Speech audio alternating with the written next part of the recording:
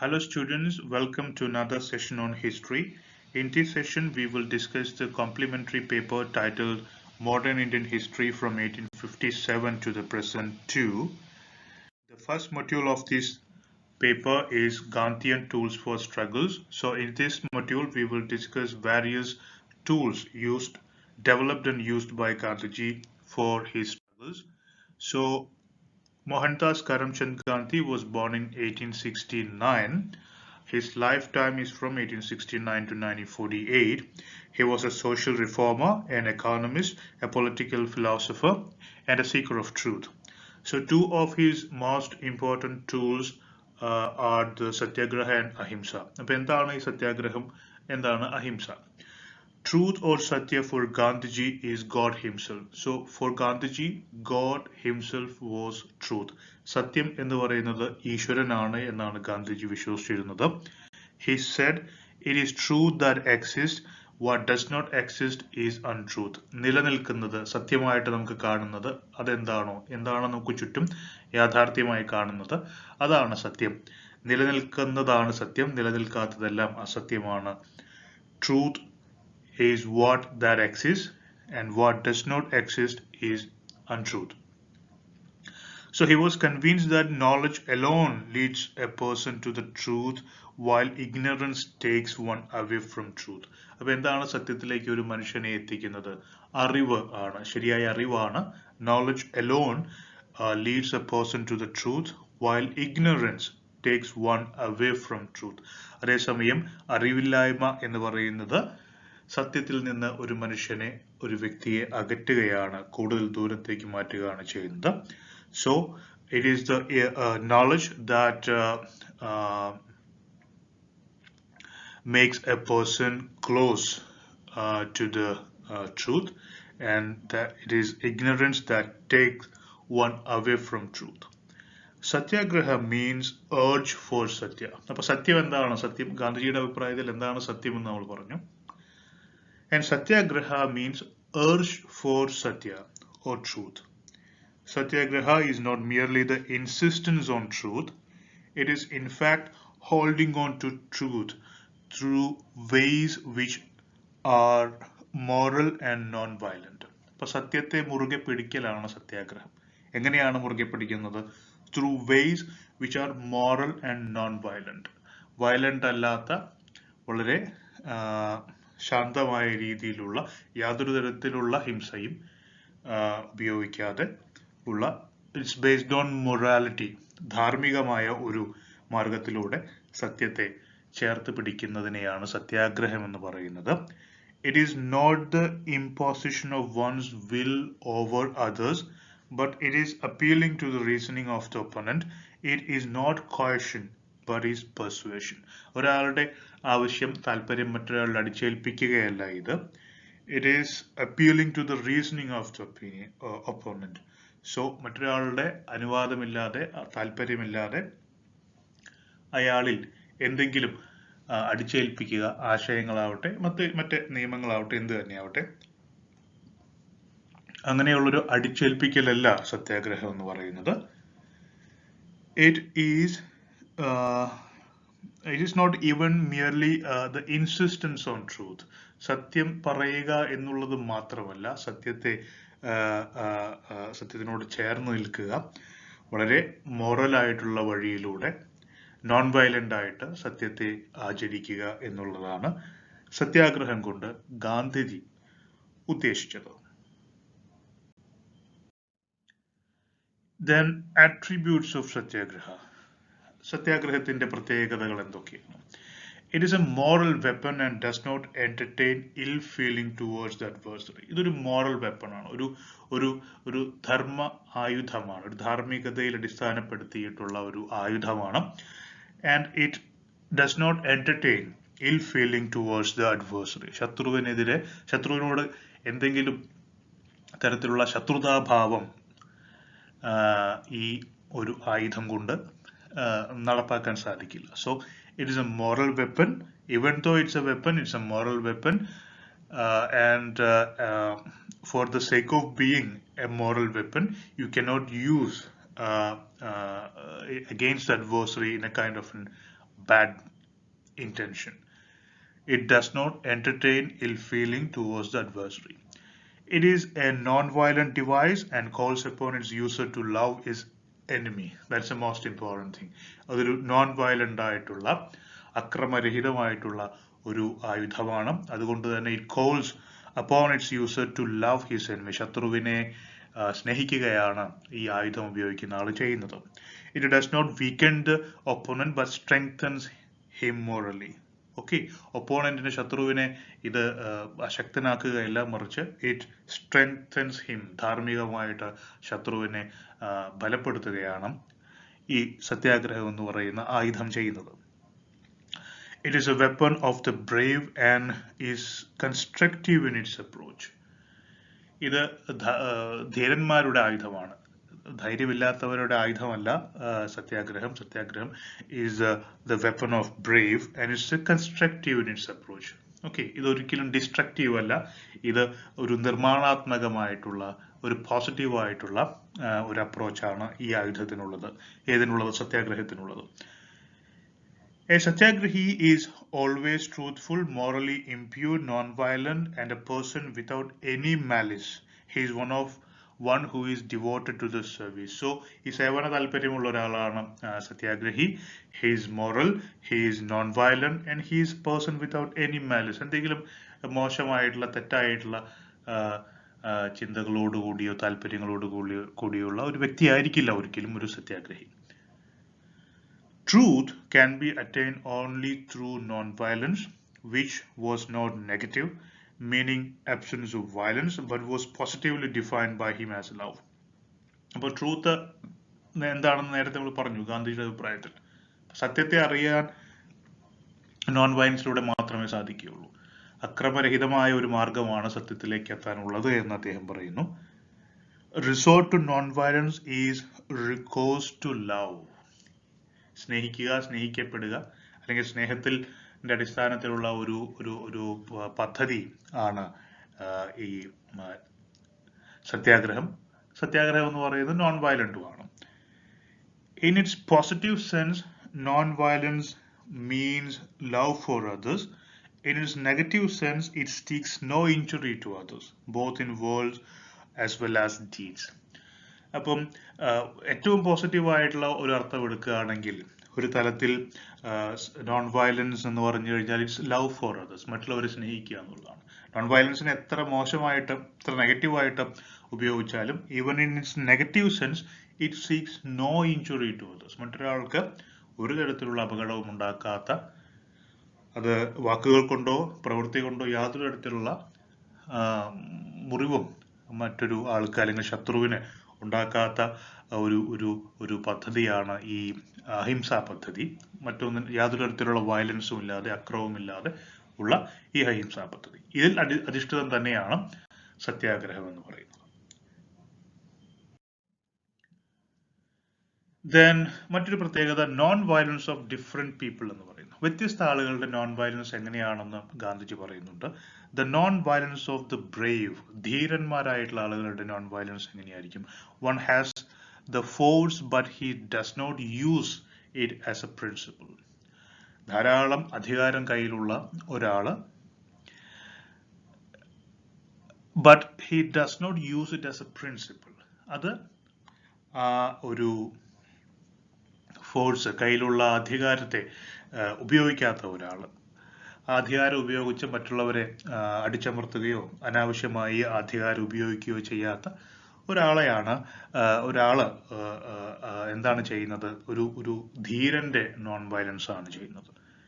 The non violence of the weak, ഒരു ഭീരുവിന്റെ non violence എങ്ങനെയായിരിക്കും? One does not have faith in non-violence, but he uses it for attaining his objectives. Non വയലൻസിൽ, അഹിംസയിൽ യാതൊരു വിശ്വാസവും ഇല്ലാത്ത ഒരാള് പക്ഷെ അയാളുടെ താല്പര്യങ്ങൾക്ക് വേണ്ടി, ലക്ഷ്യങ്ങൾക്ക് വേണ്ടി അത് ഉപയോഗിക്കുകയാണെങ്കിൽ he's a weaker person, he's a weak man or a weak person, and the non-violence used by that person is the non-violence of the weak. The non-violence of the coward എന്ന് പറഞ്ഞ ഭീരുവാണ്. It is not non-violence but impotency, more harmful than the violence. അപ്പോൾ ഒരു ഭീരു non violence ഉപയോഗിക്കുന്നത് വളരെ അപകടകരമാണ് എന്നാണ് അദ്ദേഹം പറയുന്നത്. അപ്പോൾ 3 തരത്തിലുള്ള ആളുകൾ നോൺ വയലൻസ് ഉപയോഗിക്കുമ്പോൾ ഉള്ള പ്രത്യേകത പറയുന്നത്, ഒന്ന് വീക്ക്, ഒന്ന് ബ്രേവ്, ഒന്ന് ധീരനായിട്ടുള്ള ആള്, ഒന്ന് വീക്കായിട്ടുള്ള വളരെ ദുർബലനായിട്ടുള്ള ഒരു വ്യക്തി ചെയ്യുന്ന സമയത്തുള്ളത്. മൂന്നാമത്തത് ഭീരു ആയിട്ടുള്ള ഒരാള് നോൺ വയലൻസ് ഉപയോഗിക്കുമ്പോൾ എന്താ സംഭവിക്കുന്നത്. ഇങ്ങനെ 3 ഒബ്സർവേഷൻസ് ഗാന്ധിജിയുടേതായിട്ടുണ്ട്. ഇനി ഗാന്ധിജിയുടെ പ്രധാനപ്പെട്ട ചില സമരങ്ങളെ കുറിച്ചാണ് പറയുന്നത്. ഏറ്റവും ആദ്യത്തെ സമരം നമുക്കറിയാം 1917 നടന്ന ചമ്പാരൻ സത്യാഗ്രഹമാണ്.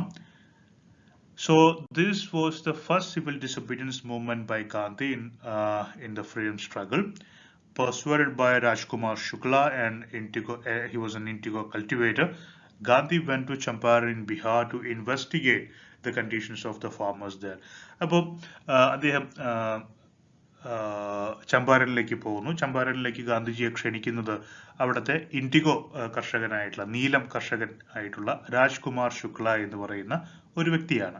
അദ്ദേഹത്തിന്റെ ക്ഷണം സ്വീകരിച്ചിട്ടാണ് ഗാന്ധിജി ചമ്പാരനിലേക്ക് പോകുന്നത്. The farmers were suffering under heavy taxes and an exploitative system. They were forced to grow indigo by the British planters under the Tinkatia system. Gandhi arrived in Champaran to investigate the matter but was not permitted by the British authorities to do so. He was asked to leave the place but he refused. അപ്പോൾ വളരെ exploitative ആയിട്ടുള്ള, വളരെ ചൂഷണാത്മകമായിട്ടുള്ള ഒരു tax സിസ്റ്റമാണ് ചമ്പാരനിൽ നിലനിന്നിരുന്നത്. The farmers were suffering under heavy taxes. വളരെ ഉയർന്ന tax കൊടുക്കേണ്ടി വന്നിരുന്നു അവിടുത്തെ കൃഷിക്കാർക്ക്. അവർ നീലമാണ് കൃഷി ചെയ്തിരുന്നത്, ഇൻഡിഗോ ആണ് കൃഷി ചെയ്തിരുന്നത്. അപ്പോൾ ഗാന്ധിജി ചമ്പാരനിൽ എത്തുന്നു and he wanted to investigate the matter, but the British authorities did not permit him and they asked him to leave the place, but Gandhiji didn't leave the place. So Gandhiji was able to gather support from the farmers and masses. When he appeared in court in response to the summons, almost 2,000 locals accompanied him. അപ്പോൾ ഏതാണ്ട് അദ്ദേഹത്തിന് ഒരു summons അയക്കുന്നു. ആ സമൻസിന് മറുപടിയായിട്ട് അദ്ദേഹം കോടതിയിൽ ഹാജരാകുമ്പോൾ ഏതാണ്ട് 2000-ഓളം അവിടുത്തെ നാട്ടുകാർ അത് കാണാൻ അദ്ദേഹത്തിന് അവിടെ വന്നിരുന്നു. അദ്ദേഹത്തിന് പിന്തുണ അറിയിച്ചു വന്നിരുന്നു. അപ്പോൾ വലിയ ഒരു ജനപിന്തുണയാണ് ഗാന്ധിജിക്ക് ചമ്പാരനിൽ ലഭിക്കുന്നത്. The case against him was dropped and he was allowed to conduct the inquiry. After peaceful protests against the planters and landlords led by Gandhi, the government agreed to abolish the exploitative Tinkatia system. അങ്ങനെ ഗാന്ധിജിക്കെതിരെയുള്ള case പിൻവലിക്കുന്നു. ഗാന്ധിജിക്ക് അവിടുത്തെ കർഷകരുടെ പ്രശ്നങ്ങൾ പഠിക്കാനുള്ള അനുവാദം നൽകുന്നു. And after peaceful protests against the planters and landlords led by Gandhi, the government agreed to abolish the exploitative Tinkatia system. But Tinkatia system എന്ന് പറയുന്ന അവിടെ ഉണ്ടായിരുന്ന ഒരു പ്രത്യേക രീതി ഇല്ലാതെയാക്കാൻ, അബോളിഷ് ചെയ്യാൻ ഗവൺമെന്റ് തയ്യാറാകുന്നു. അപ്പോൾ ഈ തിൻകാത്തിയ സിസ്റ്റം അനുസരിച്ച് നേരത്തെ മൊത്തം ഭൂമിയുടെ 3/20 അത്രയും ഭാഗത്ത് കർഷകർ നിർബന്ധമായിട്ടും ഇൻഡിഗോ കൃഷി ചെയ്യണമായിരുന്നു. അങ്ങനെയായിരുന്നു യൂറോപ്യൻ പ്ലാന്റേഴ്സ് നിർബന്ധം പിടിച്ചിരുന്നത്. അതാണ് ഒഴിവാക്കി കിട്ടുന്നത്. The peasants also received a part of the money extracted from them as compensation. Champaran struggle is called the first experiment on satyagraha by Gandhi. അപ്പോൾ ഗാന്ധിജിയുടെ ആദ്യത്തെ സത്യാഗ്രഹ പരീക്ഷണം നടന്നത് ചമ്പാരനിലാണെന്ന് പറയുന്നു. And the peasants also received a part of the money extracted from them as compensation.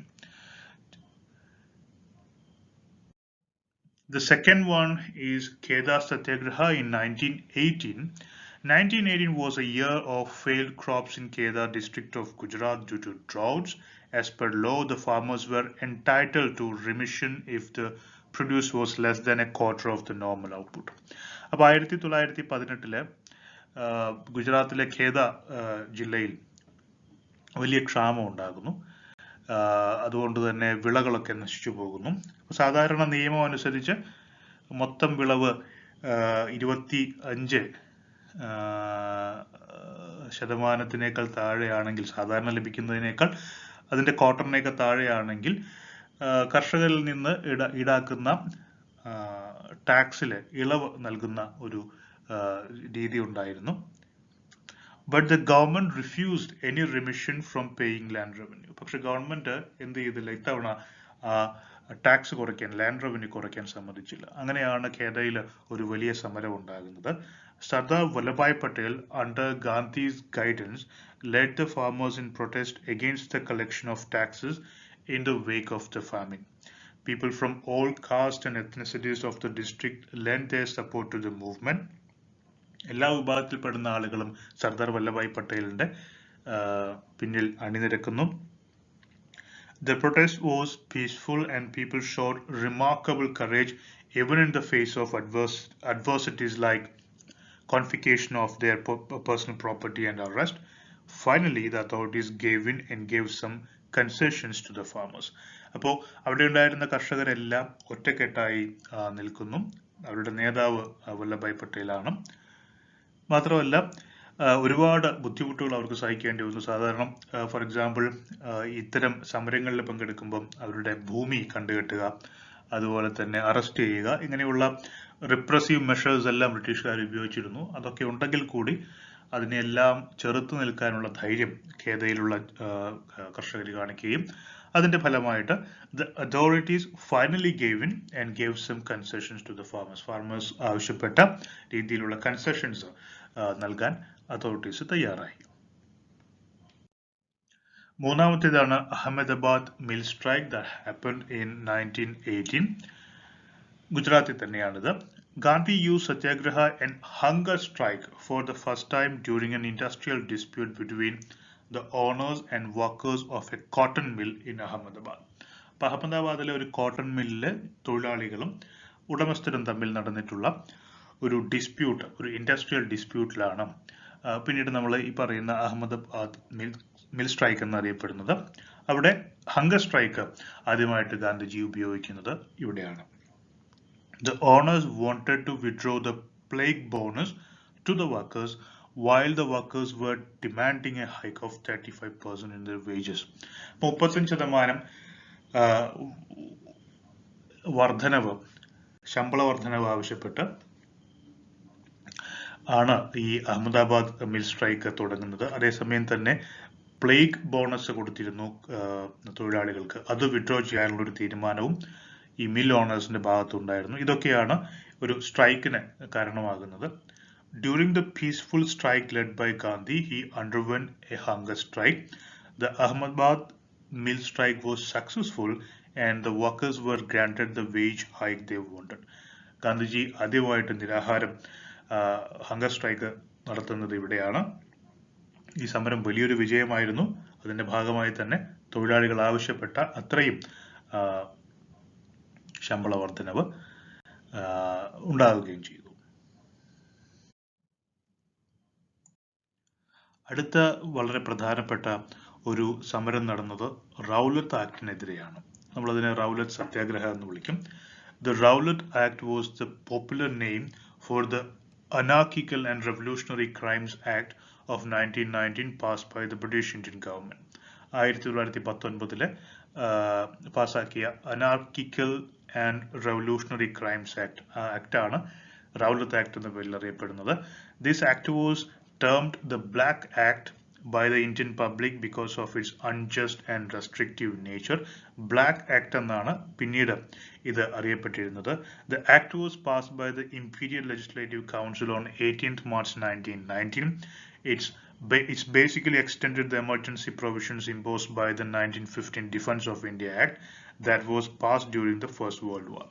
അങ്ങനെ 1919 ഈ black act എന്നറിയപ്പെടുന്ന റൗലത്ത് act വന്നപ്പം നേരത്തെ 1915 നിലനിന്നിരുന്ന ഒരു ഡിഫൻസ് ഓഫ് ഇന്ത്യ ആക്ട് അനുസരിച്ച് ഒരു ഉണ്ടായിരുന്ന ഒരു എമർജൻസി അടിയന്തരാവസ്ഥ ഉണ്ടായിരുന്നു. അത് വീണ്ടും എക്സ്റ്റെൻഡ് ചെയ്യാൻ വേണ്ടിയാണ് ഈ റൗലത്ത് ആക്ട് ഫലത്തിൽ ഉപയോഗിച്ചത്. The act gave the government the power to imprison any person suspected of terrorist activities for a maximum period of 2 years without trial. അപ്പോൾ ഈ ഒരു നിയമത്തിന്റെ ഏറ്റവും വലിയ പ്രശ്നം എന്തെന്ന് വെച്ച് കഴിഞ്ഞാൽ ഈ നിയമം അനുസരിച്ച് റൗലത്ത് ആക്ട് അനുസരിച്ച് ഗവൺമെന്റിന് ഏതൊരാളെയും ടെററിസ്റ്റ് ആക്ടിവിറ്റീസ് ചെയ്യുന്നു എന്ന് സംശയിക്കുന്ന ഏതൊരാളെയും വിചാരണ കൂടാതെ 2 വർഷം വരെ തടവിൽ വെക്കാനുള്ള അധികാരം ഉണ്ടായിരുന്നു. It also provided for preventive indefinite detention and also arrest without a warrant.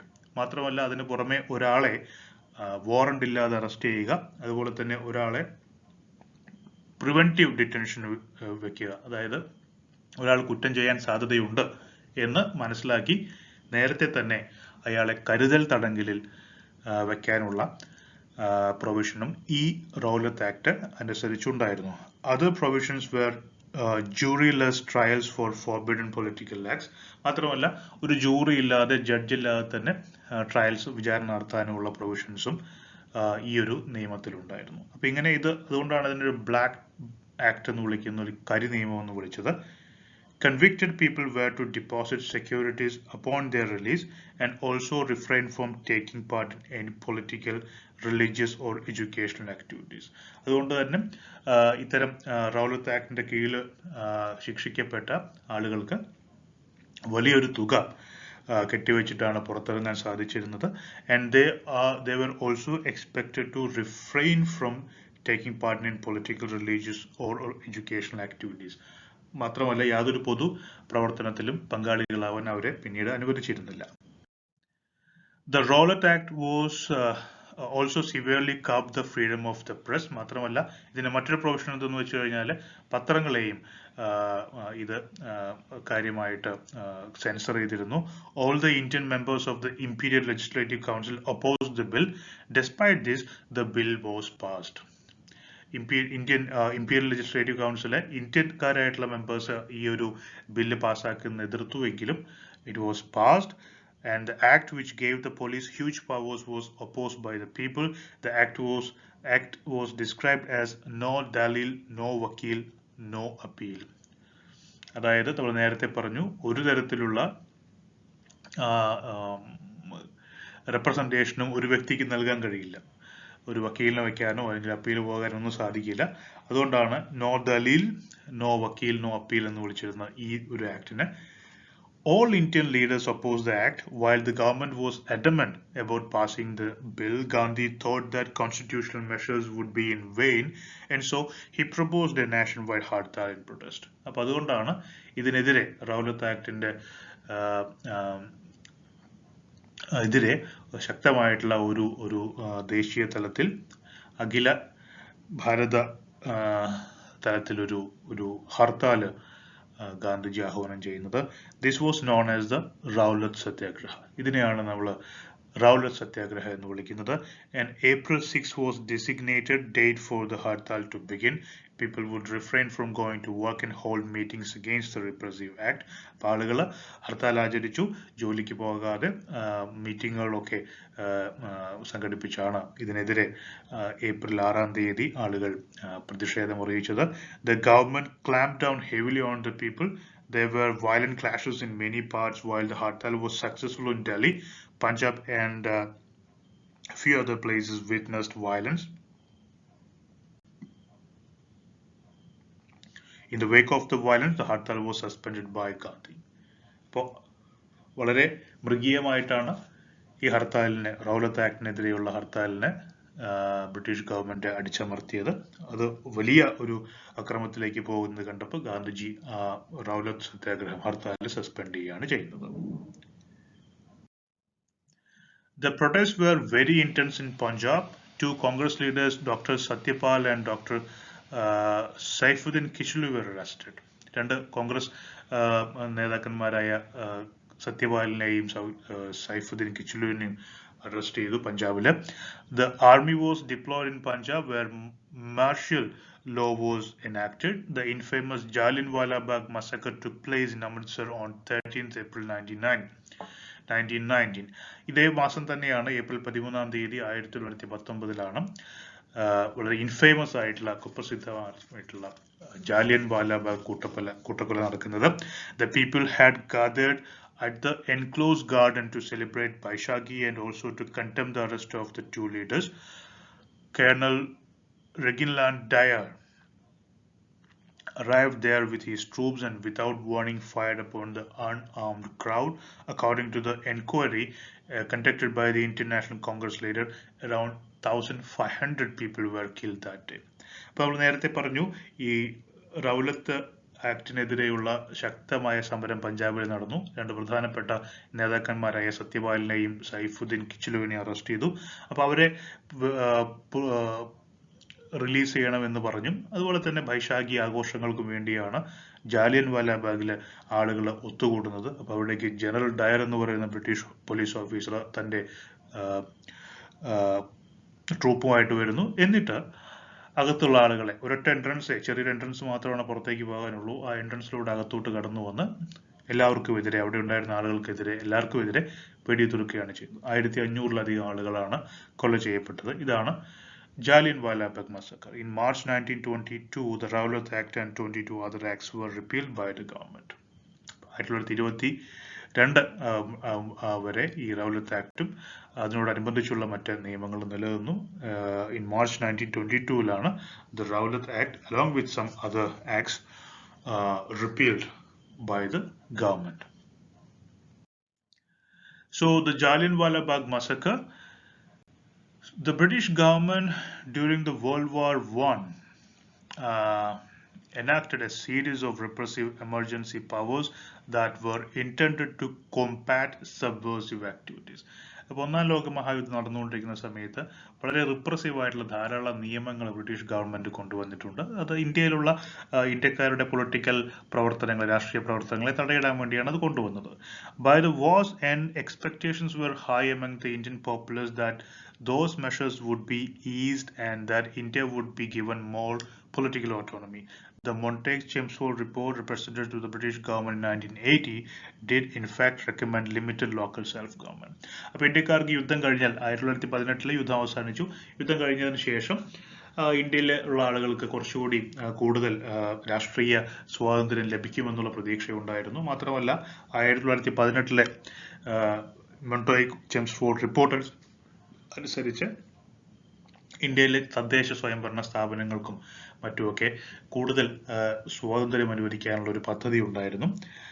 The then government of India passed what became known as the Rowlatt Acts in the 1990. അപ്പോഴാണ് നമ്മൾ നേരത്തെ പറഞ്ഞ റൗലത്ത് acts 1919 പാസ്സാക്കുന്നത്, which essentially extend the repressive wartime measures. അപ്പോൾ നേരത്തെ യുദ്ധം ഉണ്ടായിരുന്ന സമയത്ത് ഉള്ള അടിയന്തരാവസ്ഥയ്ക്ക് സമാനമായ പുതിയ അവസ്ഥയാണ് റൗലത്ത് ആക്ട് പാസ്സാക്കിയപ്പോൾ നമ്മൾ നേരത്തെ കണ്ടതാണ് വന്നത്.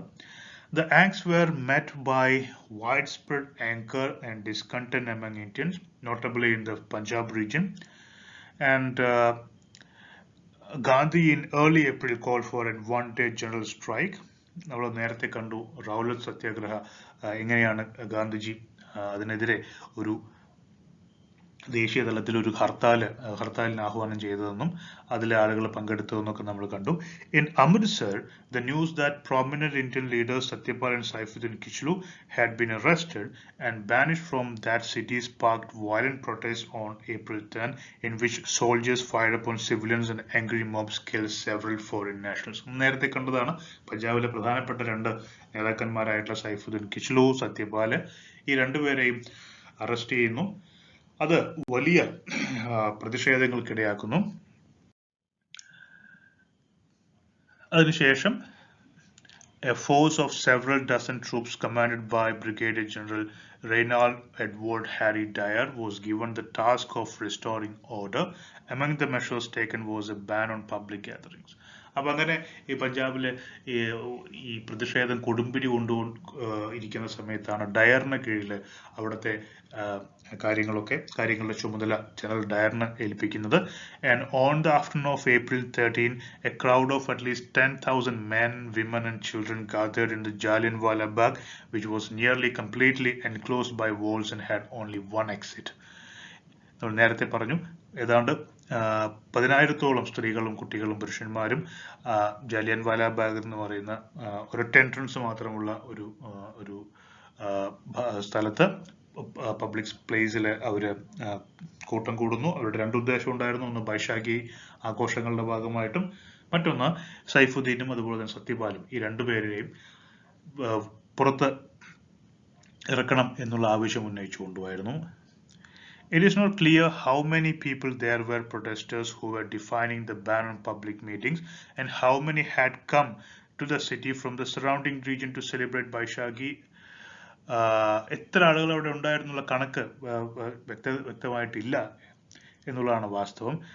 Dyer and his soldiers arrived and sealed off the exit. Without warning, the troops opened fire on the crowd, reportedly shooting hundreds of rounds until they ran out of ammunition. അപ്പോൾ ഡയറിന്റെ നേതൃത്വത്തിൽ അവിടെ വന്ന പട്ടാളക്കാര് യാതൊരു സൂചനയും കൊടുക്കാതെ അവിടെ ഉണ്ടായിരുന്ന ആളുകൾക്ക് നേരെ വെടിയുതിർക്കുകയാണ് ചെയ്തത്. അവരത് അവസാനിപ്പിക്കുന്നത് തങ്ങളുടെ കയ്യിലുള്ള വെടിയുണ്ടകളൊക്കെ തീരുന്ന സമയത്താണ്. അതുവരെ തുടർച്ചയായി വെടിവെച്ചുകൊണ്ടിരിക്കുകയായിരുന്നു.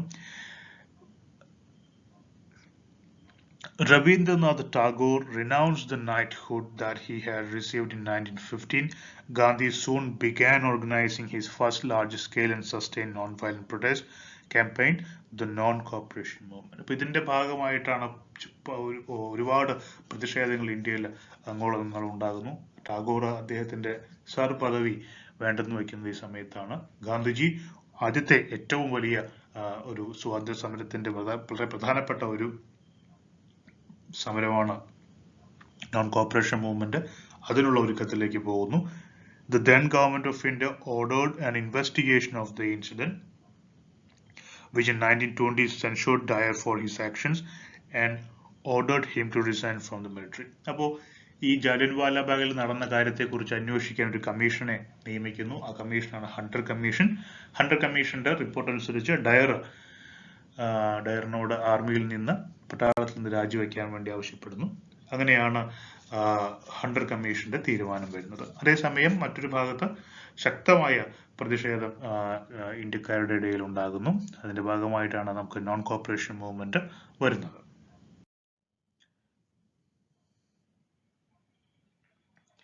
ഈ സമയത്ത് വളരെ പ്രധാനപ്പെട്ട ഒരു റിഫോം ഭരണ പരിഷ്കരണം ഇന്ത്യയിൽ വരുന്നു. അതറിയപ്പെടുന്നത് മൊണ്ടേഗ് ചെംസ്ഫോർഡ് റിഫോംസ് എന്നാണ്. വർഷം 1919 മൊണ്ടേഗ് ചെംസ്ഫോർഡ് റിഫോംസ് 1919. എന്താണ് ഈ റിഫോംസിന്റെ പ്രധാനപ്പെട്ട പ്രൊവിഷൻസ് നോക്കാം.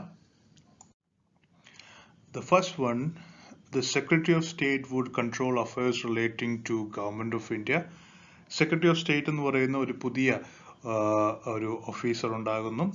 ഇന്ത്യയുമായി ബന്ധപ്പെട്ട എല്ലാ കാര്യങ്ങളും അതുവഴിയായിരിക്കും, സെക്രട്ടറി ഓഫ് സ്റ്റേറ്റ് വഴിയായിരിക്കും ബ്രിട്ടീഷ് പാർലമെന്റ് തീരുമാനിക്കാൻ പോകുന്നത്. അപ്പോൾ അത് ഗവൺമെന്റ് ഓഫ് ഇന്ത്യയും ബ്രിട്ടീഷ് പാർലമെന്റും ഇടയിലുള്ള ഒരു ഏജൻസി എന്ന രീതിയിലാണ് സെക്രട്ടറി ഓഫ് സ്റ്റേറ്റ് വർക്ക് ചെയ്യാൻ പോകുന്നത്. ഇനി രണ്ടാമത്തെ provision, the central legislature would comprise two chambers, the Council of State and the Indian Legislative Assembly. Central legislature നമുക്ക് ഏതാണ്ട് ഇന്നത്തെ നമ്മുടെ പാർലമെന്റ് പോലെ കാണാം. ഏതാണ്ട് അതിനകത്ത് രണ്ട് ചേംബേഴ്സ് ഉണ്ടാവും. കൗൺസിൽ ഓഫ് സ്റ്റേറ്റ് എന്ന് പറയുന്ന ഒരു ചേംബറും ഇന്ത്യൻ ലെജിസ്ലേറ്റീവ് അസംബ്ലി എന്ന് പറയുന്ന രണ്ടാമത്തെ ചേംബറും. The central legislature was empowered to enact laws on any matter for all of India.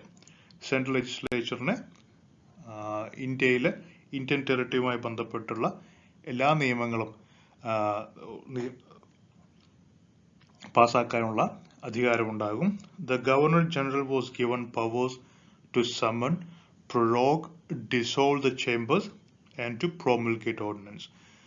Ordinance ഇറക്കാനും അതുപോലെ തന്നെ ഈ ചേംബേഴ്സ്, അതായത് നമ്മൾ നേരത്തെ കണ്ട ഈ രണ്ട് ഹൗസസ് ഉണ്ടല്ലോ, ദ കൗൺസിൽ ഓഫ് സ്റ്റേറ്റും അതുപോലെ തന്നെ ലെജിസ്ലേറ്റീവ് അസംബ്ലിയും. കൗൺസിൽ ഓഫ് സ്റ്റേറ്റിനെയും അതുപോലെ തന്നെ ലെജിസ്ലേറ്റീവ് അസംബ്ലിയെയും പിരിച്ചുവിടാനും വിളിച്ചു ചേർക്കാനും ഒക്കെ ഉള്ള അധികാരം ഗവർണർ ജനറൽ നിക്ഷിപ്തമായിരിക്കും. അതുപോലെ തന്നെ ഗവർണർ ജനറലിന് ഓർഡിനൻസ് ഇറക്കാനുള്ള അധികാരമുണ്ട്. ഇന്ന് നമ്മുടെ രാഷ്ട്രപതിയുടെ അധികാരം എങ്ങനെയാണോ അതുപോലെയുള്ള ഒരു അധികാരമാണ് അന്ന് ഗവർണർ ജനറലിന് കൊടുത്തിരുന്നത്. 1919 ഈ റിഫോംസ് അനുസരിച്ച് the number of Indians in Viceroy's Executive Council would be 3 out of 8 numbers. Establishment of unicameral provincial legislative councils. ഓരോ പ്രോവിൻസുകളിലും ഒരു ലെജിസ്ലേറ്റീവ് കൗൺസിൽ, ഒരൊറ്റ ഹൗസ് മാത്രമുള്ള യൂണികാമറലാണ്, ബൈകാമറലല്ല, ഒരൊറ്റ ഹൗസ് മാത്രമുള്ള, ഒരൊറ്റ സഭ മാത്രമുള്ള ഒരു ലെജിസ്ലേറ്റീവ് കൗൺസിൽ എല്ലാ പ്രോവിൻസുകളിലും കൊണ്ടുവരാൻ തീരുമാനിച്ചു. അതുപോലെ തന്നെ വൈസ്രോയുടെ എക്സിക്യൂട്ടീവ് കൗൺസിലിൽ 3 ഇന്ത്യക്കാരെ ഉൾക്കൊള്ളിക്കാനും ഉള്ള തീരുമാനവും ഇതിന്റെ ഭാഗമായിട്ട് വന്നു. മറ്റൊരു പ്രധാനപ്പെട്ട കാര്യം ഡയാർക്കി ഇൻ പ്രോവിൻസസ്. ഈ പ്രോവിൻസുകളിൽ ഡയാർക്കി എന്ന് പറഞ്ഞാൽ ദ്വിഭരണം എന്നാണ് അർത്ഥം. അതായത് നോക്കൂ, ഡയാർക്കിയുടെ ഭാഗമായിട്ട് റിസർവ്ഡ് സബ്ജക്ട്സ് എന്ന് പറയുന്ന ഒരു ലിസ്റ്റ് ഓഫ് സബ്ജക്ട്സ് വന്നു. ട്രാൻസ്ഫേർഡ് സബ്ജക്ട് എന്ന് പറയുന്ന മറ്റൊരു വിഭാഗം വന്നു. ഇതിൽ റിസർവ്ഡ് സബ്ജക്ട്സ് എന്ന് പറയുന്ന ഫിനാൻസും ലോ ആൻഡ് ഓർഡറും army, police etcetera. Transferred subject എന്ന് പറഞ്ഞാൽ public health, education, agriculture, local self government etcetera. There would henceforth be direct election and extension of communal franchise. മാത്രമല്ല, ഈ റിസർവ് സബ്ജക്ട് എന്ന് പറയുമ്പോൾ പ്രധാനപ്പെട്ട ഫിനാൻസും ലോ ആൻഡ് ഓർഡറും ആർമിയും പോലീസും ഒക്കെയാണ്. അത് ഒരു ഗ്രൂപ്പ് ഓഫ് സബ്ജക്ട്സ് ആയിട്ട് ഗവർണറിന് കീഴിലുള്ള ഒരു എക്സിക്യൂട്ടീവ് തീരുമാനിക്കും. ട്രാൻസ്ഫർ സബ്ജക്ട്സിലാണ് പലപ്പോഴും നോമിനേറ്റഡ് ആയിട്ടുള്ള മിനിസ്റ്റേഴ്സിനും അല്ലെങ്കിൽ റെപ്രസെൻറ്റേറ്റീവ്സിൻ്റെയും ഒരു ഗ്രൂപ്പിന് ഭരിക്കാവുന്ന, തീരുമാനങ്ങളെടുക്കാവുന്ന ചെറിയ പബ്ലിക് ഹെൽത്ത്, എഡ്യൂക്കേഷൻ, അഗ്രികൾച്ചർ പോലെയുള്ള കാര്യങ്ങളിൽ അവർക്ക് തീരുമാനമെടുക്കാം. അങ്ങനെ 2 വ്യത്യസ്ത ഗവൺമെന്റ്സ്, അതിനാണ് ഡയാർക്കി എന്ന് പറയുന്നത്, അത് പ്രവിശ്യകളിൽ വരുന്നു. ഡയറക്റ്റ് ഇലക്ഷൻ തുടങ്ങുന്നു. പക്ഷെ അതുപോലെ തന്നെ കമ്മ്യൂണൽ ഫ്രാഞ്ചൈസ്, കമ്മ്യൂണൽ ഇലക്ട്രേറ്റ്സ്, ഒരു പ്രത്യേക വിഭാഗത്തിൽപ്പെടുന്ന സമുദായത്തിൽപ്പെടുന്നവർക്ക് അവർ മാത്രം അടങ്ങുന്ന ഒരു കോൺസ്റ്റിറ്റ്യുവൻസിയിൽ അവർ മാത്രം വോട്ട് ചെയ്യുന്ന, അവരിൽ ഉൾപ്പെടുന്ന ഒരാളെ മാത്രം സ്ഥാനാർത്ഥിയായിട്ട് നിർത്തുന്ന കമ്മ്യൂണൽ ഫ്രാഞ്ചൈസ് എന്ന് പറയുന്ന ഒരു സംവിധാനം കണ്ടിന്യൂ ചെയ്യുന്നു. അതും 1919 മോണ്ടേഗ് ചെംസ്ഫോർഡ് റിഫോംസിന്റെ മറ്റൊരു പ്രൊവിഷനാണ്. ഇനി നമ്മൾ നേരത്തെ പറഞ്ഞു, ജാലിയൻവാല ബാഗ് അവസാനിച്ചതോടുകൂടി ഗാന്ധിജി അടുത്ത വലിയ ഒരു നാഷണൽ മൂവ്മെന്റ് സ്റ്റാർട്ട് ചെയ്യുന്നു. അതാണ് non cooperation movement. Non cooperation movement and Mahatma Gandhi. Mahatma Gandhi was the main force behind the non-cooperation movement. In March 1920, he issued a manifesto declaring a doctrine of the non-violent non-cooperation movement. Gandhi, through his manifesto, wanted people to adopt Swadeshi principles, adopt Swadeshi habits including hand spinning and weaving, work for the eradication of untouchability from society. പ്രധാനപ്പെട്ട 3 കാര്യങ്ങളാണ് അദ്ദേഹം non corporation മൂവ്മെന്റിന്റെ ഭാഗമായിട്ട്, നിസ്സഹകരണ പ്രസ്ഥാനത്തിന്റെ ഭാഗമായിട്ട് പറഞ്ഞത്, ജനങ്ങളോട് പറഞ്ഞത്. Adopt swadeshi principles, swadeshi habits like hand spinning and weaving, and eradication of untouchability, തൊട്ടുകൂടായ്മയെ ഇല്ലാതെയാക്കുക. സ്വദേശി അടിസ്ഥാനമാക്കിയിട്ടുള്ള പ്രവൃത്തികളിൽ ഏർപ്പെടുക. For example hand spinning, charkha ഉപയോഗിക്കുക, നൂൽ നൂൽക്കുക, സ്വന്തമായിട്ട് വസ്ത്രങ്ങൾ കൊണ്ടുവരിക, അതിനുള്ള ശ്രമം. ഫോറിൻ വസ്ത്രങ്ങളായിട്ടുള്ള അല്ലെങ്കിൽ ഫോറിൻ പ്രോഡക്ട്സ് ഉപയോഗിക്കാതിരിക്കുക. ഈ 3 കാര്യങ്ങളാണ് അദ്ദേഹം പറഞ്ഞത്. Gandhi travel across the nation in 1921 explaining the turns of the movement. 1921 അദ്ദേഹം ഇന്ത്യയിലൊട്ടുക്ക് യാത്ര ചെയ്യുന്നു, ഈ പ്രധാനപ്പെട്ട 3 കാര്യങ്ങൾ ജനങ്ങളോട് പറഞ്ഞുകൊണ്ട്. The non-cooperation movement was essentially a peaceful and non-violent protest against the British government in India. So, non-cooperation movement ഒരു peaceful and non-violent movement ആയിരുന്നു. Indians were asked to relinquish their titles and resign from the nominated seats in the local bodies as a mark of protest. Non-cooperation എന്ന് പറഞ്ഞ വാക്കിന്റെ അർത്ഥം തന്നെ നിസ്സഹകരണമാണ്. ബ്രിട്ടീഷുകാരുമായിട്ട് യാതൊരു തരത്തിലുള്ള സഹകരണം ഉണ്ടാകില്ല. അതുകൊണ്ട് തന്നെ തിരഞ്ഞെടുക്കപ്പെട്ട സ്ഥാനങ്ങളിലിരിക്കുന്ന ഇന്ത്യക്കാരോടൊക്കെ ആ സ്ഥാനങ്ങൾ റിലിങ്ക്വിഷ് ചെയ്യാൻ അല്ലെങ്കിൽ റിസൈൻ ചെയ്യാൻ ആവശ്യപ്പെട്ടു. പലരും അങ്ങനെ ചെയ്തു, ധാരാളം പേര് അങ്ങനെ ചെയ്തു. People were asked to resign from their government jobs, to withdraw their children from government controlled or aided schools and colleges, to boycott foreign goods and to use only Indian made goods, to boycott the elections to the legislative councils, not to serve in the British army. അങ്ങനെ ധാരാളം വ്യത്യസ്ത രീതിയിലുള്ള സ്വദേശി movement, സ്വദേശി പ്രിൻസിപ്പിൾസിന്റെ അടിസ്ഥാനത്തിലുള്ള movement നടക്കുന്നു. കോളേജുകളിൽ നിന്നും മറ്റുമൊക്കെ കുട്ടികളെ പിൻവലിക്കുക, ഗവൺമെന്റ് ജോലി ഉപേക്ഷിക്കുക, വിദേശ വസ്ത്രങ്ങളും വിദേശ വസ്തുക്കളും ഉപേക്ഷിക്കുക, ഇലക്ഷൻസ് ബോയ്ക്കൗട്ട് ചെയ്യുക, അതുപോലെ തന്നെ ലെജിസ്ലേറ്റീവ് കൗൺസിലേക്ക് ഇലക്ഷൻസും മറ്റുമൊക്കെ ബോയ്ക്കൗട്ട് ചെയ്യുക, ബ്രിട്ടീഷ് ആർമിയിൽ ഉള്ള ജോലി രാജിവെക്കുക. ഇങ്ങനെ വ്യത്യസ്തങ്ങളായിട്ടുള്ള രീതിയിലാണ് പ്രതിഷേധം അരങ്ങേറിയിരുന്നത്. It was also planned that if the above steps did not bring results, people would refuse to pay their taxes. നേരത്തെ പറഞ്ഞ കാര്യങ്ങളൊന്നും നടന്നില്ലെങ്കിൽ നികുതി അടയ്ക്കുന്നതും അവസാനിപ്പിക്കുക. The International Congress also demanded Swarajya or self-government. ഇതിനോടൊപ്പം തന്നെ ഇന്റർനാഷണൽ കോൺഗ്രസ് സെൽഫ് ഗവൺമെന്റ്, അതായത് സ്വയം ഭരണം ആവശ്യപ്പെടുന്നു. Only completely non-violent means would be employed to get demands fulfilled. ഒരു തരത്തിലുള്ള വയലൻസും ഉപയോഗിക്കാൻ പാടില്ല, എല്ലാം നോൺ വയലന്റ് ആയിരിക്കണമെന്ന് ഗാന്ധിജിക്ക് നിർബന്ധം ഉണ്ടായിരുന്നു. The non-cooperation movement was a decisive step in the independence movement because for the first time the International Congress was ready to forego constitutional means to achieve self-rule. അപ്പോൾ ആദ്യത്തെ വളരെ ശക്തമായിട്ടുള്ള ഒരു സ്വാതന്ത്ര്യ സമര പ്രസ്ഥാനമായിട്ട് നമുക്ക് നിസ്സഹകരണ പ്രസ്ഥാനത്തെ കാണാം. കാരണം ആദ്യമായിട്ട് നേരത്തെ ഉണ്ടായിരുന്ന എക്സ്ട്രീമിസ്റ്റ്, അതുപോലെ തന്നെ മോഡറേറ്റ് ഫാക്ഷൻസിന്റെ ഒക്കെ കൺഫ്യൂഷൻസ് എല്ലാം മാറിയിട്ട് ഗാന്ധിജിയുടെ കീഴിൽ ഒരു ശക്തമായ ഒരു പ്രസ്ഥാനം കെട്ടിപ്പടുക്കാൻ ഇന്ത്യൻ നാഷണൽ കോൺഗ്രസിന് ആദ്യമായിട്ട് സാധിക്കുന്നുണ്ട്. അതുകൊണ്ട് നേരത്തെ ഉണ്ടായിരുന്ന പീസ്ഫുൾ ആയിട്ടുള്ള പ്രൊട്ടസ്റ്റും മറ്റുമൊക്കെ മാറ്റി കുറച്ചുകൂടി അഗ്രസീവായിട്ടുള്ള, അത് നോൺ വയലന്റ് ആണെങ്കിൽ കൂടി കുറച്ചുകൂടി ശക്തമായിട്ടുള്ള ഒരു പ്രതിഷേധം ഉണ്ടാക്കാനും പ്രസ്ഥാനം കെട്ടിപ്പടുക്കാനും ഒരു മൂവ്മെന്റ് ഉണ്ടാക്കാനും ഈ സമയത്ത് നോൺ കോപ്പറേഷൻ മൂവ്മെന്റിന്റെ ഭാഗമായിട്ട് സാധിക്കുന്നുണ്ട്.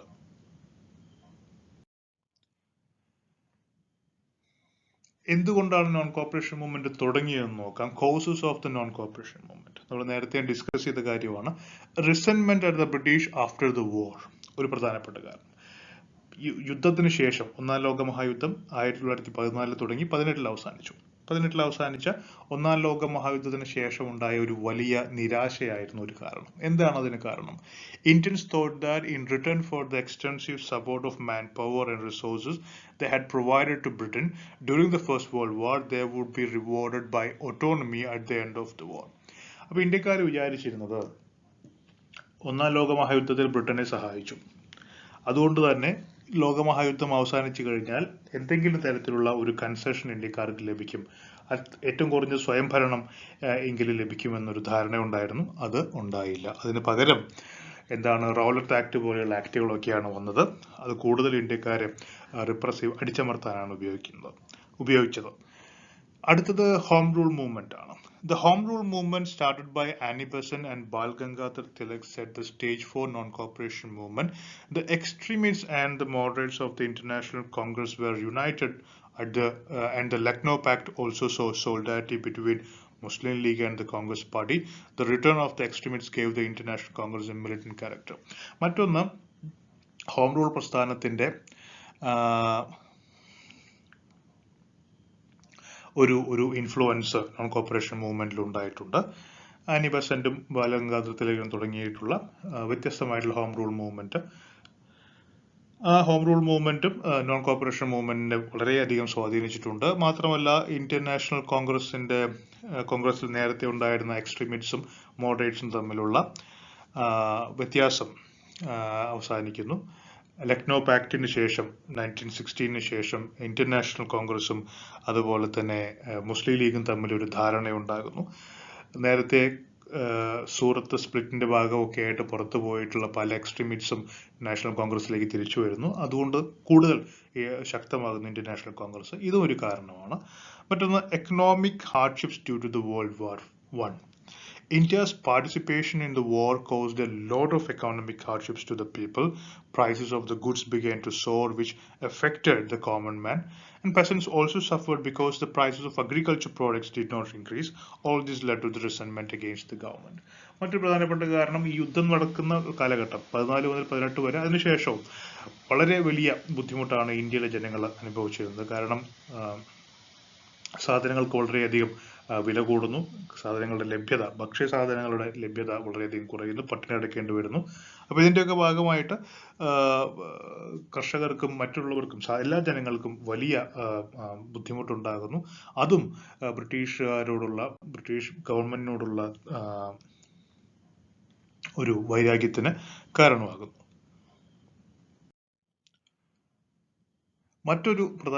രണ്ട് പ്രധാനപ്പെട്ട കാരണമാണ് നമ്മൾ നേരത്തെ ഡിസ്കസ് ചെയ്ത റൗലത്ത് ആക്ടും ജാലിയൻവാല മസക്കറും. അതെന്താണെന്ന് വീണ്ടും ഡിസ്കസ് ചെയ്യുന്നില്ല. അതും നോൺ കോപ്പറേഷൻ മൂവ്മെന്റിൽ പങ്കുചേരാൻ ജനങ്ങളെ ഒരുപാട് ഉത്തേജിപ്പിച്ചു. മറ്റൊന്നാണ് ഖിലാഫത്ത് movement. So what is this Khilafat movement? During the First World War, Turkey, which was one of the central powers, had fought against the British. After Turkey's defeat, the Ottoman Caliphate was proposed to be dissolved. Muslims regarded Sultan of Turkey as their caliph, or the religious head. The Khilafat movement was launched under the leadership of Ali brothers, Maulana Muhammad Ali and the Maulana Shaukat Ali. Then Maulana Azad, Hakim Ajmal Khan and Hasrat Mohani. It got the support from Mahatma Gandhi to pursue the British government not to abolish the caliphate.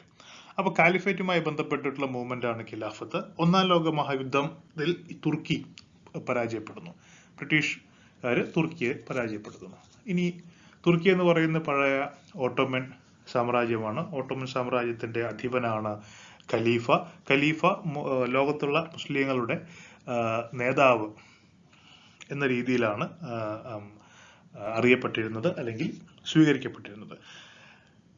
യുദ്ധത്തിന് ശേഷം തുർക്കിയെ പല ഭാഗങ്ങളായിട്ട് വിഭജിക്കാനുള്ള ഒരു തീരുമാനമുണ്ടായി. അതിന്റെ ഭാഗമായിട്ട് ഖലീഫ എന്ന് പറയുന്ന ആ ഒരു സ്ഥാനവും ഒരു ഓഫീസും ഇല്ലാതെയാകുന്നു.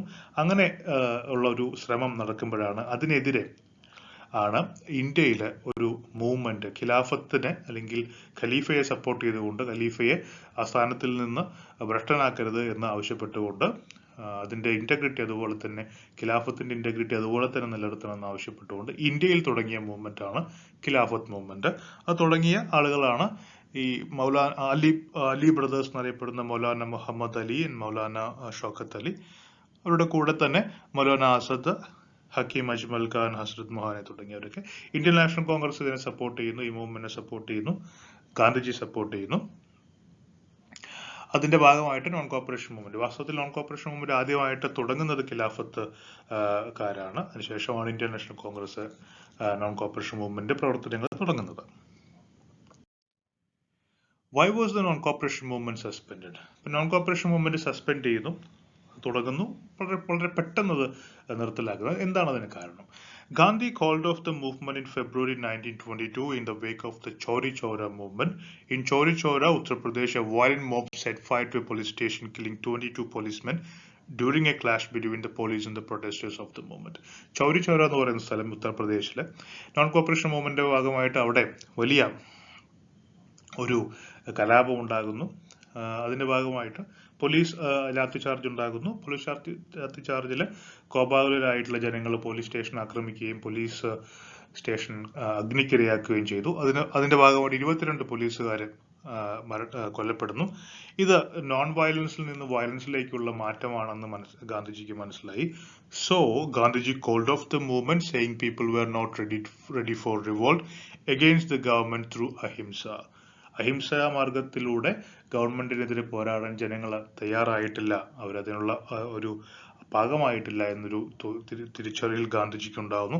So several leaders like Motilal Nehru and C R Das were against the suspension of the movement only due to the sporadic incidents of violence. അപ്പോൾ അതുകൊണ്ട് തന്നെ വളരെ പെട്ടെന്ന് ഈ നോൺ കോപ്പറേഷൻ മൂവ്മെന്റ് ഗാന്ധിജി പിൻവലിക്കുന്നു. ഇതിൽ പല കോൺഗ്രസ് നേതാക്കന്മാർക്കും വലിയ വിഷമം ഉണ്ടാകുന്നു. അതിൽ പ്രധാനപ്പെട്ട രണ്ടുപേരാണ് സിആർ ദാസും മോത്തിലാൽ നെഹ്റു. അവർക്ക് ഈ പെട്ടെന്നുള്ള നോൺ കോപ്പറേഷൻ മൂവ്മെന്റ് സസ്പെൻഡ് ചെയ്ത് വലിയ വിഷമം ഉണ്ടാക്കുന്നു. പിന്നീട് അവർ മറ്റൊരു പാർട്ടി ഉണ്ടാക്കുന്നതൊക്കെയായിട്ടുള്ള ചരിത്രം നമുക്ക് പിന്നീട് ഡിസ്കസ് ചെയ്യാവുന്നതാണ്. അപ്പൊ ഇതാണ് നോൺ കോപ്പറേഷൻ മൂവ്മെന്റ്. ചോര സംഭവമാണ് നോൺ കോപ്പറേഷൻ മൂവ്മെന്റ് പിൻവലിക്കാനുള്ള, പെട്ടെന്ന് അബ്രപ്റ്റ് ആയിട്ട് പിൻവലിക്കാനുള്ള കാരണം. Significance of non cooperation movement. എന്താണ് നോൺ കോപ്പറേഷൻ മൂവ്മെന്റ് സിഗ്നിഫിക്കൻസ് നോക്കാം. Swaraj was not achieved in 1 year as Gandhiji had told. അപ്പോൾ ഗാന്ധിജി സ്വരാജ് അറ്റൈൻ ചെയ്യാം എന്നുള്ള ഒരു താല്പര്യം, ഒരു ഉദ്ദേശം നോൺ കോപ്പറേഷൻ മൂവ്മെന്റിന്റെ ഭാഗമായിട്ട് കൊണ്ടുവന്നിരുന്നു. പക്ഷെ അത് സംഭവിച്ചില്ല എന്നുള്ളതാണ് ഒരു പ്രത്യേകത. അപ്പൊ സ്വരാജ് അറ്റൈൻ ചെയ്യാൻ സാധിച്ചില്ല. Still, it was a truly mass movement. where lakhs of Indians participated in the open protest against the government through peaceful means. അങ്ങനെയാണെങ്കിൽ കൂടി ലക്ഷക്കണക്കിന് ഇന്ത്യക്കാർ ബ്രിട്ടീഷ് ഗവൺമെന്റിനെതിരെ അണിനിരന്ന ഒരു മഹത്തായ മൂവ്മെന്റ് ആയിരുന്നു non cooperation movement. It shook the British government, who were stumped by the extent of the movement. It saw participation from both Hindus and Muslims, thereby showcasing communal harmony in the country. മറ്റൊരു പ്രധാനപ്പെട്ട non cooperation movement പ്രത്യേകത എന്ന് പറയുന്നത് there was a Hindu-Muslim unity in fighting against the British during this time. This movement established the popularity of the Congress party among the people. As a result of this movement, people became conscious of their political rights. They were not afraid of the government. വളരെ പ്രധാനപ്പെട്ട ഒരു കാര്യം, people became aware of their political rights and they were not afraid of the government. അത് വളരെ പ്രധാനപ്പെട്ട achievement ആണ്. And hordes of people thronged to jails willingly. ധാരാളം ആളുകൾ അറസ്റ്റ് വരിച്ച് ജയിലിൽ പോകാൻ തയ്യാറായി. The Indian merchants and mill owners enjoyed good profits during this period as a result of the boycott of British goods, and Khadi was promoted. Promotion of Khadi വളരെ മനോഹരമായ രീതിയിൽ നല്ല രീതിയിൽ സമയത്ത് നടക്കുന്നുണ്ട്. The import of sugar from Britain reduced considerably during this period. This movement also established Gandhi as the leader of the masses. Gandhiji ജനങ്ങളുടെ അനുഷേധ്യ നേതാവായിട്ട് ഉയർന്നു വരുന്നത് non corporation മൂവ്മെന്റിലൂടെയാണ്.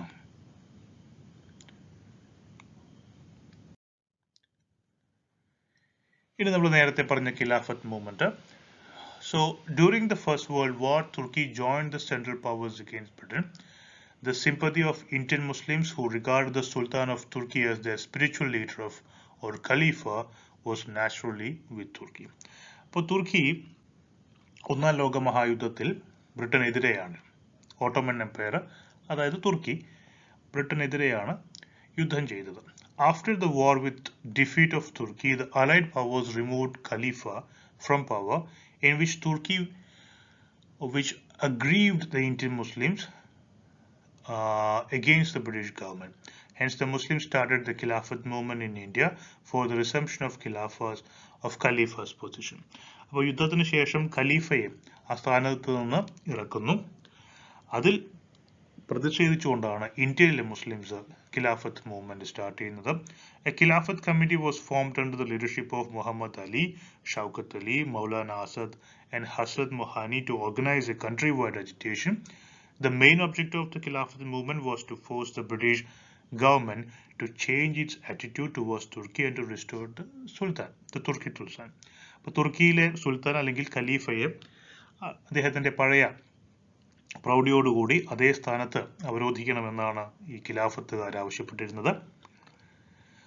October 17, 1990 was observed as Khilafat Day, when the Hindus along with Muslims took part in fasting, observed hartal on that day. അപ്പോൾ അന്നൊരു ഹർത്താൽ ആചരിച്ചു, fasting നടത്തി.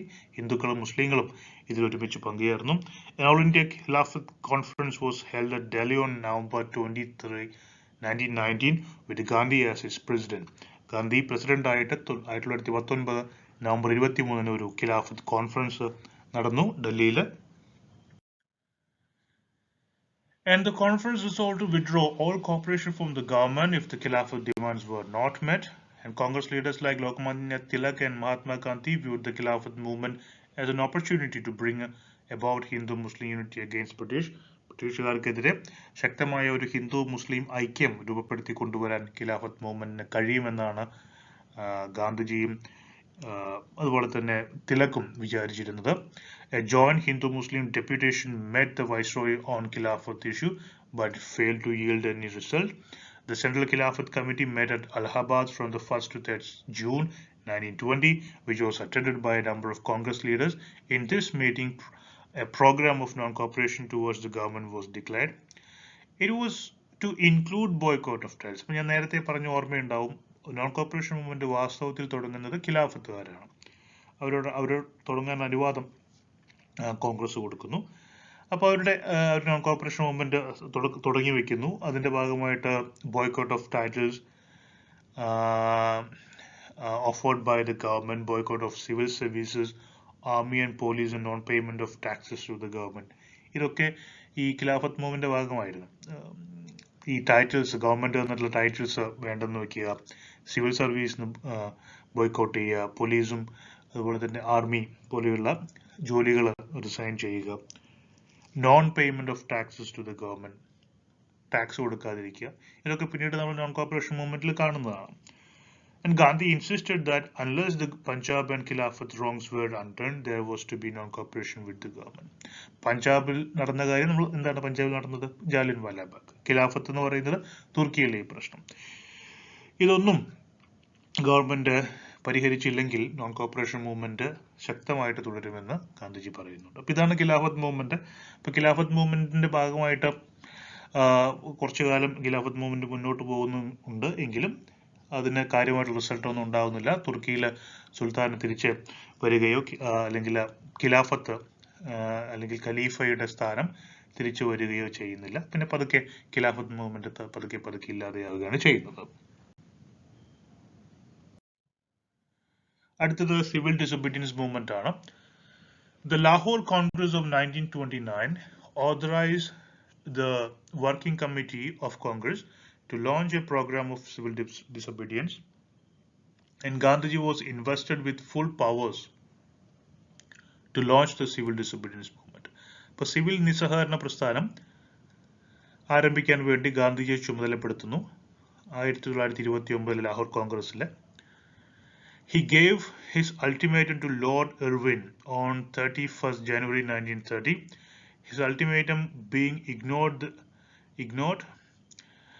the civil disobedience movement was launched. അങ്ങനെ 1930 ജനുവരി 31 ഗാന്ധിജി അന്നത്തെ viceroy ആയിരുന്ന ലോർഡ് ഇർവിന് ചില ആവശ്യങ്ങൾ, അദ്ദേഹത്തിന് മുന്നിൽ ചില ആവശ്യങ്ങൾ, ഡിമാൻഡ്സ് വയ്ക്കുന്നു. 11 ആവശ്യങ്ങൾ അതിനകത്തുണ്ടായിരുന്നു. അത് സ്വീകരിക്കാൻ ആവശ്യപ്പെടുന്നു. സ്വീകരിക്കാത്ത പക്ഷം സിവിൽ ഡിസൊബീഡിയൻസ് മൂവ്മെന്റ് CDM ആരംഭിക്കുമെന്ന് ഗാന്ധിജി ഉറപ്പിക്കുന്നു. അപ്പോൾ എന്താണ് ഗാന്ധിജിയുടെ 11 demands? To carry forward the mandate given by the Lahore Congress, Gandhi presented 11 demands to the government and gave an ultimatum of January 31st, 1930 to accept or reject these demands. 1930 ജനുവരി 31 ഈ 11 ആവശ്യങ്ങൾ നിറവേറ്റി തരണമെന്ന് പറഞ്ഞിട്ടാണ് കൊടുക്കുന്നത്. ഇതറിയപ്പെടുന്നത് 11 points എന്നാണ്, 11 demands എന്നാണ്. അത് ഏതൊക്കെയാണെന്ന് നോക്കാം. First one, reduce expenditure on army and civil services by 50%. Introduce total prohibition. അതായത് ആർമിക്കും സിവിൽ സർവീസിനുള്ള ചെലവ് 50% കുറയ്ക്കുക, പകുതിയാക്കി കുറയ്ക്കുക. പ്രൊഹിബിഷൻ കൊണ്ടുവരിക, മദ്യനിരോധനം കൊണ്ടുവരിക. Carry out reforms in criminal investigation department, CID ഡിപ്പാർട്ട്മെന്റിലെ റിഫോംസ് കൊണ്ടുവരിക. അത് കുറേ കൂടി പ്രോ പീപ്പിൾ ആക്കി മാറ്റുക. റിലീസ് പൊളിറ്റിക്കൽ പ്രിസണേഴ്സ്, രാഷ്ട്രീയ തടവുകാരെ എല്ലാം പിരിച്ചുവിടുക, എല്ലാവരെയും ജയിലിൽ നിന്ന് മോചിതരാക്കുക. Accept postal reservation bill. Postal reservation bill എന്ന് പറയുന്ന ബില്ല് സ്വീകരിക്കുക. പോസ്റ്റൽ റിസർവേഷൻ ബില്ലിന്റെ ഭാഗമായിട്ട് പോസ്റ്റേജിന് സ്റ്റാമ്പിന്റെ ഒക്കെ വില കുറയാനുള്ള സാധ്യത ഉണ്ടായിരുന്നു. അതുകൊണ്ടാണ് ആ ബില്ല് പാസ്സാക്കിയിട്ട് അത് ആക്സെപ്റ്റ് ചെയ്യണമെന്ന് പറയുന്നത്. Reduce rupee sterling exchange ratio. Sterling rupee അതായത് ബ്രിട്ടീഷ് കറൻസിയും ഇന്ത്യൻ കറൻസിയും തമ്മിലുള്ള എക്സ്ചേഞ്ച് റേഷ്യോ കുറച്ചു കൊണ്ടുവരിക എന്നുള്ളത് മറ്റൊരു ആവശ്യമായിരുന്നു.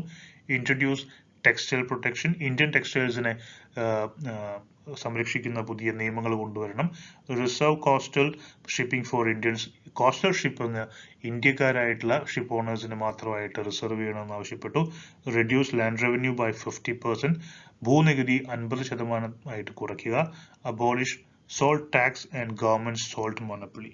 മറ്റൊന്ന് ഉപ്പ് മുകളിലുള്ള ടാക്സ് അത് ഇല്ലാതെയാക്കുക. മാത്രമല്ല ഉപ്പ് നിർമ്മാണത്തിൽ ഗവൺമെന്റിനുള്ള കുത്തക അവസാനിപ്പിക്കുക. മറ്റുള്ളവർക്ക് ഇന്ത്യക്കാർക്കും ഉപ്പ് നിർമ്മിക്കാനുള്ള അവകാശം നൽകുക. ഇത്തരം 11 ആവശ്യങ്ങളാണ് ഗാന്ധിജി ഇർവിന് മുന്നിൽ വയ്ക്കുന്നത്. അത് സ്വീകരിക്കാത്ത പക്ഷം സിവിൽ ഡിസൊബീഡിയൻസ് മൂവ്മെന്റ് അല്ലെങ്കിൽ സിവിൽ നിയമ ലംഘന പ്രസ്ഥാനം തുടങ്ങുമെന്നാണ് ഗാന്ധിജി വെല്ലുവിളിച്ചത്. അങ്ങനെ സിവിൽ ഡിസൊബീഡിയൻസ് മൂവ്മെന്റ് തുടങ്ങുകയാണ് ചെയ്യുന്നത്. അപ്പൊ അതിനുള്ള കാരണങ്ങൾ എന്തൊക്കെയാണ്?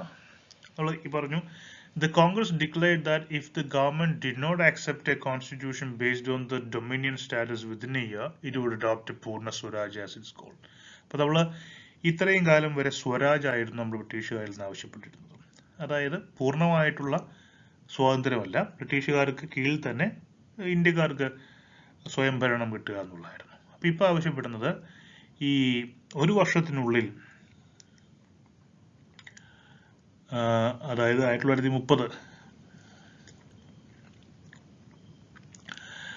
തന്നെ സ്വരാജ് നൽകിയില്ല എങ്കിൽ പൂർണ്ണ സ്വരാജ് ആയിരിക്കും ഞങ്ങൾ ഇനി ആവശ്യപ്പെടുക, അതിലേക്ക് മുന്നോട്ട് പോകുമെന്ന് കോൺഗ്രസ് നേരത്തെ പറഞ്ഞിട്ടുണ്ടായിരുന്നു. In 1929, having a meeting with Ramsay MacDonald, the Prime Minister of England, Lord Irwin returned to India and declared that the objective of the British government was to grant India dominion status. But the Prime Minister, under pressure of the conservative leaders, failed to keep his promise. When Gandhi met Lord Irwin in December 1929, the latter refused to make any commitment regarding dominion status. അപ്പോൾ നേരത്തെ 1929 Ramsay MacDonald ആയിരുന്നു ഇംഗ്ലണ്ടിന്റെ prime minister. അദ്ദേഹവും അതുപോലെ തന്നെ അദ്ദേഹത്തെ meet ചെയ്തതിനു ശേഷം അന്നത്തെ വൈസ്രോയി ആയിരുന്ന ലോർഡ് ഇർവിൻ പറഞ്ഞത് ബ്രിട്ടീഷുകാരെ ഉദ്ദേശിക്കുന്നത് ഇന്ത്യക്കാർക്ക് ഒരു ഡൊമിനിയൻ സ്റ്റാറ്റസ് കൊടുക്കാൻ വേണ്ടിയാണ്. അതായത് നമ്മുടെ കാനഡ, ന്യൂസിലാൻഡ് പോലുള്ള, ഓസ്ട്രേലിയ പോലുള്ള രാജ്യങ്ങൾക്ക് ബ്രിട്ടീഷ് ക്രൗണിന് കീഴിൽ ഡൊമിനിയൻ സ്റ്റാറ്റസ് ഉണ്ട്, അവർക്ക് സ്വയംഭരണമുണ്ട്, സ്വയംഭരണത്തിനുള്ള അവകാശമുണ്ട്. അങ്ങനെ ഒരു ഡൊമിനിയൻ സ്റ്റാറ്റസ് കൊടുക്കാനാണ് താല്പര്യമെന്ന് 1929 തന്നെ ഡിക്ലെയർ ചെയ്തിരുന്നു ബ്രിട്ടീഷ് ഗവൺമെന്റ്. പക്ഷേ പതുക്കെ ആ ഒരു പ്രോമിസിൽ നിന്ന് അവർ പിന്നാക്കം പോകുന്നു. അത് സിവിൽ ഡിസൊബീഡിയൻസ് മൂവ്മെന്റ് തുടങ്ങാനുള്ള ഒരു കാരണമാണ്. According to some authors, the main cause of civil disobedience movement was worldwide economic depression during the period 1929-1930. Young leaders of the Congress became impatient for a movement. The revolutionaries were not sitting idle. The organizations of the workers and the peasants gathered strength under organizations of the workers and peasants under the leadership of the communists. അപ്പോൾ മറ്റൊരു പ്രധാനപ്പെട്ട കാര്യം എന്ന് പറയുന്നത് 1920-30 എന്ന് പറയുന്ന great depression, വലിയ സാമ്പത്തിക മാന്ദ്യം ഉണ്ടായ വർഷങ്ങളാണ് 1929-30 എന്ന് പറയുന്ന വർഷം. അപ്പോൾ അതുകൊണ്ട് തന്നെ വലിയ എക്കോണമിക് ഡിപ്രഷൻ ഉണ്ടാകുന്നു. അത് സിവിൽ ഡിസൊബീഡിയൻസ് മൂവ്മെന്റിന് കാരണമായി. അതുപോലെ തന്നെ ചെറുപ്പക്കാരായിട്ടുള്ള വിപ്ലവകാരികൾക്ക്, പ്രവർത്തകർക്ക് ഒരു ശക്തമായ ഒരു മൂവ്മെന്റ് തുടങ്ങേണ്ടതിന്റെ താല്പര്യം അവർക്കുണ്ടായിരുന്നു. റെവല്യൂഷണറീസ് ആയിട്ടുള്ള ആളുകളും വിപ്ലവകാരികളായിട്ടുള്ള ആളുകൾ, എക്സ്ട്രീമിസ്റ്റ് ആയിട്ടുള്ള ആളുകളും വെറുതെ ഇരിക്കുകയായിരുന്നില്ല. അതുപോലെ തന്നെ കമ്മ്യൂണിസ്റ്റ് ളുടെ കീഴിൽ ഒരുപാട് തൊഴിലാളികളും കർഷകരും ഒക്കെ കൂടുതൽ സംഘടിക്കാൻ തുടങ്ങി. അപ്പൊ ഇവരൊക്കെ ഒരു വലിയ മൂവ്മെന്റിനെ കാത്തിരിക്കുകയായിരുന്നു. All these events let Gandhiji to feel the necessity of launching civil disobedience movement. ഇതൊക്കെയാണ് സിവിൽ ഡിസൊബീഡിയൻസ് മൂവ്മെന്റ് തുടങ്ങാനുള്ള കാരണങ്ങൾ. ഇപ്പൊ salt satyagraha, civil disobedience movement തുടങ്ങുന്നത് ദണ്ഡി മാർച്ചിലൂടെയാണ്, സോൾട്ട് സത്യാഗ്രഹയിലൂടെയാണ്. The civil disobedience movement started with Gandhiji's historic Dandi March. Gandhi walked 240 miles through villages of Gujarat. He reached Dandi on 6 April 1930. He inaugurated the civil disobedience movement by picking up a handful of salt. Gandhiji and other prominent leaders were arrested. Their arrest led to a mass demonstration. In Peshawar, Khan Abdul Ghaffar Khan took an active role as a part of the Salt Satyagraha. അപ്പോൾ 1930 ഗാന്ധിജി ദണ്ഡി കടപ്പുറത്തിലേക്ക് ഒരു ജാഥയായിട്ട് പോകുന്നു. അവിടെ അദ്ദേഹത്തിന് മുഷ്ടി മടക്കി, മുഷ്ടി നിറയെ ഒരു ഉപ്പ് വാരിയെടുക്കുന്നു. അങ്ങനെ അദ്ദേഹം ഉപ്പ് നിയമം ലംഘിക്കുന്നു. അങ്ങനെയാണ് സോൾട്ട് സത്യാഗ്രഹം അല്ലെങ്കിൽ സിവിൽ ഡിസൊബീഡിയൻസ് മൂവ്മെന്റ് തുടങ്ങുന്നത്. ഇനി ഇതിന്റെ ഭാഗമായിട്ട് പലതരത്തിലുള്ള പ്രൊട്ടസ്റ്റുകൾ നടന്നിട്ടുണ്ട്. Civil disobedience movement in different forms continued in different provinces. Special stress was laid on boycott of foreign goods.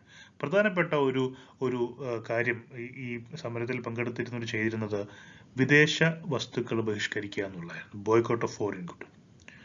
In Eastern India, payment of Chowkidari tax was refused. This no tax campaign became very popular in Bihar. പലയിടങ്ങളിലും tax വേണ്ടെന്ന് വെച്ചു, tax കൊടുത്തില്ല. No tax movement ബീഹാറിൽ നടന്നിരുന്നു. Eastern ഇന്ത്യയിലെ പല സ്ഥലങ്ങളിലും ചൗക്കിദാരി tax വേണ്ടെന്ന് കൊടുക്കാതെയായി. In Bengal, Jain Sengupta defied government laws by reading openly the books banned by the government. Defense of forest laws assumed a mass character in Maharashtra. Forest നിയമങ്ങൾ അവിടുത്തെ ആളുകൾ ലംഘിക്കാൻ തുടങ്ങി. The movement had taken a fire hold in provinces of UP, Odisha, Tamil Nadu, Andhra Pradesh and Assam തുടങ്ങിയിട്ടുള്ള പ്രൊവിൻസുകളിലൊക്കെ ശക്തമായി ഈ movement വരുന്നു. The Gandhi-Irwin Pact and the second round table conference having failed, the movement was resumed with new zeal. അപ്പോൾ ഈ second ഈ civil disobedience movement നടന്നുകൊണ്ടിരിക്കുമ്പോഴാണ് ഗാന്ധിയും അന്നത്തെ viceroy ആയിട്ടുള്ള ലോർഡ് ഇർവിനും തമ്മിൽ ഒരു പുതിയ ഒരു ഉടമ്പടി വരുന്നത്. അതിന്റെ ഭാഗമായിട്ട് ഗാന്ധിജിയുടെ ചില ആവശ്യങ്ങൾ ഉണ്ടായിരുന്നു, ഇർവിന്റെ ചില ആവശ്യങ്ങൾ ഉണ്ടായിരുന്നു. അപ്പൊ ഗാന്ധിജിയുടെ ആവശ്യങ്ങളിൽ നമ്മൾ നേരത്തെ കണ്ട 11 പോയിന്റ്സിലെ പലതും ഉണ്ടായിരുന്നു. ഇർവിൻ ആവശ്യപ്പെട്ടത് സിവിൽ ഡിസൊബീഡിയൻസ് മൂവ്മെന്റ് അവസാനിപ്പിക്കുക മാത്രമല്ല റൗണ്ട് ടേബിൾ കോൺഫറൻസിൽ ഗാന്ധിജി അല്ലെങ്കിൽ ഇന്ത്യൻ നാഷണൽ കോൺഗ്രസ് പങ്കെടുക്കുക എന്നുള്ളതായിരുന്നു. അപ്പോൾ ഫസ്റ്റ് റൗണ്ട് ടേബിൾ കോൺഫറൻസ് നേരത്തെ കഴിഞ്ഞിരുന്നു. ഇനി വരാൻ പോകുന്ന രണ്ടാമത്തെ റൗണ്ട് ടേബിൾ കോൺഫറൻസിലെ വട്ടമേശ സമ്മേളനത്തിൽ കോൺഗ്രസ് പങ്കെടുക്കണം എന്നാണ് ഇർവിൻ ആവശ്യപ്പെട്ടത്. അപ്പൊ അതിന്റെ ഭാഗമായിട്ട് ഗാന്ധിജിയും ഇർവിനും തമ്മിലുള്ള പാക്ട്, ആ പാക്ടിന്റെ ഉടമ്പടിയുടെ അടിസ്ഥാനത്തിൽ ഈ സിവിൽ ഡിസൊബീഡിയൻസ് മൂവ്മെന്റ് അവസാനിപ്പിക്കുകയാണ് ചെയ്യുന്നത്. So what was the impact of civil disobedience movement? According to the wish of Gandhiji, the Congress withdrew the civil disobedience movement in 1934. The Congress swept the polls in most provinces in 1937. 37 എല്ലാ പ്രോവിൻസുകളിലേക്കും ഒരു election നടക്കുന്നു. ആ ഇലക്ഷനിലെ 37 ഇലക്ഷനിലെ കോൺഗ്രസ് വമ്പിച്ച വിജയം നേടുന്നു. അത് civil disobedience movement ഒരു ഫലമായിട്ട് തന്നെ കാണാം. The left alternative emerged, for the movement had aroused expectations which Gandhian strategy could not fulfill. ഒരു ലെഫ്റ്റിന്റെ ഇടതുപക്ഷ രാഷ്ട്രീയം കുറേ കൂടി ശക്തമാകുന്നു. The movement marked an important stage in the progress of freedom struggle. The movement received global attention. ഇന്ത്യക്ക് പുറത്തും ഈ civil disobedience മൂവ്മെന്റിന് വലിയ പ്രചാരം ലഭിക്കുന്നു. Imports from Britain had fallen considerably. നമ്മൾ നേരത്തെ പറഞ്ഞു സ്വദേശി വസ്തുക്കളാണ് ഉപയോഗിക്കാൻ താല്പര്യപ്പെട്ടിരുന്നത്, അതുകൊണ്ട് തന്നെ ബ്രിട്ടനിൽ നിന്നുള്ള ഇറക്കുമതി വളരെയധികം കുറഞ്ഞു. The participation of Muslims was very significant. Even middle and upper class Muslim women were active in civil disobedience movement. At the level of the leadership, Nehru and Bose voiced the new mood, emphasizing the need to combine nationalism with radical social and economic program. നെഹ്റുവും അതുപോലെ തന്നെ ബോസും ശക്തരായിട്ട് രാഷ്ട്രീയത്തിലേക്ക് വരുന്നു. അവർ വളരെ ഒന്നുകൂടി റാഡിക്കലായിട്ടുള്ള social economic പ്രോഗ്രാംസും കൊണ്ടുവരണമെന്ന് താല്പര്യമുള്ളവരായിരുന്നു. Some Congress activists formed a socialist group within the party in 1984. ഒരു പുതിയ party 34 വരുന്നു. ഒരു സോഷ്യലിസ്റ്റ് ഗ്രൂപ്പ് തന്നെ കോൺഗ്രസിനകത്ത് ഫോം ചെയ്യുന്നു. Kisan Subhash with anti-Zamindar programs developed rapidly in provinces like Bihar and Andhra. മാത്രമല്ല ബീഹാറിലും ആന്ധ്രയിലും കിസാൻ സഭാസ് എന്ന് പറയുന്ന വളരെ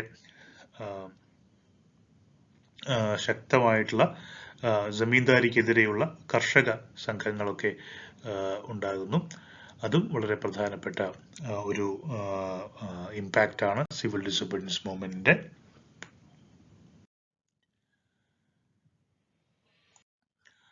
Puna Pact. The Puna Pact was an agreement between M.K. Gandhi and B.R. Ambedkar, signed in the Yerawada Central Jail, Pune, on September 24, 1932, on behalf of the depressed class for the reservation of the electoral seats in the legislature of British government. 1932 September 24 B.R. അംബേദ്കറും M.K. ഗാന്ധിയും അവർ തമ്മിൽ ഉണ്ടാക്കിയ ഒരു ഉടമ്പടിയാണ്, പൂനെയിൽ വെച്ച് ഉണ്ടാക്കിയ ഉടമ്പടിയാണ് Pune pact എന്ന് പറയുന്നത്. It was signed by Ambedkar on behalf of the depressed classes and by Madan Mohan Malaviya on behalf of the Hindus, and Gandhi as a means to end the fast that Gandhi was undertaking in jail as a protest against the decision made by British Prime Minister Ramsay MacDonald to give separate electorates to depressed classes for the election of members of provincial legislative assemblies in British India. അങ്ങനെ British ഇന്ത്യയിലെ provincial legislative അസംബ്ലിയിലേക്ക് നടക്കുന്ന ഇലക്ഷനിൽ depressed class എന്ന് പറയുന്ന വിഭാഗത്തിൽപ്പെടുന്ന ആളുകൾക്ക് separate electorates കൊടുക്കാനുള്ള Ramsey മക്ഡൊണാൾഡിന്റെ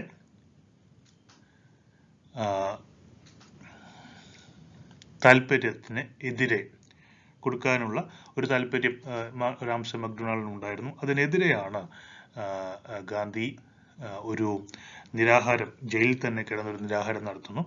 അതിന്റെ ഭാഗമായിട്ട് അംബേദ്കറും ഗാന്ധിയും ഒരു ഉടമ്പടിയിലെത്തുന്നു.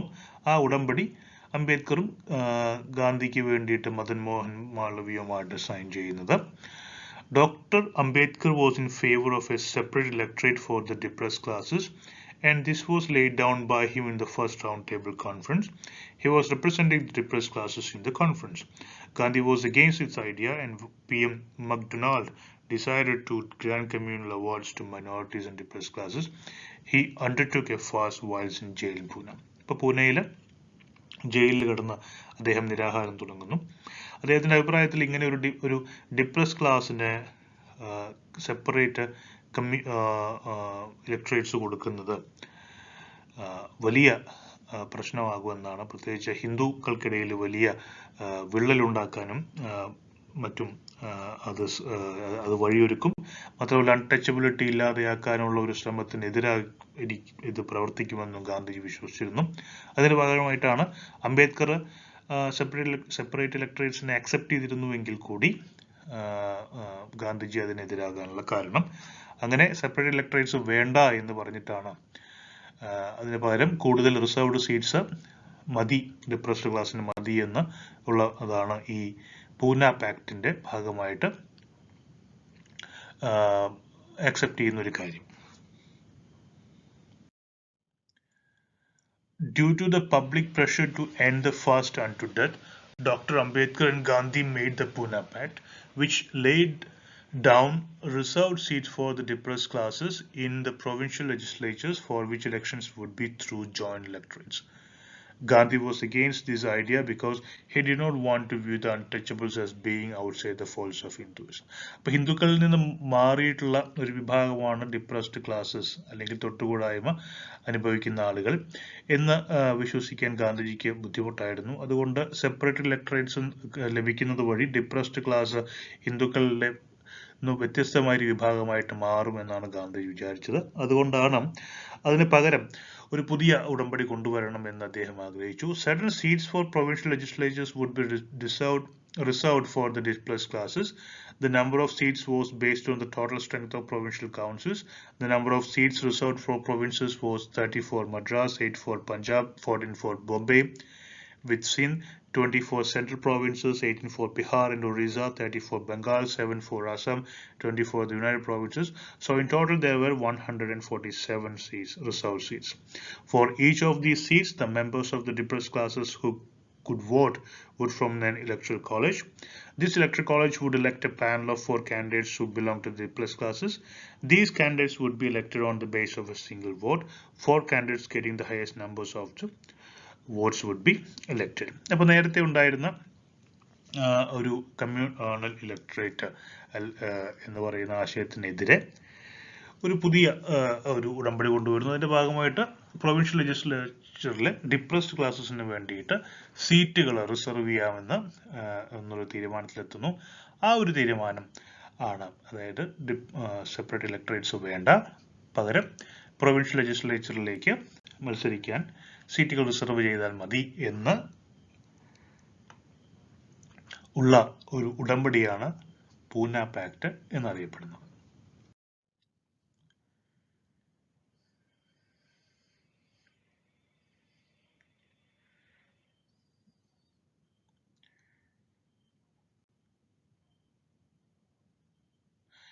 ഇനി പ്രധാനപ്പെട്ട ഒരു കാര്യം, in the central legislature 19% of the seats would be reserved for the depressed classes.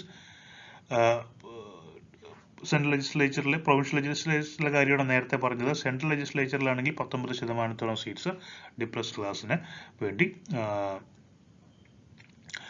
Reserve ചെയ്യും. Fair representation of the depressed classes would be ensured by all means. അത് മറ്റൊരു പ്രത്യേകതയായിരുന്നു. A certain sum of money from the educational grant would be allotted for the education of the depressed classes in all provinces. അതും Puna Pactന്റെ ഭാഗമായിട്ടുണ്ടായിരുന്നു. Next one is Quit India Movement, also known as the India August Movement or August Kranti. August Movement എന്നും August Kranti എന്ന് അറിയപ്പെടുന്നു. It was officially launched by the International Congress led by Mahatma Gandhi on 8 August 1942. The movement gave the slogans Quit India or Bharat Chodo, and Gandhi gave the slogan to the people, Do or Die. Do or Die എന്നാണ് ഗാന്ധിജി തന്റെ ഫോളോവേഴ്സിന് കൊടുത്ത മുദ്രാവാക്യം, Do or Die. In line with the Congress ideology, it was supposed to be a peaceful, non-violent movement aimed at urging the British to grant India independence. The Quit India resolution was passed by the Congress Working Committee on 8 August 1942 in Bombay, and Gandhi was named the movement's leader. 1942 August 8 തീയതിയാണ് quit India resolution കോൺഗ്രസിന്റെ working committee പാസ്സാക്കുന്നത്. The resolution stated the provisions of the movement as a movement, the Quit India movement provisions എന്തൊക്കെയായിരുന്നു? An immediate end to British rule over India. എത്രയും പെട്ടെന്ന് ഇന്ത്യക്ക് മേലുള്ള British ഭരണം അവസാനിക്കുക. Declaration of the commitment of free India to defend itself against all kinds of imperialism and fascism. എല്ലാ തരത്തിലുള്ള imperialist fascist ശക്തികൾക്കെതിരെയും ശക്തമായി പോരാടുക. Formation of a provisional government of India after British withdrawal. ബ്രിട്ടീഷുകാർ ഇവിടുന്ന് പോയതിനു ശേഷം ഒരു താൽക്കാലിക ഗവൺമെന്റിന് രൂപം കൊടുക്കുക. Sanctioning civil disobedience movement against British rule. ബ്രിട്ടീഷുകാർക്കെതിരെ ശക്തമായ ഒരു സിവിൽ നിയമ ലംഘന പ്രസ്ഥാനം ആരംഭിക്കുക. ഇതൊക്കെ ഈ ക്വിറ്റ് ഇന്ത്യ റെസൊല്യൂഷന്റെ പ്രൊവിഷൻസ് ആയിരുന്നു. And what were the Gandhi's instructions to various sections of the people? അപ്പോൾ പല ആളുകളോടും ഗാന്ധിജി നൽകിയ നിർദ്ദേശങ്ങൾ ഇതൊക്കെയായിരുന്നു. ഓരോ വിഭാഗത്തിൽപ്പെടുന്നവർക്കും വ്യത്യസ്ത നിർദ്ദേശങ്ങൾ കൊടുത്തു. ഗവൺമെന്റ് സർവൻസിനോട് അദ്ദേഹം പറഞ്ഞു, do not resign your job but proclaim loyalty to Indian National Congress. ജോലി രാജിവെക്കേണ്ട ആവശ്യമില്ല, പക്ഷേ ഇന്ത്യൻ നാഷണൽ കോൺഗ്രസിനോട് അനുഭാവം, ഐക്യദാർഢ്യം പ്രഖ്യാപിക്കുക. സോൾജേഴ്സിനോട് പറഞ്ഞു, be with the army but refrain from firing on compatriots. ആർമിയിൽ നിൽക്കുക, പക്ഷെ ഒരിക്കലും നിങ്ങൾ ആർമിയിൽ നിന്നുകൊണ്ട് ഇന്ത്യക്കാർക്കെതിരെ യുദ്ധം ചെയ്യരുത്. പെസൻസിനോട് പറഞ്ഞു, pay the agreed upon rent if the landlords or zamindars are anti government. If they are pro government do not pay the rent. ബ്രിട്ടീഷുകാർക്കെതിരെയുള്ള ജമീന്ദാർസ് ആണ് എങ്കിൽ അവർക്ക് നേരത്തെ പറഞ്ഞു വെച്ചിട്ടുള്ള ടാക്സ് അവർക്ക് കൊടുക്കാം. പക്ഷെ ഗവൺമെന്റിന്റെ ഒപ്പം നിൽക്കുന്ന ജമീന്ദാർമാരാണെങ്കിൽ do not pay the rent. സ്റ്റുഡൻസിനോട് പറഞ്ഞു, can leave studies if they are confident enough. പ്രിൻസസിനോട് പറഞ്ഞു, support the people and accept the sovereignty of them. ജനങ്ങളെ സപ്പോർട്ട് ചെയ്യാനാണ് പ്രിൻസ്ലി സ്റ്റേറ്റ്സിലെ രാജാക്കന്മാരോട് പറഞ്ഞത്. അതുപോലെ തന്നെ ഈ പ്രിൻസ്ലി സ്റ്റേറ്റ്സിലെ നാട്ടുരാജ്യങ്ങളിലെ ജനങ്ങളോട് പറഞ്ഞത്, support the ruler only if he is anti government, declare themselves a part of the Indian nation. നിങ്ങളുടെ രാജാവ് ബ്രിട്ടീഷുകാർക്കെതിരാണെങ്കിൽ മാത്രം അദ്ദേഹത്തെ സഹായിക്കുക, അദ്ദേഹത്തെ സപ്പോർട്ട് ചെയ്യുക. മാത്രമല്ല, നിങ്ങളെല്ലാവരും ഇന്ത്യൻ ദേശീയതയുടെ ഭാഗമാണ് എന്ന് ഡിക്ലെയർ ചെയ്യുക എന്നാണ് അവരോട് പറഞ്ഞത്. മൊഡ്യൂൾ 2 കടക്കാം. Module 2, Gandhian constructive programmes. So constructive programs of Gandhi. So what is a constructive program? Constructive program is a term coined by Mahatma Gandhi to describe one of the two branches of his satyagraha, the other being some form of non-violence resistance.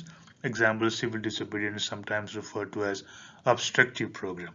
അപ്പോൾ നമ്മൾ നേരത്തെ കണ്ടു, ഈ constructive programme എന്ന് പറയുന്നത് ഗാന്ധിജിയുടെ പ്രവർത്തനത്തിന്റെ മറ്റൊരു പ്രത്യേക തലമായിരുന്നു. നമ്മൾ നേരത്തെ കണ്ട സത്യാഗ്രഹം, അതുപോലെ തന്നെ civil disobedience movement, non corporation എന്നൊക്കെ പറയുന്ന പോലെ അതിൻ്റെ വേറൊരു ഭാഗത്ത് ഗാന്ധിജി കുറെ കൺസ്ട്രക്റ്റീവ് പ്രോഗ്രാംസ് നടത്തിയിരുന്നു. Constructive program is a way of carrying out a struggle through community and self-improvement by building structures, systems, processes, and resources that are alternatives to the oppression and promote self-sufficiency and unity in the resisting community. അപ്പോൾ ജനങ്ങൾക്കിടയിലെ self sufficiency അതുപോലെ തന്നെ unity എന്നിവ ഉണ്ടാക്കാൻ വേണ്ടി ഒരു നിർമ്മാണാത്മകമായിട്ടുള്ള ചില programmes അദ്ദേഹം കൊണ്ടുവന്നിരുന്നു. അതിനെയാണ് കൺസ്ട്രക്റ്റീവ് പ്രോഗ്രാംസ് എന്ന് വിളിക്കുന്നത്. Gandhi used the phrase constructive program to refer to the set of non-violent pragmatic actions that together he believed would enable India to achieve economic and political independence. അപ്പോൾ ഇന്ത്യയുടെ economic ആയിട്ടുള്ളതും political ആയിട്ടുള്ള independence, രാഷ്ട്രീയവും സാമ്പത്തികവുമായിട്ടുള്ള ഇന്ത്യയുടെ സ്വാതന്ത്ര്യം അതിലേക്ക് നയിക്കുന്ന പദ്ധതികളായിട്ടാണ് അദ്ദേഹം ഇത്തരം കൺസ്ട്രക്റ്റീവ് പ്രോഗ്രാമുകളെ, നിർമ്മാണ പദ്ധതികളെ വിഭാവനം ചെയ്തിരുന്നത്. The program aimed to solve the serious problems that plagued India, such as extreme poverty and discrimination.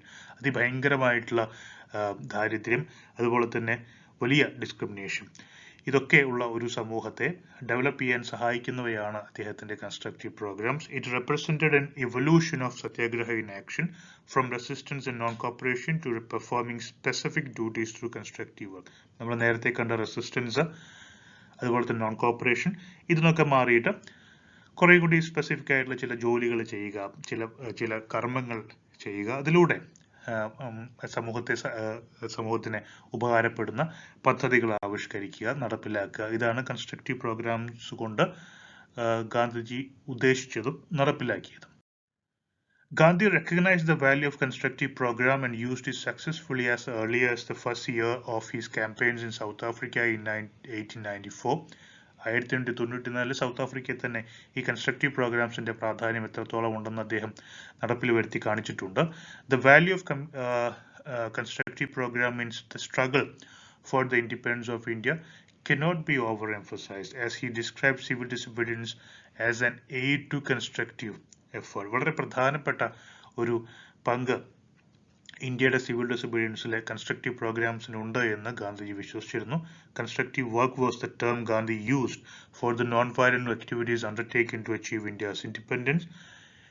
It consists of ordinary people taking accountability for matters that are important to them, yet lacking in their community. For example, polluted water sources such as rivers were a source of disease in many communities. അപ്പോൾ ജനങ്ങൾ അവരുടെ സമൂഹത്തിലെ വളരെ പ്രധാനപ്പെട്ട ഉത്തരവാദിത്വബോധമുള്ള അംഗങ്ങളായി മാറുന്ന ഒരു പ്രത്യേകത കൂടി കൺസ്ട്രക്റ്റീവ് പ്രോഗ്രാമിനുണ്ട്. അതുകൊണ്ട് തന്നെ അവർ സമൂഹത്തിന് ആവശ്യമുള്ള ഉപകാരപ്രദമായിട്ടുള്ള പ്രവർത്തനങ്ങൾ ഒരുമിച്ച് ഒത്തുചേർന്ന് ചെയ്യുന്നു. അത് കൺസ്ട്രക്റ്റീവ് പ്രോഗ്രാമിന്റെ ഒരു പ്രത്യേകതയാണ്. And constructive work to solve this problem consists of villagers working together to make sure everyone in the community understands the dangers of polluting water, takes precautions to ensure their actions do not contribute to the problem, and works to eliminate existing pollution. ഇവിടെ ഒരു ഉദാഹരണം പറയുന്നു. ഒരു പൊല്യൂട്ടറായി കിടക്കുന്ന water sources, മലിനമായി കിടക്കുന്ന ജലസ്രോതസ്സുകൾ ഉണ്ടെങ്കിൽ ആ കമ്മ്യൂണിറ്റിയിൽ പെടുന്ന ആളുകൾ അതിന്റെ ഡേഞ്ചർ എന്താണെന്ന് മനസ്സിലാക്കുകയും അത് വൃത്തിയാക്കേണ്ടതിന്റെ ആവശ്യകത അവർക്ക് സ്വയം ബോധ്യപ്പെടുകയും അങ്ങനെ അവരൊരു കൂട്ടമായി അവരുടെ പ്രവർത്തനത്തിന്റെ ഫലമായിട്ട് അത് ശുദ്ധീകരിക്കുകയും ചെയ്യുകയാണെങ്കിൽ ഇറ്റ്സ് എ കൺസ്ട്രക്റ്റീവ് പ്രോഗ്രാം. ഒരു ഉദാഹരണമായിട്ട് പറയുകയാണെങ്കിൽ ഇനി എന്താണ് എലമെന്റ്സ് ഓഫ് കൺസ്ട്രക്റ്റീവ് പ്രോഗ്രാം? ഈ കൺസ്ട്രക്റ്റീവ് പ്രോഗ്രാമിൽ ഒരുപാട് എലമെന്റ്സ് ഉണ്ട് ഗാന്ധിജിയുടെ. അതെന്താണെന്ന് നോക്കാം. The constructive program evolved over time, initially comprising 4 elements in 1919 and grew to 18 elements in 1945. തുടക്കത്തിൽ ഏതാണ്ട് 4 ഭാഗങ്ങളാണ് അതിനുണ്ടായിരുന്നത്. 1945 ആകുമ്പോഴേക്കും 18ഓളം വ്യത്യസ്തമായിട്ടുള്ള ഭാഗങ്ങൾ ഇതിന്റെ ഭാഗമായി വന്നു. നമുക്ക് ഓരോന്നായിട്ട് പരിശോധിക്കാം. ഒന്നാമത്തത് കമ്മ്യൂണൽ യൂണിറ്റിയാണ്. ഒരു പ്രത്യേകത ഈ കൺസ്ട്രക്റ്റീവ് പ്രോഗ്രാമിന്റെ ഒരു പാർട്ടാണ് communal unity. Fosters solidarity through friendships with followers of other religions. വ്യത്യസ്ത മതങ്ങളിലും വിശ്വാസങ്ങളിലുള്ള ആളുകൾ തമ്മിൽ ഒരു ഐക്യം ഉണ്ടാക്കുക എന്നുള്ളത് ഒരു കൺസ്ട്രക്റ്റീവ് പ്രോഗ്രാം ആയിരുന്നു ഗാന്ധിജിയുടെ. Removal of untouchability. Eliminate idea and customs of untouchability from Hinduism. തൊട്ടുകൂടായ്മ അവസാനിപ്പിക്കുക. ഖാദി പ്രൊമോട്ട് ചെയ്യുക. economic self-sufficiency through the production and buying of homespun cloth. നൂറ്റ് അതിൽ വസ്ത്രങ്ങൾ ഉണ്ടാക്കി സാമ്പത്തികമായിട്ടുള്ള സുരക്ഷ അല്ലെങ്കിൽ സ്വയം പര്യാപ്തത കൈവരിക്കുക. അതർ വില്ലേജ് ഇൻഡസ്ട്രീസ്, ഖാദിയോടൊപ്പം തന്നെ മറ്റ് വില്ലേജ് ഇൻഡസ്ട്രീസിനെയും ഗ്രാമ വ്യവസായങ്ങളെയൊക്കെ സപ്പോർട്ട് ചെയ്യുക. കോട്ടേജ് ഇൻഡസ്ട്രീസിനെ സപ്പോർട്ട് ചെയ്യുക. National support for local products and services. Women വളരെ പ്രധാനപ്പെട്ട ഒരു ഇൻഗ്രീഡിയൻറ്റ്, ഒരു കോൺസ്റ്റിറ്റ്യൂവൻ്റ് ആണ്. Change mindsets, behaviours and laws to reflect the equal status of women. സ്ത്രീകൾക്കും പുരുഷന്മാർക്കും തുല്യമായിട്ടുള്ള അവകാശങ്ങളും അധികാരങ്ങളും റെസ്പോൺസിബിലിറ്റീസും കൊടുക്കുക. മറ്റൊന്ന് കിസാൻസ് അല്ലെങ്കിൽ ഫാമേഴ്സ്, അവരെ സംബന്ധിച്ചിടത്തോളം support peasants in their non violent struggles. Labour, തൊഴിലാളികൾ, use non violent methods for solving all labour disputes. എല്ലാ തൊഴിൽ പ്രശ്നങ്ങളും പരിഹരിക്കാൻ വേണ്ടി നോൺ വയലന്റ് ആയിട്ടുള്ള മാതൃകകൾ കൊണ്ടുവരിക. ആദിവാസികളും ഇതിന്റെ ഭാഗമാണ്. Support for the large indigenous population within India. ആദിവാസികൾക്ക് support. The ninth one is basic or new education. Connect the children of India to all that is best and lasting in India. അങ്ങനെ basic and new education കൊണ്ടുവരിക. Adult education instills self-sufficiency and non-violence through the constructive program. Adult education ഏറ്റവും പ്രധാനപ്പെട്ട ഉദ്ദേശം എന്തെന്ന് വെച്ച് കഴിഞ്ഞാൽ self സഫിഷ്യൻസിയാണ്. സ്വയം പര്യാപ്തത കൈവരിക്കാൻ ഉതകുന്ന രീതിയിലുള്ള വിദ്യാഭ്യാസം കൊടുക്കുക. സ്റ്റുഡൻസിന്റെ കാര്യത്തിൽ redefine higher education as service to others through the constructive programme. Higher education എന്ന് പറയുന്നത് മറ്റുള്ളവരുടെ ഉള്ള ഒരു സേവനമായിട്ട് മാറ്റുക. Education, health and hygiene, teach people how to achieve health and wellbeing. എങ്ങനെ ആളുകൾക്കിടയിൽ ആരോഗ്യത്തെക്കുറിച്ചും ഹൈജീനെ കുറിച്ചും ബോധവൽക്കരണം നടത്തുക. Village sanitisation, teach people how their communal spaces impact their health. എങ്ങനെയാണ് ചുറ്റുപാടുകൾ അവരുടെ ജനങ്ങളുടെ ആരോഗ്യത്തെ ബാധിക്കുന്നത്, ചുറ്റുപാടുകൾ വൃത്തിയാക്കി സൂക്ഷിക്കേണ്ടതിൻ്റെ ആവശ്യകത. Provincial languages, use and evolve the many different local languages of India. ഇന്ത്യയിലെ വ്യത്യസ്തങ്ങളായിട്ടുള്ള ഭാഷകളെ, നാടൻ ഭാഷകളെയൊക്കെ പരിപോഷിപ്പിക്കുക, നിലനിർത്തുക. National language, use widespread Indian language Hindi for national communication. National language ആയിട്ടുള്ള ഹിന്ദിയെ സപ്പോർട്ട് ചെയ്യുക, അതിനെ പരിപോഷിപ്പിക്കുക, പ്രചരിപ്പിക്കുക. Prohibition, replace opium and alcohol addiction with health and inspiring alternatives. Prohibition, ലഹരികളുടെ നിർമ്മാർജ്ജനം, ലഹരി വസ്തുക്കൾ നിരോധിക്കുക, അതിൻ്റെ ഉപയോഗമില്ലാതെയാക്കുക. അടുത്തത് economic equality, decrease wealth disparity in India by donating personal wealth to serve the common good. ആളുകൾ തമ്മിലുള്ള സ്വത്തിൻ്റെ അടിസ്ഥാനത്തിലുള്ള ഉയർച്ച താഴ്ചകൾ ഇല്ലാതെയാക്കാൻ വേണ്ടി ഉള്ളവർ ഇല്ലാത്തവർക്ക് ധാരാളമായിട്ട് ദാനം ചെയ്യുക. ലെപ്പേഴ്സ്, കുഷ്ഠരോഗികളുടെ ഇടയിലുള്ള പ്രവർത്തനം. Provide care for people suffering from leprosy as A national duty. ഒരു ഡ്യൂട്ടി ആയിട്ട് തന്നെ, ഒരു വലിയ ഉത്തരവാദിത്തമായിട്ട് എല്ലാവരും ഏറ്റെടുക്കേണ്ട ഒരു കാര്യമാണ് കുഷ്ഠരോഗികളുടെ പരിചരണം. ഇതൊക്കെ ഗാന്ധിജിയുടെ എലമെന്റ്സ് ഓഫ് കൺസ്ട്രക്റ്റീവ് പ്രോഗ്രാം, ഗാന്ധിജിയുടെ കൺസ്ട്രക്റ്റീവ് പ്രോഗ്രാമിന്റെ വ്യത്യസ്തമായിട്ടുള്ള എലമെന്റ്സ് ആണ്. ഹിന്ദു സ്വരാജിനെ കുറിച്ച് പറയാം. ഹിന്ദ് സ്വരാജ് ഒരു പുസ്തകം 1909 ഗാന്ധിജി എഴുതുന്നതാണ്. And it contains 20 short chapters. വളരെ ചെറിയൊരു പുസ്തകമാണ് ഹിന്ദ് സ്വരാജ്. അപ്പൊ തുടക്കത്തിൽ, അദ്ദേഹത്തിന്റെ രാഷ്ട്രീയ ജീവിതത്തിന്റെ തുടക്കത്തിലാണ് അദ്ദേഹം അത് എഴുതുന്നത്. It was written in Gujarati. It is written in A dialogic form between a reader and editor of a journal or newspaper. The advantage of dialogic form is that it provides the editor with an opportunity to discuss the entire gamut of issues with all their implications and intricacies. അപ്പോൾ ഈ പുസ്തകം ഗാന്ധിജി എഴുതിയിരിക്കുന്നത് ഒരു രണ്ടുപേർ തമ്മിലുള്ള സംഭാഷണമായിട്ടാണ്. ഒരു എഴുത്തുകാരനും ഒരു വാരികയുടെ എഡിറ്ററും തമ്മിലുള്ള സംഭാഷണമാണ്. അപ്പോൾ എഴുത്തുകാരൻ ചോദ്യങ്ങൾ ചോദിക്കുന്നു, എഡിറ്റർ ഉത്തരം പറയുന്നു. എഡിറ്റർ ഇവിടെ ഗാന്ധിജി തന്നെയാണ്, ഗാന്ധിജിയാണ് ഉത്തരം പറയുന്നത്. അപ്പോൾ ചോദ്യവും ഉത്തരവും എന്ന രീതിയിലാണ് ഹിന്ദു സ്വരാജ് എന്ന് പറയുന്ന പുസ്തകം എഴുതിയിട്ടുള്ളത്. അതിൽ ഗാന്ധിജി ഇന്ത്യയെക്കുറിച്ചും ഇന്ത്യൻ സംസ്കാരത്തെക്കുറിച്ചും ഒക്കെയുള്ള ധാരാളം ഗാന്ധിജിയുടെ അഭിപ്രായങ്ങളാണ് ഹിന്ദു സ്വരാജിൽ പറയുന്നത്. വളരെ പ്രധാനപ്പെട്ട ചില പോയിന്റ്സ് നമുക്ക് ഇവിടെ നോക്കാം. ഒന്ന്, മോഡേൺ സിവിലൈസേഷനെ കുറിച്ച് ഗാന്ധിജി പറയുന്നതാണ്. The malaise of modern civilisation. Modern civilisation എത്രത്തോളം മോശമാണ് എന്നാണ് അദ്ദേഹം അഭിപ്രായപ്പെടുന്നത്. Gandhi's Hind Swaraj is primarily known for his trenchant critique of modern civilization. അതിശക്തമായിട്ടാണ് മോഡേൺ സിവിലൈസേഷനെ, ആധുനിക സംസ്കാരത്തെ ഗാന്ധിജി വിമർശിക്കുന്നത്. In Hind Swaraj, he also dwells on the condition of India as it has developed under the British rule and tutelage. He makes a basic formulation that under the impact of the British rule in India is turning into an irreligious country. ബ്രിട്ടീഷുകാരുടെ ഭരണത്തിന് കീഴിലെ India ഒരു ഇർറിലീജിയസ് രാജ്യമായിട്ട് മാറുന്നു. മതവിശ്വാസമില്ലാത്ത അല്ലെങ്കിൽ ഈശ്വര വിശ്വാസമില്ലാത്ത ഒരു രാജ്യമായിട്ട് മാറുന്നു. He hastens to add that he is not thinking of any particular religion but rather of that religion which underlies all religions. അപ്പോൾ ഗാന്ധിജി ഇവിടെ ഒരു പ്രത്യേക മതത്തെക്കുറിച്ചല്ല പറയുന്നത്. പൊതുവെ ജനങ്ങൾക്ക് ഈശ്വരനിലും നന്മയിലും ധർമ്മത്തിലും ഒക്കെയുള്ള വിശ്വാസം നഷ്ടപ്പെടുന്നു എന്നാണ് പറയുന്നത്. അത് ഒരു മോഡേൺ സിവിലൈസേഷൻ കൊണ്ടുവന്ന തെറ്റായിട്ടാണ് അദ്ദേഹം കാണുന്നത്. Then he turns his moral gaze to some of major developments like railways and emergence of new elite like lawyers and doctors. പിന്നെ അദ്ദേഹം റെയിൽവേസിനെ കുറിച്ച് പറയുന്നു, ലോയേഴ്സിനെ കുറിച്ചും ഡോക്ടേഴ്സിനെ കുറിച്ചും ഒക്കെ അദ്ദേഹം പറയുന്നുണ്ട്. അവരൊക്കെ എങ്ങനെയാണ് സമൂഹത്തിൽ പ്രവർത്തിക്കുന്നത്, ഇന്ത്യൻ സമൂഹത്തിൽ പ്രവർത്തിക്കുന്നത് എന്നും അദ്ദേഹം പറയും. റെയിൽവേയെ കുറിച്ച് പറയുകയാണെങ്കിൽ, railways have helped the British to tighten their grip over India.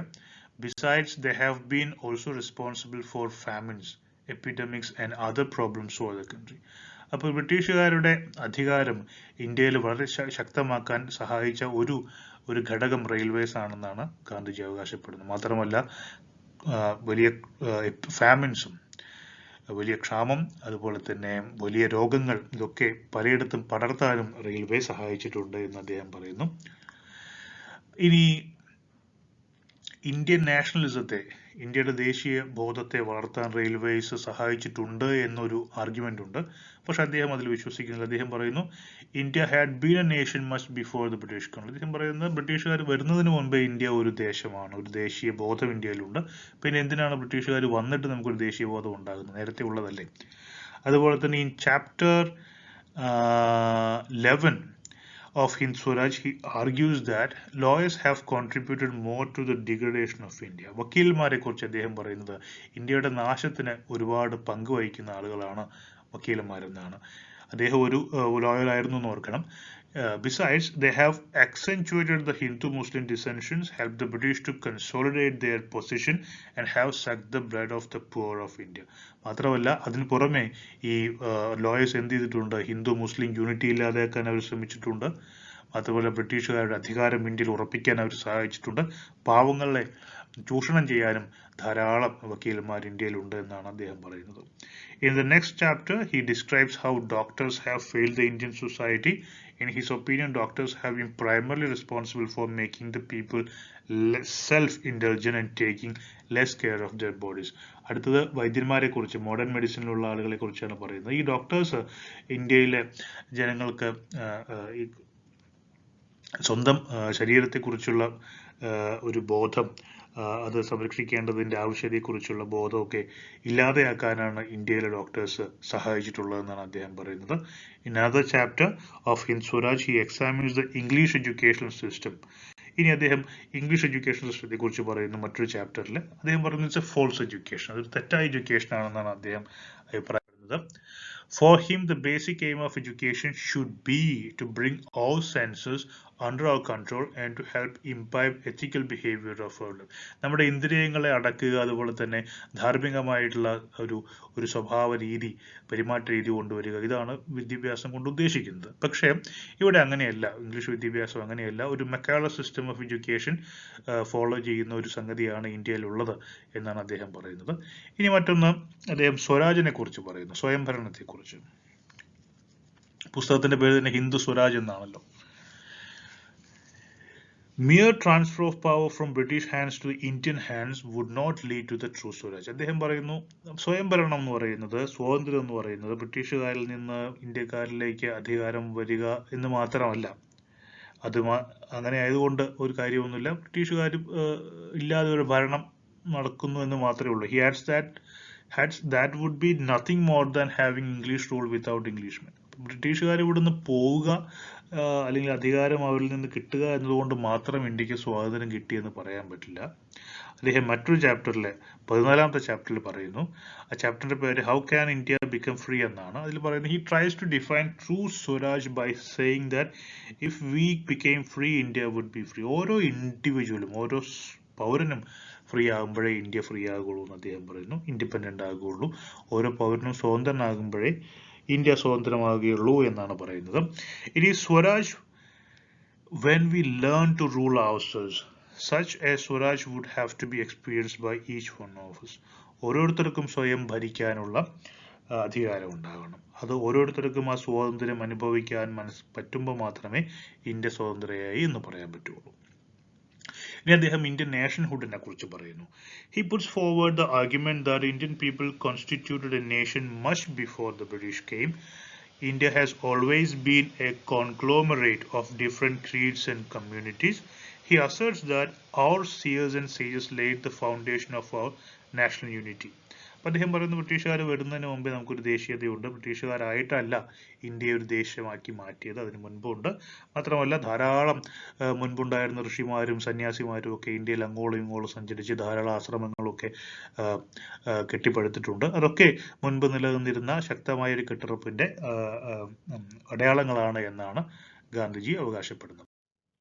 ഇനി അദ്ദേഹം ഹിന്ദു സ്വരാജിലെ മറ്റൊരു കാര്യത്തെക്കുറിച്ച് പറയുന്നത് vision of an alternative society. Gandhi avows that the ancient Indian civilization fits the bill for being a true civilization. Ancient Indian civilization, പുരാതന Indian സംസ്കാരം ഒരു true civilisation ആണെന്നാണ് ഗാന്ധിജി പറയുന്നത്. He identifies his core values such as, അതായത് അദ്ദേഹം ഈ പുരാതന Indian സംസ്കാരത്തിന്റെ പ്രത്യേകതകളായിട്ട് ഗാന്ധിജി കണ്ടെത്തുന്നത് ഇവയാണ്. Self intelligence, limits to self intelligence, സ്വന്തം അതിഭയങ്കരമായിട്ട് ഉള്ള സുഖം അനുഭവിക്കാനുള്ള സുഖലോലുപത, അതിനൊരു ലിമിറ്റ് ഉണ്ട്. ലക്ഷറിയും പ്ലഷറും അനുഭവിച്ച് ജീവിക്കുക എന്നുള്ള കാര്യത്തിന് ഒരു പരിധി ഇന്ത്യൻ സംസ്കാരത്തിലുണ്ടായിരുന്നു. അതുപോലെ തന്നെ ആൻസെസ്ട്രൽ പ്രൊഫഷനിലുള്ള എംഫസിസ്, ഗ്രാമീണ ജീവിതം, മോറൽ കൺട്രോള്, അതായത് രാജാക്കന്മാരെ എപ്പോഴും കൺട്രോൾ ചെയ്തിരുന്നത് സന്യാസിമാരായിരുന്നു. അൺനെസസറി കോമ്പറ്റീറ്റീവ്നെസ്, അനാവശ്യമായിട്ടുള്ള ശത്രുതയും മത്സര്യബോധവും ഇല്ലാത്തൊരവസ്ഥ. അതുപോലെ തന്നെ സ്മോൾ സ്കെയിൽ ടെക്നോളജീസിന് പ്രാധാന്യം കൊടുത്തുകൊണ്ടുള്ള ജീവിതം. ഡീസെൻട്രലൈസ്ഡ് ആയിട്ടുള്ള പൊളിറ്റി, രാഷ്ട്രീയം അധികാര വികേന്ദ്രീകരണം നടക്കുന്ന ഒരവസ്ഥ. ഇതൊക്കെ ഏൻഷ്യന്റ് ഇന്ത്യൻ കൾച്ചറിന്റെ ഭാഗമായിരുന്നു. അതുകൊണ്ട് തന്നെ ഏൻഷ്യന്റ് ഇന്ത്യൻ സിവിലൈസേഷൻ ഒരു ട്രൂ സിവിലൈസേഷൻ ആയിരുന്നു എന്ന് ഗാന്ധിജി അഭിപ്രായപ്പെടുന്നു. He admits that at present modern India is moving away from these two old values. അദ്ദേഹം പറയുന്നു ഈ കാലഘട്ടത്തിൽ, അദ്ദേഹത്തിന്റെ കാലഘട്ടത്തിൽ ആ പഴയ പുരാതന ഇന്ത്യൻ ആദർശങ്ങളിൽ നിന്നൊക്കെ നമ്മൾ മാറിപ്പോകുന്നു എന്നും അദ്ദേഹം അഭിപ്രായപ്പെടുന്നുണ്ട്. ഇതാണ് ഹിന്ദു സ്വരാജിനെ കുറിച്ച് പറയാനുള്ളത്. Then module 3, critique of Gandhi. So in this module we will discuss some important personalities who had a difference of opinion with Gandhi.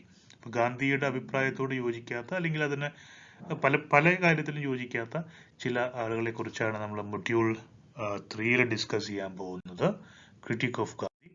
First we will discuss Rabindranath Tagore. So Rabindranath Tagore from 1861 to 1941 was an outstanding literary figure of India who exerted considerable influence on human thinking in the contemporary world. We all know that. So the essence of influence extended to the political arena as well as by his elucidation of important concepts like nationalism, freedom, human rationality, and his many differences in Mahatma Gandhi's philosophy and strategies. But Mahatma Gandhiയുടെ പല ഫിലോസഫിക്ക് ടാഗോറിന് വലിയ എതിർപ്പുണ്ടായിരുന്നു.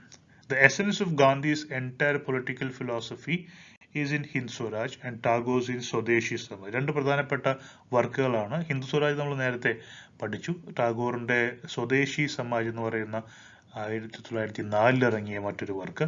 ഈ രണ്ട് പുസ്തകങ്ങളിലുമാണ് ഈ രണ്ടാളുകളുടെയും ഫിലോസഫിയെക്കുറിച്ച് അവർ തന്നെ എഴുതിയിട്ടുള്ളത്. Gandhi wished to develop a more Indian-centric nationalism which would be far more welcoming and rooted in Indian traditions and cultures rather than being influenced by the West. അപ്പോൾ നാഷണലിസത്തെക്കുറിച്ച് ഈ രണ്ടുപേർക്കും വ്യത്യസ്ത അഭിപ്രായമുണ്ടായിരുന്നു, ദേശീയതയെക്കുറിച്ച്. അപ്പോൾ ഗാന്ധിയുടെ അഭിപ്രായത്തിൽ ഒരു ഇന്ത്യയിൽ തന്നെ ഇന്ത്യൻ സംസ്കാരത്തിൽ ഊന്നി നിൽക്കുന്ന ഒരു ദേശീയതയെക്കുറിച്ചാണ് ഗാന്ധി സ്വപ്നം കണ്ടിരുന്നത്. Tagore believed that nationalism was just another term for the appropriation of wealth and territory of other countries and that it would violate the basic ideals of humanity. മാനവികതയുടെ അടിസ്ഥാന പ്രമാണങ്ങൾക്കെതിരാണ് ദേശീയ ബോധമെന്നാണ് ടാഗോർ പറഞ്ഞിരുന്നത്. അതുകൊണ്ട് തന്നെ ഈ ഒരുപാട് അധികാരം ഉപയോഗിച്ച് മറ്റുള്ള രാജ്യങ്ങളുടെ സ്വത്തും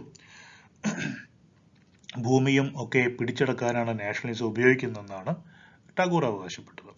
Mahatma Gandhi argued that the type of nationalism favored by freedom fighters everywhere was too violent in its nature and approach, and it would only lead to future conflicts. ഇനി ഫ്രീഡം ഫൈറ്റേഴ്സ്, ഇന്ത്യക്ക് പുറമെയുള്ള freedom fighters പലപ്പോഴും അതിശക്തമായിട്ടുള്ള നാഷണലിസമാണ് അവർ കൊണ്ടുവരുന്നത്. അത് ശരിയല്ല എന്നുള്ള അഭിപ്രായം മഹാത്മാഗാന്ധിക്ക് ഉണ്ടായിരുന്നു. Rabindranath Tagore argued that violent nationalism would destroy civilization itself. അതിഭയങ്കരമായിട്ടുള്ള നാഷണലിസം, തീവ്രമായിട്ടുള്ള ദേശീയ ബോധം, ദേശീയത ഒരു സംസ്കാരത്തെ തന്നെ ഇല്ലാതെയാക്കുമെന്നാണ് Tagore വിശ്വസിച്ചിരുന്നത്. He also opposed to the non-violent forms of nationalism, such as the one represented by Mahatma Gandhi's non-cooperation movement, which he felt presented a more isolationist view of India. അപ്പോൾ അതേസമയം തന്നെ വയലന്റ് നാഷണലിസത്തിനെതിരാണെങ്കിലും നോൺ വയലന്റ് നാഷണലിസം അദ്ദേഹത്തിന് വലിയ താല്പര്യമൊന്നും ഉണ്ടായിരുന്നില്ല ടാഗോറിന്. For example non cooperation movement ഒന്നും മഹാത്മാഗാന്ധിയുടെ നോൺ കോപ്പറേഷൻ മൂവ്മെന്റ് ഒന്നും അത്ര അപ്പീലിംഗ് ആയിട്ട് രവീന്ദ്രനാഥ് ടാഗോറിന് തോന്നിയിരുന്നില്ല എന്നുള്ളതാണ് വാസ്തവം. Mahatma Gandhi advocated that the role of a lingua franca, that's a common language, will play a crucial role in fostering nationalism in a country that has different languages and dialect groups. Gandhiji പറഞ്ഞ മറ്റൊരു കാര്യം, ഒരു പ്രത്യേക ഭാഷ, ഒരു അടിസ്ഥാന ഭാഷ ഉണ്ടെങ്കിൽ അതിൻ്റെ അടിസ്ഥാനത്തിൽ വ്യത്യസ്തങ്ങളായിട്ടുള്ള സംസ്കാരങ്ങളുള്ള ഭാഷകളുള്ള ആളുകളെ ഒരുമിപ്പിക്കാൻ, ദേശീയ ബോധത്തിൻ്റെ അടിസ്ഥാനത്തിൽ ഒരുമിപ്പിക്കാൻ സാധിക്കുമെന്നാണ് ഗാന്ധിജി വിശ്വസിച്ചിരുന്നത്. അതേസമയം Ravindranath Tagore believed that contemporary nationalism will eventually take a violent form and thus it was necessary to arrive at an alternative. ഈ അദ്ദേഹത്തിൻ്റെ കാലഘട്ടത്തിൽ, ഗാന്ധിജിയുടെയും അതുപോലെ തന്നെ ടാഗോറിൻ്റെയൊക്കെ കാലഘട്ടത്തിൽ ഉണ്ടായിരുന്ന നാഷണലിസ്റ്റ് ചിന്താഗതി, ദേശീയ ബോധം ഒരു വയലന്റ് ആയിട്ടുള്ള ഒരു വലിയ കലാപത്തിലേക്ക് നയിക്കാനുള്ള സാധ്യതയുണ്ട് എന്ന് ടാഗോർ വിശ്വസിച്ചിരുന്നു. അതുകൊണ്ട് തന്നെ വേറൊരു വഴി കണ്ടെത്തണമെന്ന് ടാഗോർ പലപ്പോഴും ആവശ്യപ്പെട്ടിരുന്നു. ഇതാണ് നാഷണലിസം എന്ന് പറയുന്നൊരു സങ്കല്പത്തിന്റെ അടിസ്ഥാനത്തിൽ ഈ രണ്ട് വ്യക്തികൾക്കും ഉണ്ടായിരുന്ന അഭിപ്രായ വ്യത്യാസങ്ങൾ. Now we will move on to B.R. Ambedkar. Baba Saheb Ambedkar is one of the foremost thinkers of modern India. His thought is centrally concerned with the issues of freedom, human equality, democracy, socio-political emancipation. And he was one of the principal critics of India's national movement led by M.K. Gandhi. Mahatma Gandhiയുടെ ആശയങ്ങളോട് ശക്തമായി വിയോജിച്ചിരുന്ന ഒരു വ്യക്തിയായിരുന്നു Ambedkar. And Ambedkar described himself as a progressive radical. അദ്ദേഹത്തെ വിശേഷിപ്പിച്ചിരുന്ന ഒരു progressive radical എന്നാണ്. He argued that liberal systems conceal deep inequalities of minorities such as the conditions of the blacks in USA and Jews in Europe. Liberal വ്യവസ്ഥയിൽ പലപ്പോഴും ഈ ന്യൂനപക്ഷങ്ങളായിട്ടുള്ള ആളുകൾക്ക് അവരുടെ ആശയങ്ങളും താല്പര്യങ്ങളും നിലനിർത്തി കൊണ്ടുപോകാൻ സാധിക്കില്ലെന്ന് അദ്ദേഹം വിശ്വസിച്ചിരുന്നു. അതിന് ഉദാഹരണമായിട്ട് അദ്ദേഹം US-ലുള്ള കറുത്ത വർഗ്ഗക്കാരെയും യൂറോപ്പിലുള്ള ജൂസിനെ കുറിച്ചും അവരുടെ ഉദാഹരണമെടുത്താണ് പറഞ്ഞിരുന്നത്. And he was very critical of the Brahminical ideology, which he felt has been dominant ideological expression in India. അപ്പോൾ ഇന്ത്യയിലെ ജാതി വ്യവസ്ഥ അടിസ്ഥാനത്തിൽ നിന്നിരുന്ന ഒരു സാമൂഹ്യ വ്യവസ്ഥയെ അദ്ദേഹം എതിർത്തിരുന്നു. Because it subscribed to the principle of graded inequality in organizing social institutions relations, defended the principle of birth or principle of worth. ജാതിയുടെ അടിസ്ഥാനത്തിൽ ഒരാളുടെ ജീവിതം, അയാളുടെ കഴിവ്, അയാളുടെ ജോലി ഇതൊക്കെ നിർണ്ണയിക്കുന്ന ഒരു അവസ്ഥയാണ് ഇന്ത്യയിൽ നിലനിന്നിരുന്നത്. അത് ശരിയല്ല എന്ന് അദ്ദേഹം വാദിച്ചിരുന്നു. അപ്പോൾ ഒരു ഗ്രേഡഡ് ഇനീക്വാലിറ്റിയും പല തട്ടിലുള്ള ഉച്ചനീചത്വ വ്യവസ്ഥയാണ് ഇന്ത്യൻ സമൂഹത്തിൽ ഉണ്ടായിരുന്നത്. അതിനെ അദ്ദേഹം എതിർത്തിരുന്നു. And he defended the principle of birth over the principle of worth. Okay, undermined reason and upheld rituals and priestcraft. അപ്പോൾ യുക്തിക്ക് നിരക്കാത്ത കാര്യങ്ങൾ, അന്ധവിശ്വാസങ്ങളെയൊക്കെ ഉണർത്തിക്കൊണ്ടുവരികയും ഒരാളുടെ ജനനത്തിന്റെ അടിസ്ഥാനത്തിന് അയാളുടെ മെറിറ്റ് കണ്ടെത്തുകയും അയാളുടെ കഴിവിനെ കാണാതിരിക്കുകയും ചെയ്യുന്ന ഒരവസ്ഥ, ഇതൊക്കെ ഈ ജാതി വ്യവസ്ഥയിൽ അധിഷ്ഠിതമായിട്ടുള്ള സമൂഹത്തിൽ നിലനിൽക്കുന്നതാണ്. And this ideology reduced the Shudra and untouchable to perpetual drudgery and ignominy. It defended inequality. അതിശക്തമായിട്ടുള്ള ജാതി വേർതിരിവുകൾ ഈ സമൂഹത്തിൽ നിലനിൽക്കുന്നുണ്ട്. അതും അതിനെ ഇത്തരത്തിലുള്ള ഈ വേർതിരിവുകളെ ശക്തമായി മുന്നോട്ട് കൊണ്ടുപോവുകയാണ് ബ്രാഹ്മണിക്കൽ ഐഡിയോളജി ചെയ്യുന്നത് എന്നാണ് അംബേദ്കർ അഭിപ്രായം. And he was a bitter critic of Gandhi and Gandhism. ഗാന്ധിയും അതുപോലെ തന്നെ ഗാന്ധിസത്തോടും വലിയ താല്പര്യമൊന്നും അംബേദ്കർ ഉണ്ടായിരുന്നില്ല. അംബേദ്കർ കാര്യമായിട്ട് ഗാന്ധിയെയും ഗാന്ധിസത്തെയും വിമർശിച്ചിരുന്നു. He attacked Gandhi's approach to abolition of untouchability, an approach that denied its sanction in the Shastras and which called upon caste Hindus to voluntarily renounce it and make preparations for the same. ഇപ്പോൾ ഗാന്ധിയെ സംബന്ധിച്ചിടത്തോളം ജാതി വിശ്വസിക്കുന്ന ഉയർന്ന so-called higher വർണ്ണാസിലുള്ള ജാതിയിലുള്ള കാസ്റ്റിലുള്ള Hindus സ്വയം untouchability തള്ളിക്കളയണം എന്നാണ് Gandhiji ആവശ്യപ്പെട്ടിരുന്നത്. Ambedkar felt that rights and humanity cannot be left to the mercy and prejudices of people who have developed a vested interest in undermining them. അപ്പൊ അംബേദ്കറുടെ അഭിപ്രായത്തിൽ അങ്ങനെ ഒരു പ്രത്യേക വിഭാഗത്തിൽപ്പെടുന്ന ആളുകൾ, ജാതി വ്യവസ്ഥ നിലനിർത്തുകയും അതിനെ സപ്പോർട്ട് ചെയ്യുകയും ചെയ്തിരുന്ന ആൾക്കാർക്ക് ഒരിക്കലും അത് ഇല്ലാതെയാക്കാൻ കഴിയില്ല എന്നാണ് അംബേദ്കർ പറഞ്ഞിരുന്നത്. He did not demarcate the caste system and Varna system as Gandhi did, but saw both of them upholding the same principle of great inequality. അപ്പോൾ വർണ്ണം എന്ന് പറയുന്നത്, നമുക്ക് ജാതി എന്ന് പറയുന്നത് വ്യത്യസ്തമാണ് എന്ന് ഗാന്ധി അഭിപ്രായപ്പെട്ടിരുന്നു. പക്ഷേ അംബേദ്കറിന് അങ്ങനെയുള്ള വ്യത്യാസങ്ങളൊന്നും തോന്നിയിരുന്നില്ല. രണ്ടും ഇത്തരത്തിലുള്ള ഉച്ചനീചത്വത്തിന് ഫലം പകരുന്നതാണെന്നാണ് Ambedkar വിശ്വസിച്ചിരുന്നത്. Even if untouchability is abolished through the Gandhian appeal to conscience, which Ambedkar did not think possible, untouchables will continue to occupy the lowest rung of the society as the layer of the Shudras. ഗാന്ധിയുടെ അഭിപ്രായത്തിൽ ഒരു പുതിയ മാറ്റം, മനസ്സിൽ നിന്നൊരു മാറ്റം വന്നിട്ട് untouchability മാറണം എന്ന് ഗാന്ധി ആവശ്യപ്പെട്ടിരുന്നു. പക്ഷെ അതിൽ കാര്യമില്ലെന്നാണ് അംബേദ്കർ പറയുന്നത്. According to him, untouchables will continue to occupy the lowest rung of the society as a layer of Shudras. Ambedkar rejected many central notions as propounded by Gandhi, such as Swaraj, non-violence, decentralization, Khadi, trusteeship and vegetarianism. അപ്പോൾ ഗാന്ധിയുടെ പല അഭിപ്രായങ്ങളും, Swaraj, non violence, decentralisation, khadi, trusteeship, അതുപോലെ തന്നെ vegetarianism, ഇതിനൊന്നും കാര്യമായിട്ടുള്ള ഇതൊക്കെ അംബേദ്കർ തള്ളിക്കളയാണ് ചെയ്തിരുന്നത്. Now we have Subhash Chandra Bose. Subhash Chandra Bose was the most dynamic leader of India's struggle for independence. His contribution towards India's freedom struggle was of a revolutionary, വിപ്ലവകാരിയായിരുന്നു Subhash Chandrabose. ഇനി ideologically, Gandhi subscribed to the socialist pattern of society where fruits of labor were evenly distributed and favored trusteeship pattern of relations between capitalists and laborers. At the same time, Subhash Chandra Bose was a keen follower of radical leftist ideology and organized trade unions. അപ്പോൾ ഗാന്ധിജി ഒരു socialist ആയിരുന്നു, ട്രസ്റ്റിഷിപ്പിലൊക്കെ വിശ്വസിച്ചിരുന്ന ആളായിരുന്നു എന്ന് നോക്കുകയാണെങ്കിൽ, അതേസമയം സുഭാഷ് ചന്ദ്രബോസ് വളരെ തീവ്രമായിട്ടുള്ള ഒരു ഇടതുപക്ഷ ഐഡിയോളജി കൊണ്ടുനടന്നിരുന്ന ആളായിരുന്നു. ട്രേഡ് യൂണിയൻ, ശക്തമായ ട്രേഡ് യൂണിയൻ പ്രവർത്തനങ്ങളൊക്കെ സപ്പോർട്ട് ചെയ്തിരുന്ന ആളായിരുന്നു.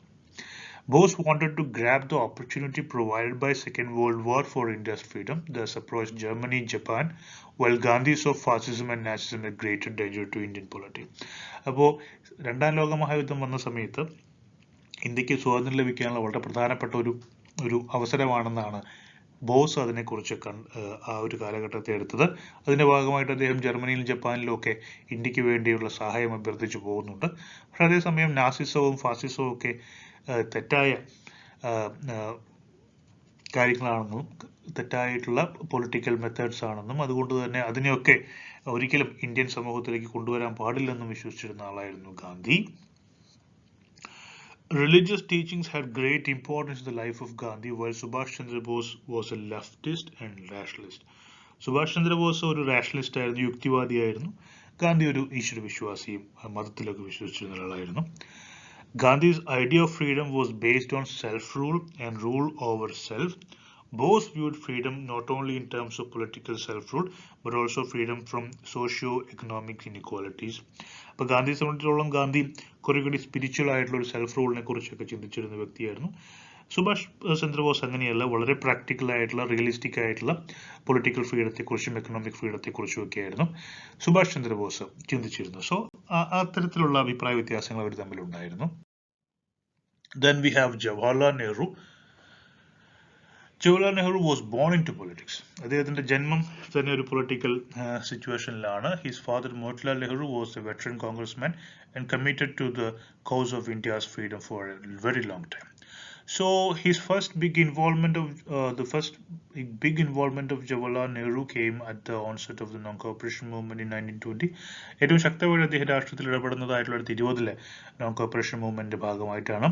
Nehru joined in wholeheartedly in the Satyagraha-based movement that stormed India. Nehru was arrested on charges of anti-governmental activities and was released a few months later.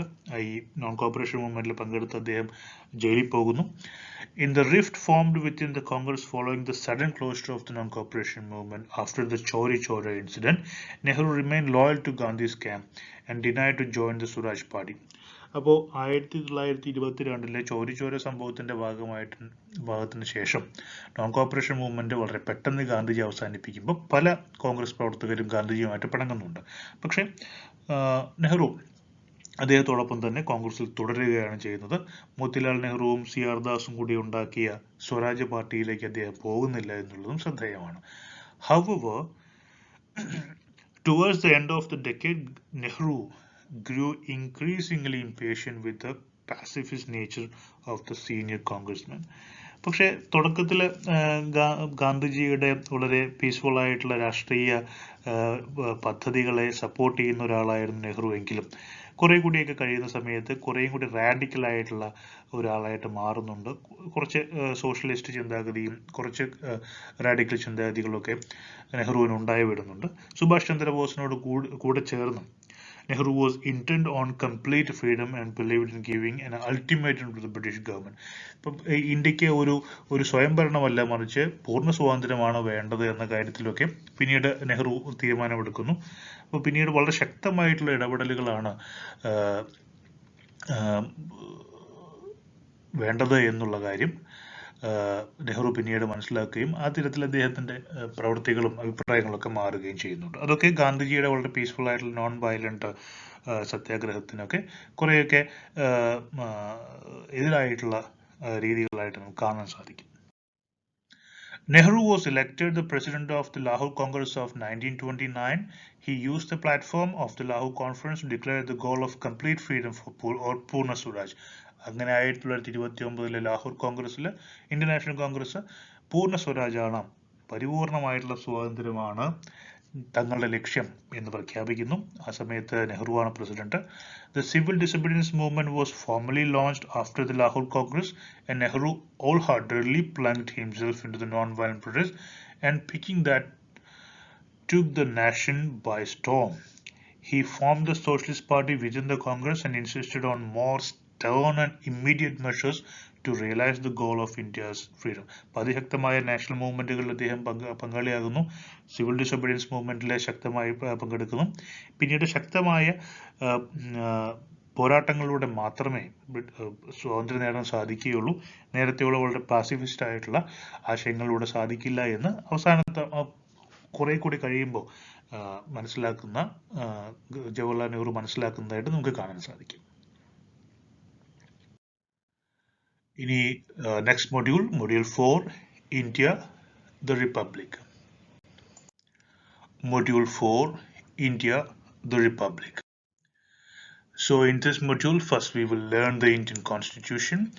So Indian Constitution is a unique constitution.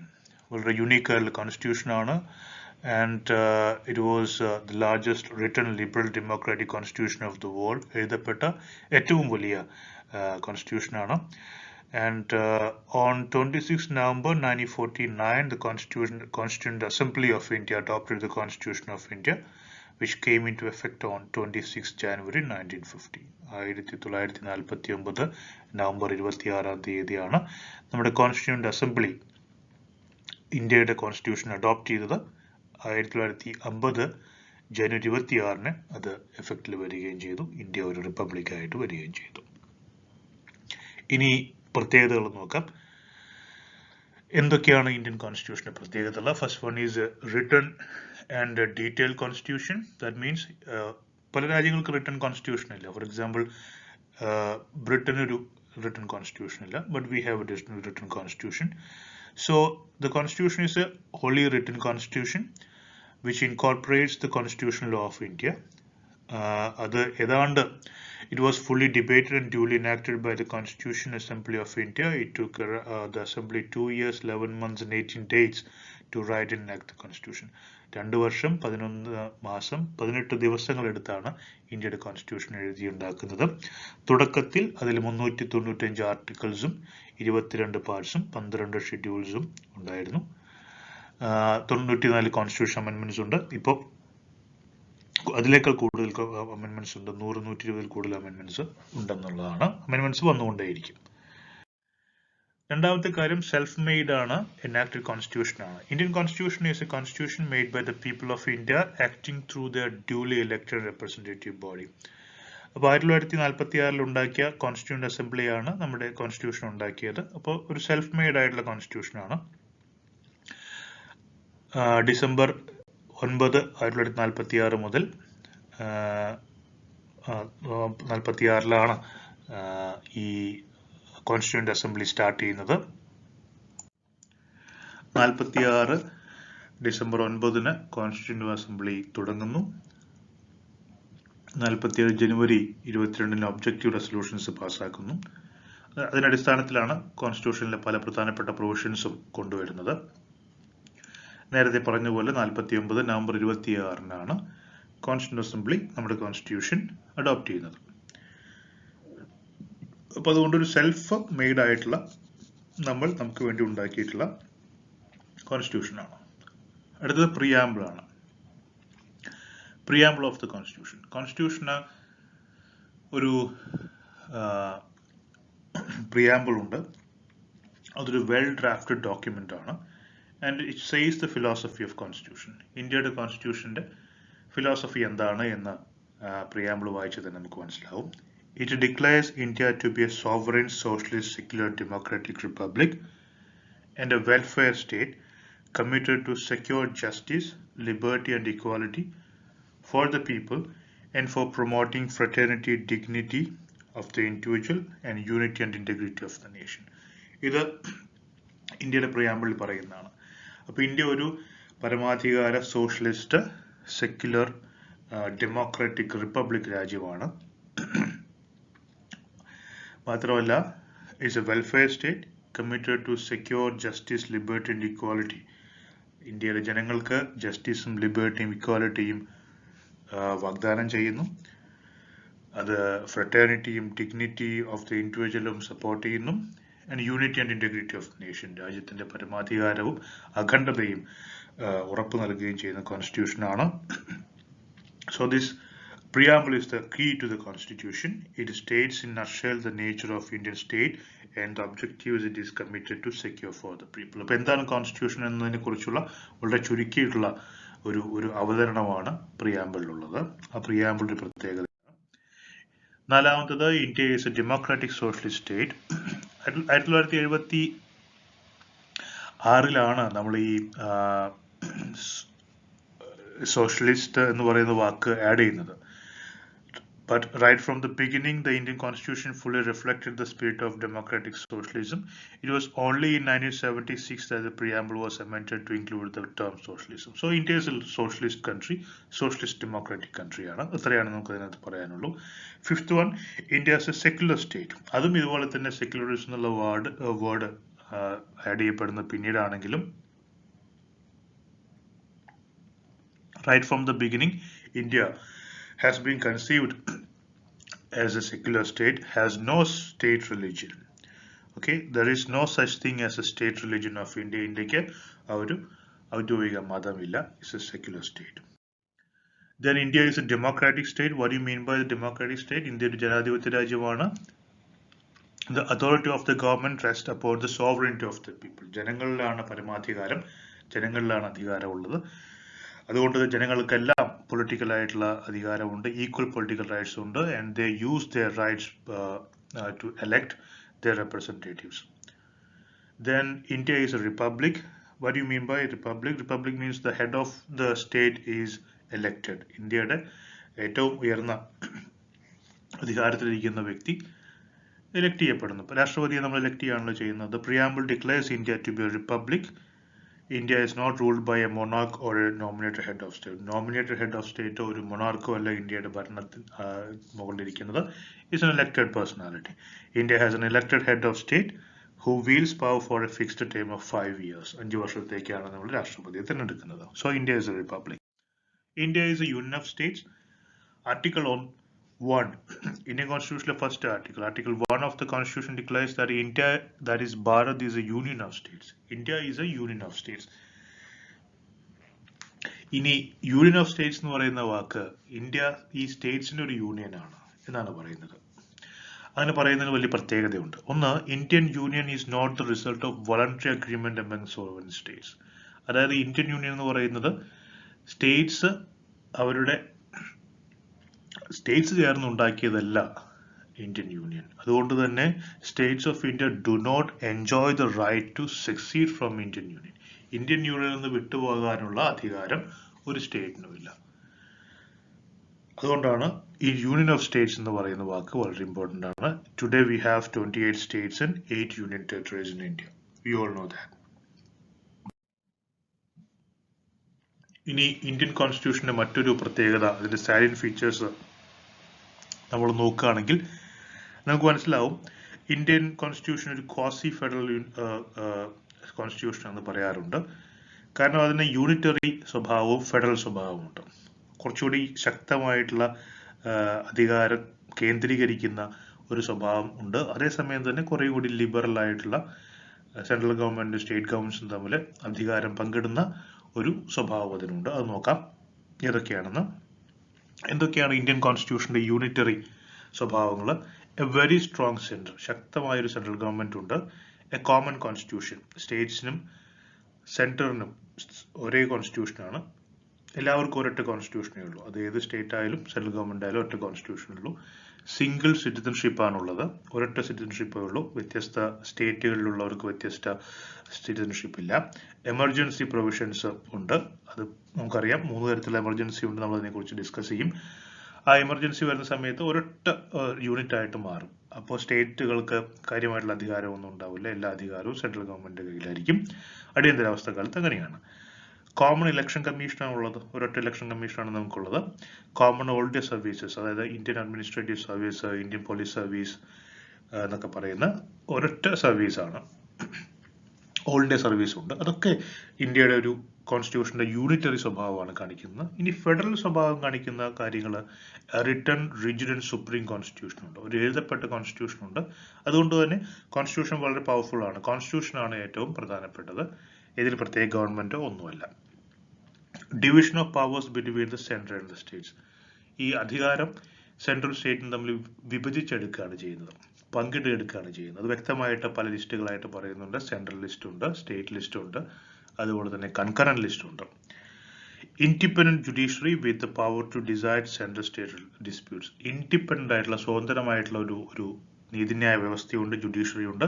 സ്റ്റേറ്റും സെൻട്രലും തമ്മിലുള്ള central government state government തമ്മിലുള്ള തർക്കങ്ങൾ വരെ പരിഹരിക്കാനും ഉള്ള അവകാശം, അധികാരം ഈ ജുഡീഷ്യറിക്ക് ഉണ്ട് താനും. Dual administration, that is central and state administration. ഒരൊറ്റ അഡ്മിനിസ്ട്രേഷൻ മാത്രമല്ല, ഒരൊറ്റ ഗവൺമെന്റ് അല്ല, സെൻട്രൽ ഗവൺമെന്റ് ഉണ്ട്, അതേസമയം തന്നെ സ്റ്റേറ്റ് ഗവൺമെന്റ്സും ഉണ്ട്. അപ്പോൾ അതൊരു ഫെഡറൽ സ്വഭാവമാണ്. അപ്പം ഇങ്ങനെ ഒരേ സമയം തന്നെ യൂണിറ്ററി സ്വഭാവവും ഫെഡറൽ സ്വഭാവവും കാണിക്കുന്ന കോൺസ്റ്റിറ്റ്യൂഷനാണ് ഇന്ത്യൻ കോൺസ്റ്റിറ്റ്യൂഷൻ. ഇനി അടുത്ത പ്രത്യേകത, mixer of rigidity and flexibility. നമ്മൾ നേരത്തെ പറഞ്ഞ അതേ കാര്യം തന്നെയാണ്. കുറേയൊക്കെ ഫ്ലെക്സിബിൾ ആണ് ഇന്ത്യൻ കോൺസ്റ്റിറ്റ്യൂഷൻ, അതേസമയം തന്നെ റിജിഡുമാണ്. The Constitution of India is rigid in parts. Some of its provisions can be amended in a difficult way, while others can be amended very easily. In some cases, the Union Parliament can amend some parts of the Constitution by passing a simple law. Article 368 of the Constitution provides for two special methods of amendment. അപ്പോൾ amendment എന്ന് പറഞ്ഞു കഴിഞ്ഞാൽ ഭേദഗതി വരുത്തുക എന്നുള്ളതാണ്. അപ്പം നമ്മുടെ constitution നമുക്ക് ഭേദഗതി ചെയ്യാം, കോൺസ്റ്റിറ്റ്യൂഷൻ നമുക്ക് മാറ്റാവുന്നതാണ്. 368 വകുപ്പ് അനുസരിച്ചാണ്, ആർട്ടിക്കിൾ അനുസരിച്ചാണ് ഇന്ത്യൻ കോൺസ്റ്റിറ്റ്യൂഷന്റെ അമെൻമെന്റിനെ കുറിച്ച് പറയുന്നത്. അപ്പോൾ രണ്ട് തരത്തിൽ അമെൻമെന്റ് നടത്താം.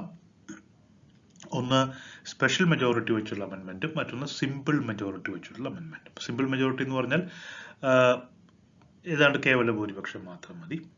Most of the provisions of the Constitution can be amended by the Union Parliament by passing an amendment bill by a majority of total membership and two-thirds majority of the members present and voting in each of its two houses. അപ്പോൾ സാധാരണ മിക്കവാറും കോൺസ്റ്റിറ്റ്യൂഷനിലെ പ്രധാനപ്പെട്ട എല്ലാ വകുപ്പുകളും ഭേദഗതി ചെയ്യാൻ നമുക്ക് two-thirds majority, അതായത് ടോട്ടൽ മെമ്പർഷിപ്പിന്റെ എത്ര ഹൗസിൽ എത്ര പേരുണ്ടോ അവരുടെ ടോട്ടൽ മെമ്പർഷിപ്പിന്റെ ടോട്ടൽ അംഗങ്ങളുടെ majority of total membership and two-thirds majority of the members present and voting.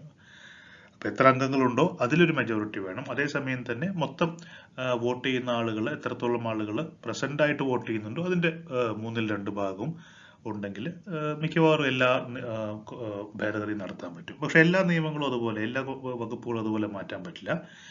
Four the അമെൻമെന്റ് of specified parts a very rigid method has been provided. ചില ഭേദഗതിക്ക് ശക്തമായ ചില കാര്യങ്ങൾ പറയുന്നുണ്ട്. അതായത് first, the Union Parliament passes the amendment bill by a majority of total membership and two-thirds majority of members present and voting in each house, and then it goes to state legislatures for ratification. The amendment gets passed only when it is approved by not less than 1/2 of the several states of the Union. അപ്പോൾ ചില സ്റ്റേറ്റുകളെ ബാധിക്കുന്ന ബില്ലുകളൊക്കെ pass ചെയ്യുന്ന സമയത്ത് ഈ നേരത്തെ പാർലമെന്റിൽ മാത്രം majority ഉണ്ടായാൽ പോരാ, പാർലമെന്റിൽ മാത്രം പാസ്സായാൽ പോരാ. അപ്പോൾ പാർലമെന്റിൽ ആദ്യം എന്ത് ചെയ്യണം, മെജോറിറ്റി വേണം, മൊത്തം മെമ്പേഴ്സിലൊരു മെജോറിറ്റി വേണം. അത് കഴിഞ്ഞ് വോട്ട് ചെയ്യുന്ന ആൾക്കാരിൽ 2/3 മെജോറിറ്റി വേണം. അങ്ങനെ പാർലമെന്റിൽ പാസ്സാക്കുന്ന ബില്ല് പകുതി സ്റ്റേറ്റ്സ്, മൊത്തം സംസ്ഥാനങ്ങളിലെ പകുതി സംസ്ഥാനങ്ങൾ കൂടി അവരുടെ സഭയിൽ പാസ്സാക്കിയാൽ മാത്രമേ ചില നിയമങ്ങൾ പാസ്സാകുകയുള്ളൂ, നിലവിൽ വരികയുള്ളൂ. അപ്പം അങ്ങനെ രണ്ട് തരത്തിൽ സിമ്പിളായിട്ട് പാസ്സാക്കാൻ പറ്റും, ഭേദഗതി നടത്താം, വളരെ റിജിഡായിട്ടും ഭേദഗതി നടത്താം. അങ്ങനെ ഫ്ലെക്സിബിളും റിജിഡുമായിട്ടുള്ള രണ്ട് സ്വഭാവം ഇന്ത്യൻ കോൺസ്റ്റിറ്റ്യൂഷനുണ്ട്, അമെൻമെന്റിൽ പ്രത്യേകിച്ചുമുണ്ട് 368 വകുപ്പ് അനുസരിച്ച്. ഇനി ഫണ്ടമെന്റൽ റൈറ്റ്സിനെ കുറിച്ചാണ് പറയുന്നത്. ഫണ്ടമെന്റൽ റൈറ്റ്സ് നമ്മൾ ഒരുപാട് ഡിസ്കസ് ചെയ്തിട്ടുള്ളതാണ്. ഫണ്ടമെന്റൽ റൈറ്റ്സ് ആർട്ടിക്കിൾ 12 മുതൽ 35 വരെയാണ് പറയുന്നത്. അതിൽ പ്രധാനപ്പെട്ട 6 ഫണ്ടമെന്റൽ റൈറ്റ്സ് ഏതാണെന്ന് നോക്കാം. First one is right to equality. It provides for equality before law, end of discrimination, equality of opportunity, abolition of untouchability and abolition of titles. ഇത്രയും ചേർന്നതാണ് റൈറ്റ് ടു ഇക്വാലിറ്റി. ഏതൊക്കെയാണ്? Equality before law, end of discrimination, equality of opportunity, abolition of untouchability and abolition of titles. ഇനി right to freedom എന്ന് പറയുന്ന പാർട്ടിൽ നമുക്ക് freedom of speech വരുന്നുണ്ട്, freedom of speech and expression, freedom to form associations, freedom to assemble peacefully without arms, freedom to move freely in India, freedom to residence in any part, and freedom of adopting any profession or trade in occupation. It ensures personal freedom and protection in respect of conviction for certain offences. ഇതെല്ലാം ചേർന്നതാണ് right to freedom എന്ന് പറയുന്നത് രണ്ടാമത്തേത്. ഇനി അതിൽ തന്നെ Article 21A is very important. Article 21A, right to education ആണ് for children between ages 6 to 14 years. 6 മുതൽ 14 വയസ്സ് വരെയുള്ള എല്ലാ കുട്ടികൾക്കും കമ്പൽസറി ആയിട്ടുള്ള എഡ്യൂക്കേഷൻ ഉള്ള അവകാശമുണ്ട്. അതാണ് Article 21A. And Article 22 guarantees protection against arbitrary arrest and detention. തടവിൽ വെക്കുന്നതിന് ഉള്ള സേഫ് ഗാർഡ് ആയിട്ടുള്ള ആർട്ടിക്കിളാണ് Article 22.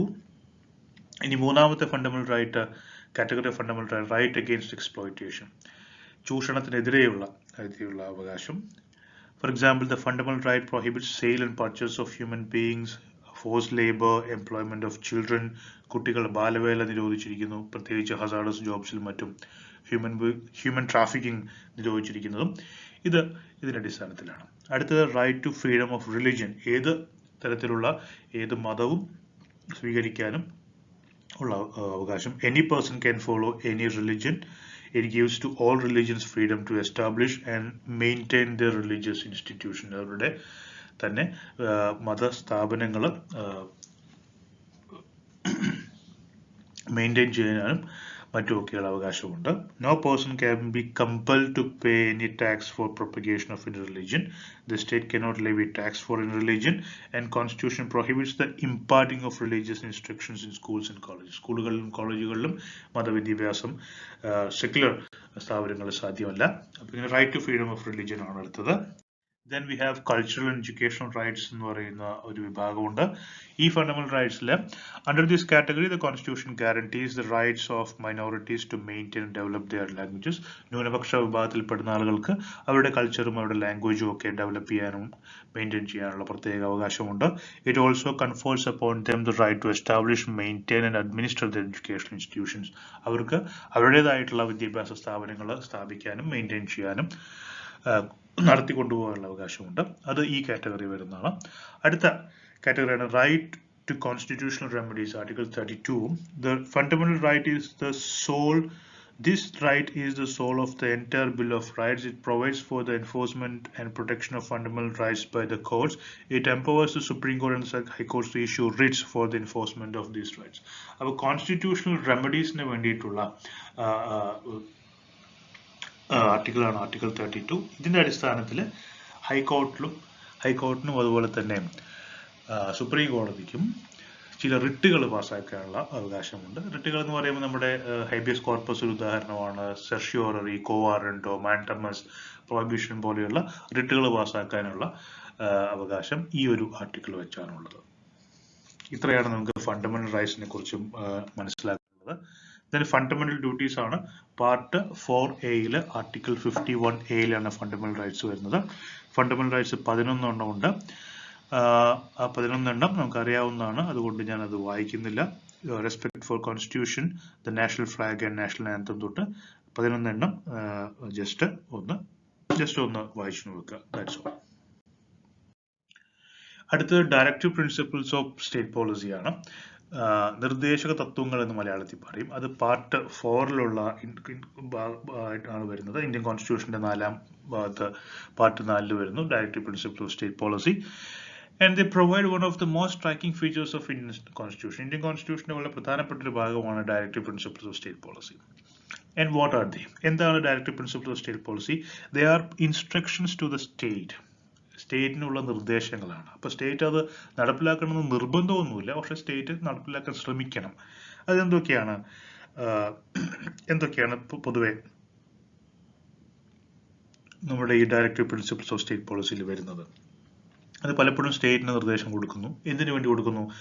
To ensure for the people adequate means of livelihood, fairer distribution of wealth, equal pay for equal work, protection of children, women, labor and youth, old age pension, social security, local self-government, protection of interests of the weaker sections of the society, promotion of cottage industries, rural development, international peace, friendship and cooperation with other states. ഇതൊക്കെ state കൊടുക്കുന്ന നിർദ്ദേശങ്ങളാണ്. ഈ മേഖലയിലൊക്കെ best practices കൊണ്ടുവരിക, development നടത്തുക, ഇതിനു വേണ്ടിയിട്ട് നിർദ്ദേശങ്ങളാണ് directive principle of state പോളിസിയിൽ. അത് എൻഫോഴ്സിബിൾ ആണോ എന്ന് ചോദിച്ചാൽ തീർച്ചയായിട്ടും അല്ല. സ്റ്റേറ്റ് അത് ഉൾക്കൊണ്ട് പ്രവർത്തിക്കണം എന്നുള്ള നിർദ്ദേശങ്ങൾ മാത്രമാണ്. ഇനി മറ്റൊരു പ്രത്യേകത ബൈക്യാമറൽ യൂണിയൻ പാർലമെന്റ് ആണ്. ബൈക്യാമറൽ എന്ന് പറഞ്ഞാൽ 2 ഹൗസസ് ഉള്ള പാർലമെന്റ് ആണ് നമുക്കുള്ളത്. ഒന്ന് ലോക്സഭ, ഒന്ന് രാജ്യസഭ. അപ്പോൾ ലോക്സഭയുടെ പ്രത്യേകത എന്താണ്? ലോക്സഭ എന്ന് പറയുന്ന ലോവർ ഹൗസ് ആണ്, പോപ്പുലർ ഹൗസ് ആണ്, ഡയറക്റ്റ് ഇലക്റ്റഡ് ആണ്. ലോക്സഭയിലെ മെമ്പേഴ്സ് എല്ലാം ഡയറക്റ്റ് ഇലക്ട് ചെയ്ത് വരുന്ന ആൾക്കാരാണ്. It represents the people of India. Its maximum strength stands fixed at 550. Presently, Lok Sabha has 545 members. 550 ആണ് maximum. 545 പേര് ഇപ്പോഴുണ്ട്. The people of each state elect representatives in proportion to their population. ഓരോ സ്റ്റേറ്റിനും ആ സ്റ്റേറ്റിലെ population അനുസരിച്ചാണ് എത്ര ആൾക്കാരെ ലോക്സഭയിലേക്ക് അയക്കാം എന്ന് കണക്കാക്കുന്നത്. All men and women of 18 years or above of age whose names are registered in voter list vote in elections. 18 വയസ്സ് കഴിഞ്ഞ എല്ലാവർക്കും വോട്ടർ ലിസ്റ്റിൽ പേരിലുണ്ടെങ്കിൽ ലോക്സഭ ഇലക്ഷനിൽ വോട്ട് ചെയ്യാം. അതുപോലെ തന്നെ every voter of 25 year or above, എല്ലാ വോട്ടറും 25 വയസ്സ് കഴിഞ്ഞ് 25 അതിന് മുകളിൽ പ്രായമുള്ള എല്ലാ ആളുകൾക്കും ലോക്സഭയിലേക്ക് മത്സരിക്കാവുന്നതാണ്. The tenure of Lok Sabha is 5 years, 5 വർഷമാണ് ലോക്സഭയുടെ കാലാവധി. അതേസമയം തന്നെ പ്രസിഡന്റിന് വേണമെങ്കിൽ അതിന് മുൻപോ മറ്റോ ലോക്സഭ പിരിച്ചുവിടാനും കഴിയും. ഇനി രാജ്യസഭയാണ് രണ്ടാമത്തെ ഹൗസ്. അത് അപ്പർ ഹൗസ് ആണ്. ഇവിടുത്തെ മെമ്പേഴ്സ് എല്ലാം ഇൻഡയറക്ട്ലി ഇലക്റ്റഡ് ആണ്, നേരിട്ട് ഇലക്ട് ചെയ്യപ്പെടുന്ന ആൾക്കാരല്ല. And it represent the states of Indian union. Indian സ്റ്റേറ്റ്സിനെ റെപ്രസെന്റ് ചെയ്യുന്ന ഒരു സഭയാണ്. അതുകൊണ്ട് അതിന് രാജ്യസഭ എന്ന് പേര് വന്നു. അതിന്റെ മാക്സിമം മെമ്പർഷിപ്പ് 250 ആണ്. 245 മെമ്പേഴ്സ് ഇപ്പോഴുണ്ട്. Out of these 233 members are elected by state legislative assemblies and 12 are nominated by the president from amongst eminent persons from the fields of arts, science and literature. 233 പേരെ state legislative അസംബ്ലിയിൽ നിന്നാണ് തെരഞ്ഞെടുക്കുന്നത്. Indirect election ആണ്. 12 പേരെ president nominate ചെയ്യുന്നു. പ്രധാനപ്പെട്ട ആർട്സിലും സയൻസിലും ലിറ്ററേച്ചറിലൊക്കെ പ്രധാനപ്പെട്ട contributions നൽകിയുള്ള ആളുകളെ 12 പേരെ പ്രസിഡന്റാണ് നോമിനേറ്റ് ചെയ്യുന്നത്. അപ്പോൾ 12 പേര് നോമിനേറ്റഡ് മെമ്പേഴ്സ് ആണ്. Rajya Sabha is a quasi-permanent house. Its 1/3 members retire after every 2 years. ഓരോ 2 വർഷം കഴിയുമ്പോൾ 3/1 മെമ്പേഴ്സ് റിട്ടയർ ആവുന്നു. അത്രയാണ് അതിനെക്കുറിച്ച് പറയാനുള്ളത്. Each member of the tenure of the member has tenure of 6 years. ഓരോ മെമ്പർക്കും 6 വർഷം കിട്ടും. അതേസമയം തന്നെ 1/3 മെമ്പേഴ്സ് ഓരോ 2 വർഷം കഴിയുമ്പോൾ റിട്ടയർ ആവുകയും ചെയ്യും. അത്രയാണ് രാജ്യസഭയെ കുറിച്ച് പറയാനുള്ളത്. ലോക്സഭ, രാജ്യസഭ ഈ 2 ഹൗസസ് ഉള്ളത് കൊണ്ടാണ് നമ്മൾ അതിനെ ബൈക്യാമറൽ എന്ന് വിളിക്കുന്നത്.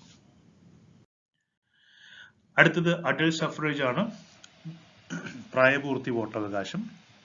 അത് വളരെ പ്രധാനപ്പെട്ട ഒരു കാര്യമാണ്. Another feature of the constitution is that it provides for universal adult suffrage.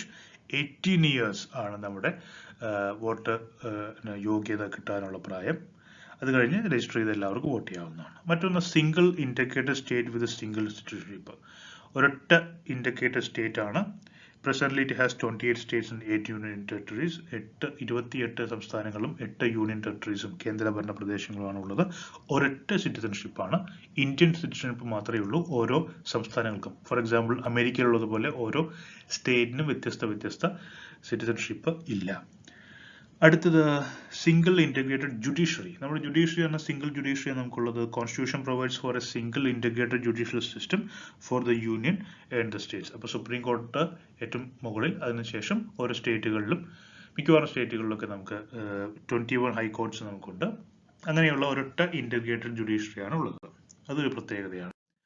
Then independence of judiciary is very important. നമ്മുടെ ജുഡീഷ്യറി വളരെ ഇൻഡിപെൻഡന്റ് ആണ്, സ്വതന്ത്രമാണ്. Judges are appointed because judges are appointed by the president. President and judges appoint ചെയ്യുന്നത് only persons with high legal qualifications and experience are appointed judges. ഒരുപാട് experienced ആയിട്ടുള്ള ആളുകളാണ് judges ആകുന്നത്. Judges of the Supreme Court cannot be removed from the office except through extremely difficult process of impeachment. വളരെ ഡിഫിക്കൽട്ടായിട്ടുള്ളൊരു പ്രോസസ്സിലൂടെയാണ് supreme കോടതി ജഡ്ജസിനെയൊക്കെ അല്ലെങ്കിൽ ഹൈക്കോടതി ജഡ്ജസിനെയൊക്കെ പുറത്താക്കുന്നത്.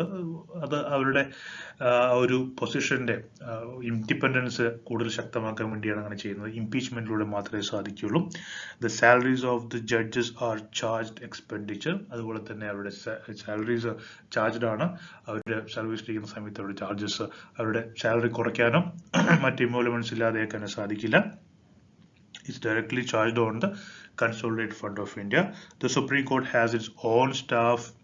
Indian judiciary has an autonomous organizational status. Supreme Court സ്വന്തം staff എല്ലാം ഉണ്ട്.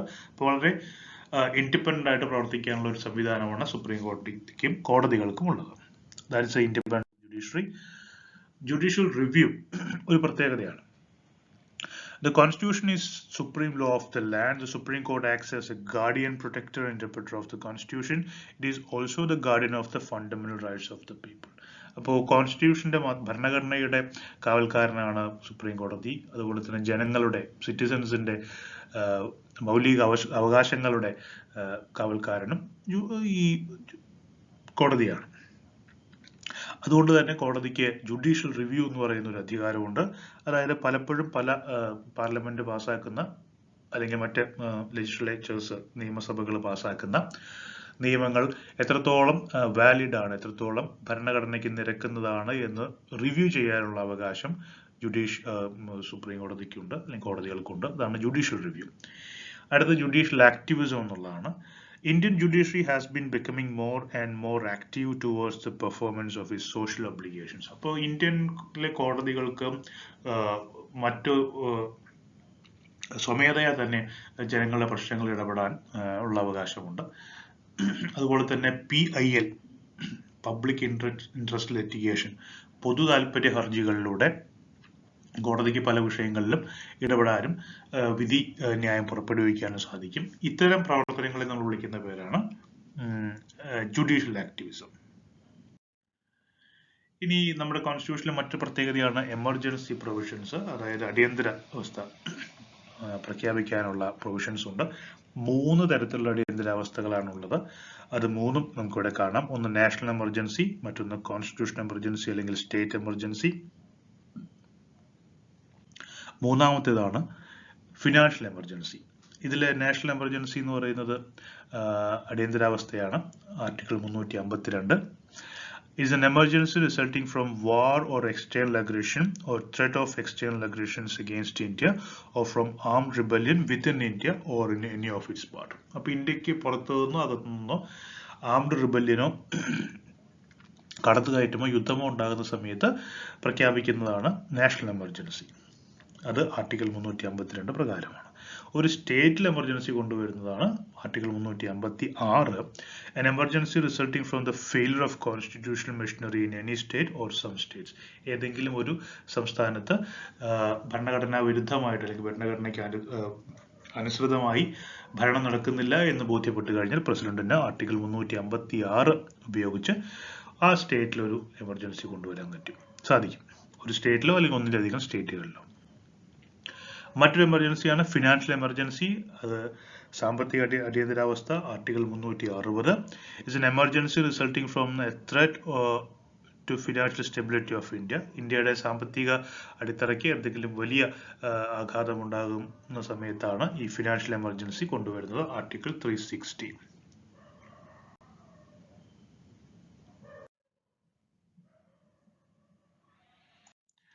Now we will discuss the Government of India Act 1935. എന്തുകൊണ്ടാണ് നമ്മൾ ഈ 1935 government of India act discuss ചെയ്യുന്നത് വെച്ച് കഴിഞ്ഞാൽ ഇത് വളരെ പ്രധാനപ്പെട്ട ഒരു ആക്ടാണ്.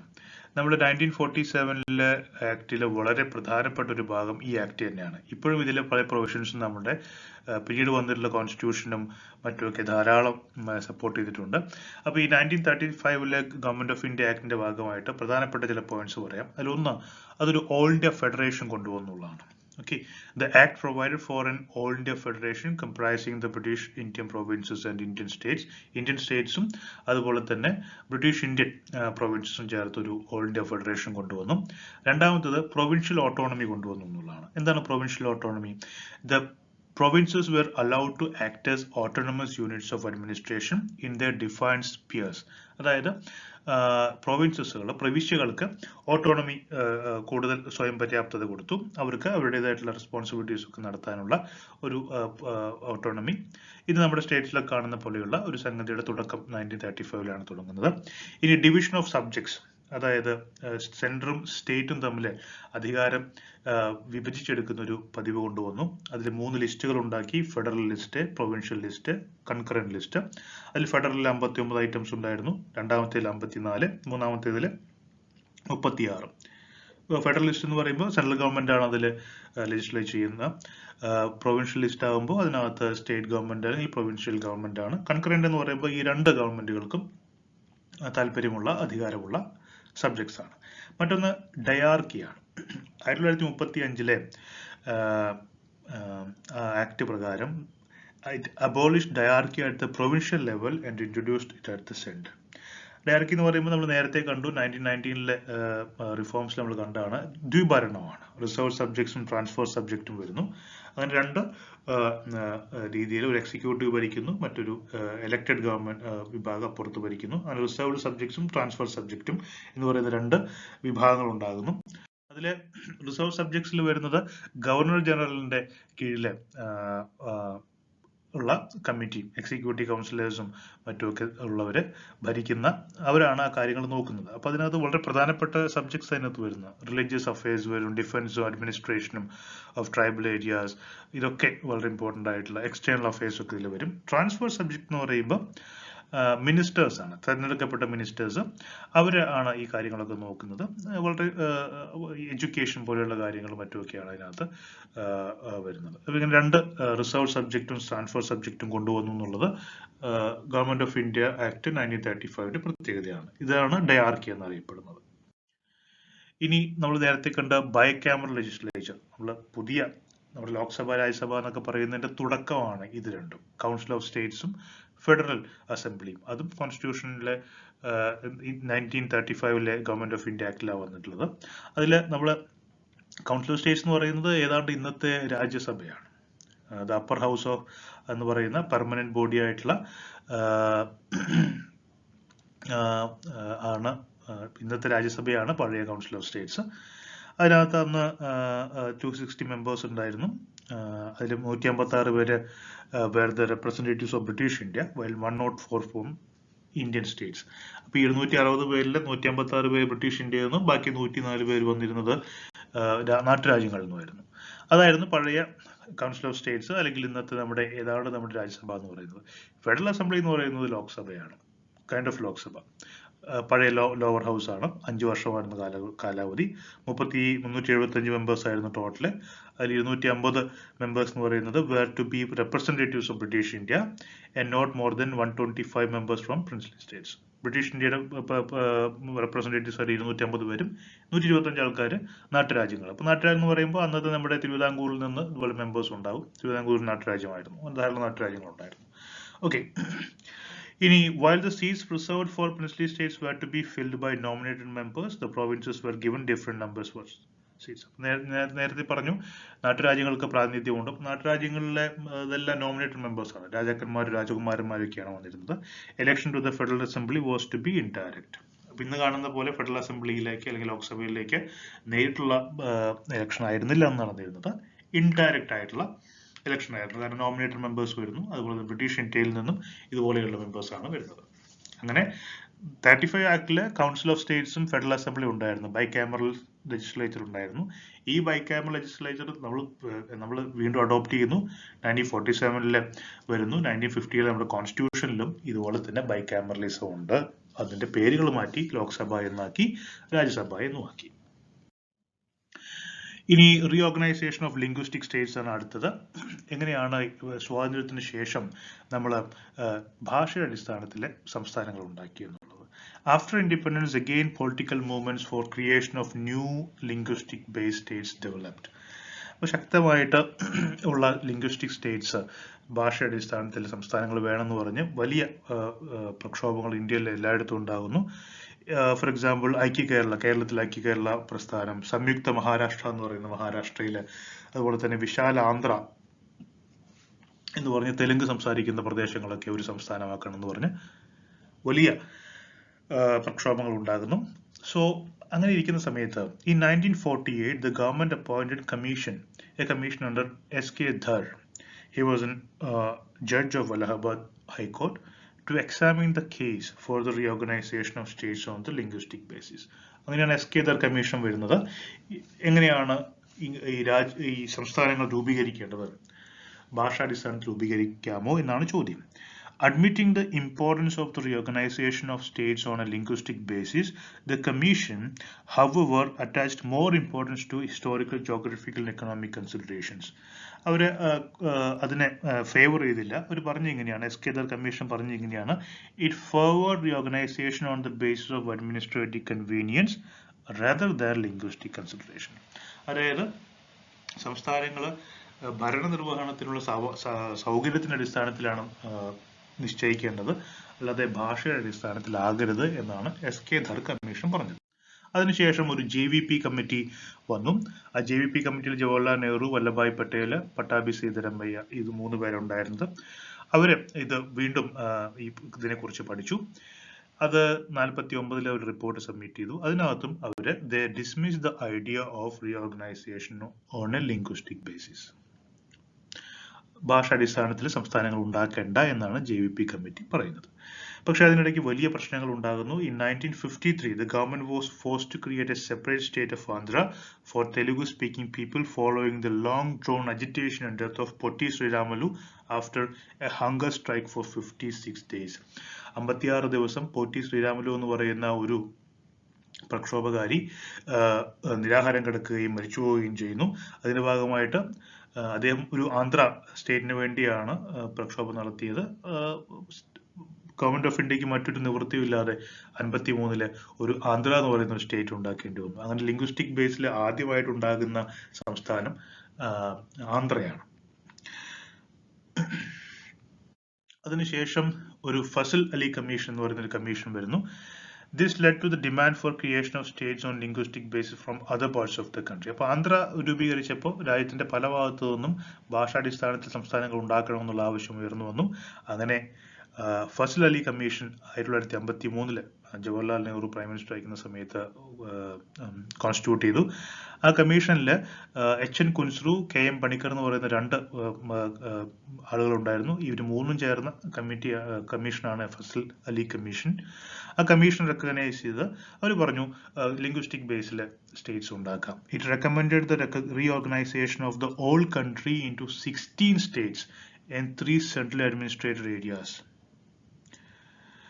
എന്നാണ് പറയും. 16 സ്റ്റേറ്റ്സും 3 കേന്ദ്രഭരണ പ്രദേശങ്ങളുമായിട്ട് രാജ്യത്തെ ഭാഗിക്കണം എന്ന് ഫസൽ അലി കമ്മീഷൻ പറഞ്ഞു. അതിൽ ചെറിയ മാറ്റങ്ങളൊക്കെ വരുത്തി ഗവൺമെന്റ് നടപ്പിലാക്കുകയും ചെയ്തു. അത് നടപ്പിലാക്കാൻ വേണ്ടി ഗവൺമെന്റ് കൊണ്ടുവന്ന നിയമമാണ് 1956 States reorganisation act. Okay, state reorganisation act ഭാഗമായിട്ട് 14 സ്റ്റേറ്റ്സും 6 യൂണിയൻ ടെറിട്ടറീസുമാണ് 56 നിലവിൽ വന്നത്. അതിന്റെ ഭാഗമായിട്ട് വന്നിട്ടുള്ള സ്റ്റേറ്റ്സ് ആണ് ആന്ധ്ര, ആസാം, ബീഹാർ, ബോംബെ, ജമ്മു ആൻഡ് കശ്മീർ, കേരള, മധ്യപ്രദേശ്, മദ്രാസ്, മൈസൂർ, ഒറീസ, പഞ്ചാബ്, രാജസ്ഥാൻ, ഉത്തർപ്രദേശ്, വെസ്റ്റ് ബംഗാൾ ഒക്കെ. അതുപോലെ തന്നെ യൂണിയൻ ടെറിട്ടറീസ് ആയിട്ടുള്ള ആൻഡമാൻ നിക്കോബാർ, ഡൽഹി, ഹിമാചൽ പ്രദേശ്, ലക്ഷദ്വീപ്, മിനിക്കോയ്, അമ്നിദ്വീപ്, മണിപ്പൂർ ആൻഡ് ത്രിപുര. ഈ മണിപ്പൂർ ത്രിപുരയൊക്കെ നമുക്കറിയാം, പിന്നീട് സ്റ്റേറ്റ്സ് ആയി മാറിയത് നമുക്കറിയാം. Okay,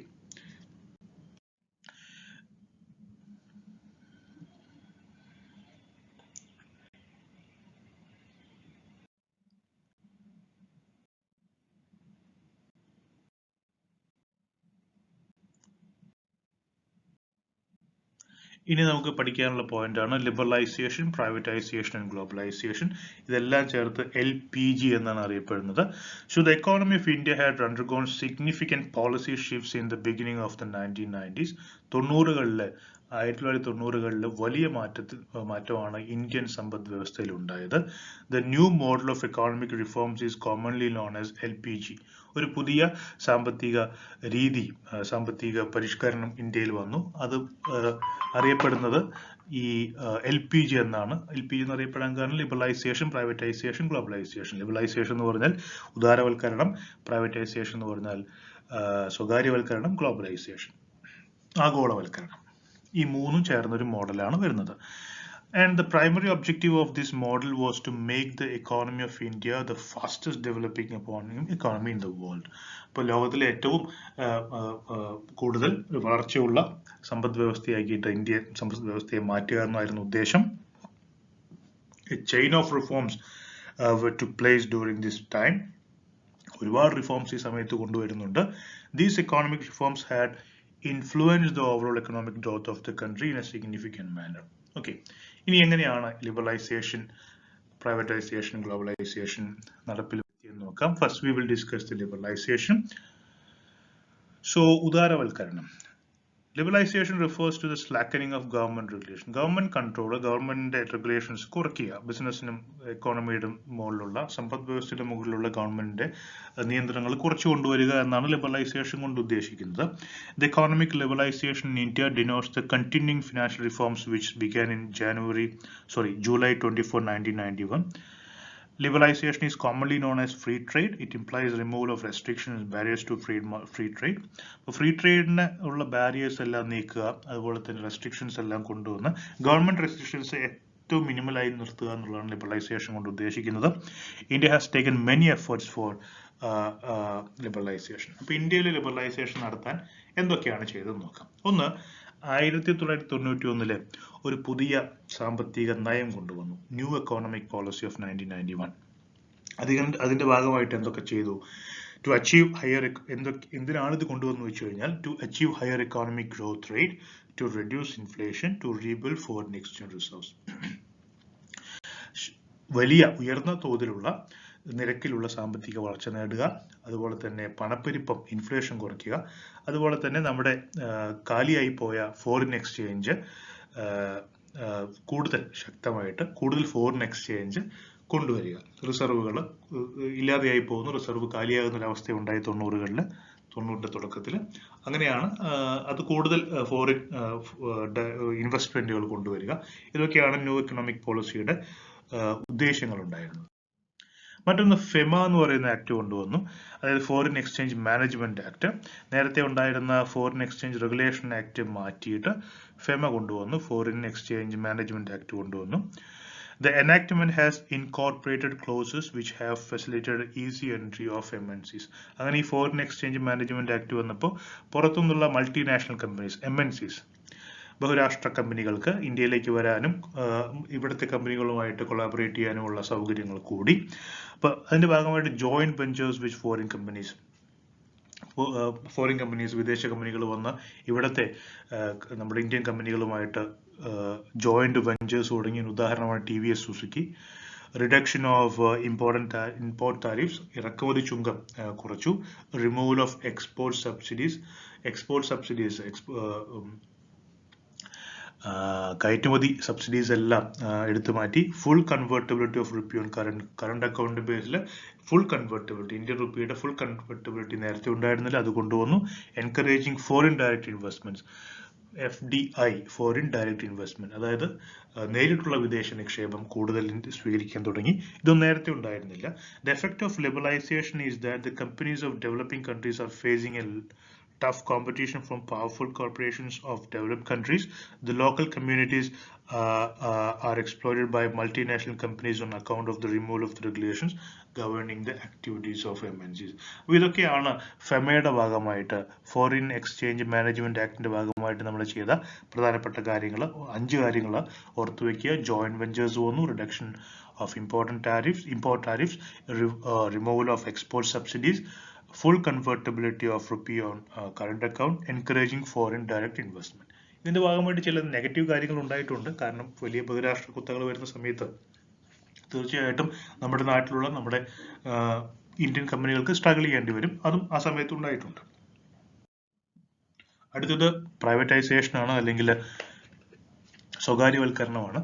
And privatization refers to the participation of private entities in businesses and services and transfer of ownership from public sector to the private sector as well.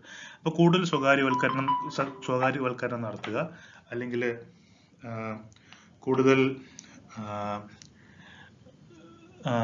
Private കമ്പനികൾക്ക് പ്രാതിനിധ്യം കൊടുക്കുക, പബ്ലിക് കമ്പനികൾ കൂടുതലും പ്രൈവറ്റ് കമ്പനികളാക്കി മാറ്റുക, ഇത്തരം കാര്യങ്ങളൊക്കെയാണ് പ്രൈവറ്റൈസേഷനിൽ വരുന്നത്.